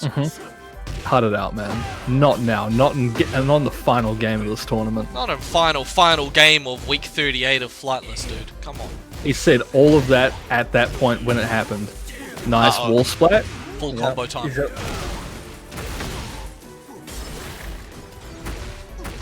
Yep, combo video, Subject keeping it going. Is he going to activate the heat? Yes, he is. Going to take you as close to that wall as possible. Oh, interesting usage of the up forward 4 there. I don't know exactly what he was trying with that one.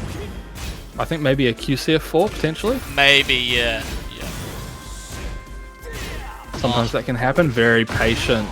Subject staying cool. Knew something big was coming and punishes it accordingly.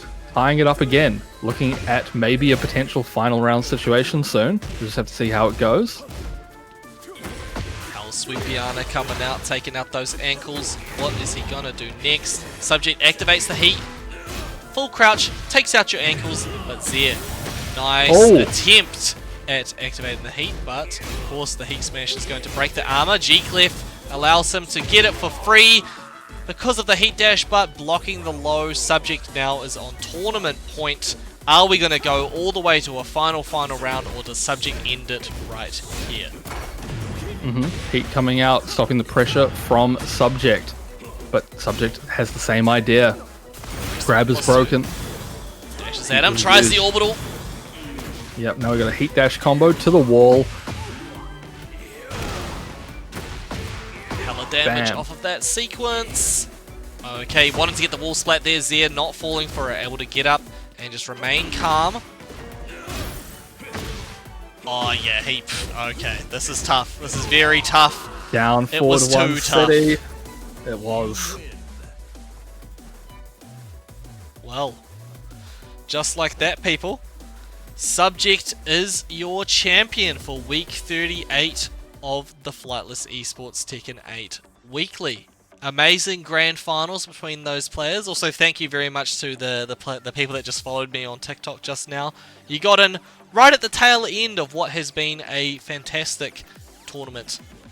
But yes, people, Subject is once again your Flightless champion. He's done it so many times now. Crazy, crazy, crazy stuff. Damn. Well, people. Surprised he didn't plug? Nah, he's not like that. No way. Not in the Flightless tournament, that's for sure. But hey, that is the end. Massive showing from all the people that entered tonight. 27 entered, so one of the smaller Flightless tournaments that we've had so far. But still very, very hype, especially going all the way down to a final game situation. Subject is once again your champion, but Zia, what a tournament. What a tournament from Zia. Almost managed to get their very first dub, but Subject was too strong. Gatekeeping, huh? Gatekeeping people from getting their first dubs. Also, third place tonight, MIA, last hope in New Zealand with that thing. Really, really good showing from MIA as well. Almost made it to the grand finals. Had a very, very close set with Zia actually himself. Fourth place we had Kawau from Dunedin with that Shaheen. Swaggy combos we got to see. And yeah, just unfortunately couldn't quite get the dub over Subject in the end. In fifth equal we had Scotty winning. He was winning all the way up until the top 6 where he had to be eliminated. And then Woe out by disqualification. He had to go cook some dinner or do something, I'm not sure. But anyway, he made it to winner's side top 8 and then just immediately jumped out. So, you know, it'd be like that sometimes. Seventh equal we had L. And we had Poomeister. L once again in 7th place with the Jun. Great stuff from L as always. And Poomeister busting out the Heihachi this week, which got them to top 8. Maybe not their finest result in Flightless, but with Heihachi, of course a newer character, great to see them still get that consistent kind of top 8 placing, which we normally see Poomeister make it to the top 8. But yeah, thank you again everybody for tuning in across Twitch and TikTok. Is that... It's like Blacks on Twitch. It's like I think the A upside down. Anyway, thank you for the follow on TikTok. Appreciate that. Hope you have enjoyed the stream. Thank you everybody that watched across TikTok and Twitch tonight. Also, massive thank you to the people that were donating on TikTok earlier. Somebody sent in like a whole bunch of stuff. Vibin actually. Vibin sent in like 350 coins. And then Woe turned up with the roses. Those smell amazing. They do smell amazing. And yeah, so thank you very much for all those donations. I appreciate that a lot. Thank you for the new followers on Twitch and TikTok, as I said, and thank you Davrock for resubscribing. Appreciate that big time. Not sure if Davrock's still here. It's probably pretty late in America or pretty early. But yeah, also massive thank you to Naki, co-commentator. Did you have any last words for the stream? People can't see you right now, but they could hear your beautiful voice throughout the night. What have you got to say, Naki? Play Metaphor Refantasia. Metaphor Refantasia is a great game. How far are you into it now? About like 10 hours. Like 10 technically hours? including the demo, about 10 hours. Yeah, it's brutal. But yeah, it's good. Ugh, man. It's another one of those games that I'd put on my backlog and I'd just be like, I need to sit down and play this for hours and hours and hours, but it'll be tough to get the chance. Anyway, great game recommendation there from Naki. So, Metaphor Refantasio. Hey, sponsor us, Atlas. That would be nice. Very true. Do that. But, yeah, what else can I say? So, thank you again, everybody, for tuning in. Make sure you go and support your offlines. So, if you're in H-Town, New Zealand, or if you can make it to Hamilton, come through to Hambats. It's on this Saturday. If you're in Auckland, you just missed out on a huge tournament, Southern Cross-Up, that happened over the weekend, but they'll be back with their local events sometime soon, of course. Wellington, they've got theirs every 2 weeks. Christchurch, they got theirs every month. If you're in Australia, they got stuff everywhere. They just had the big cheese happen in South Australia, so congratulations to Duklin for taking that one out with the Dragonov pick. And they got locals, yeah, in Perth, Adelaide, Victoria, Sydney, Queensland, Canberra, some other random place in Australia. They'll have something that you can go and play at. But besides that, keep signing up for these online tournaments. There's the LPL Showdown on Friday. Again, you got to pay to enter that one. So I mean, if you've got the cash to spend, then give it a jam. It's like $5 Australian to enter that one. But Flightless, of course, will be back next Monday with another free to enter OCE tournament where you can test your skills. Come give it a jam.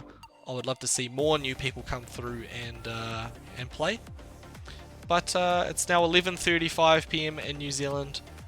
It is time to have a nunnies, and we will see you when we see you. Peace out, everybody. Have a great night. Congratulations again, Subject, on the dub. And yeah, GG's.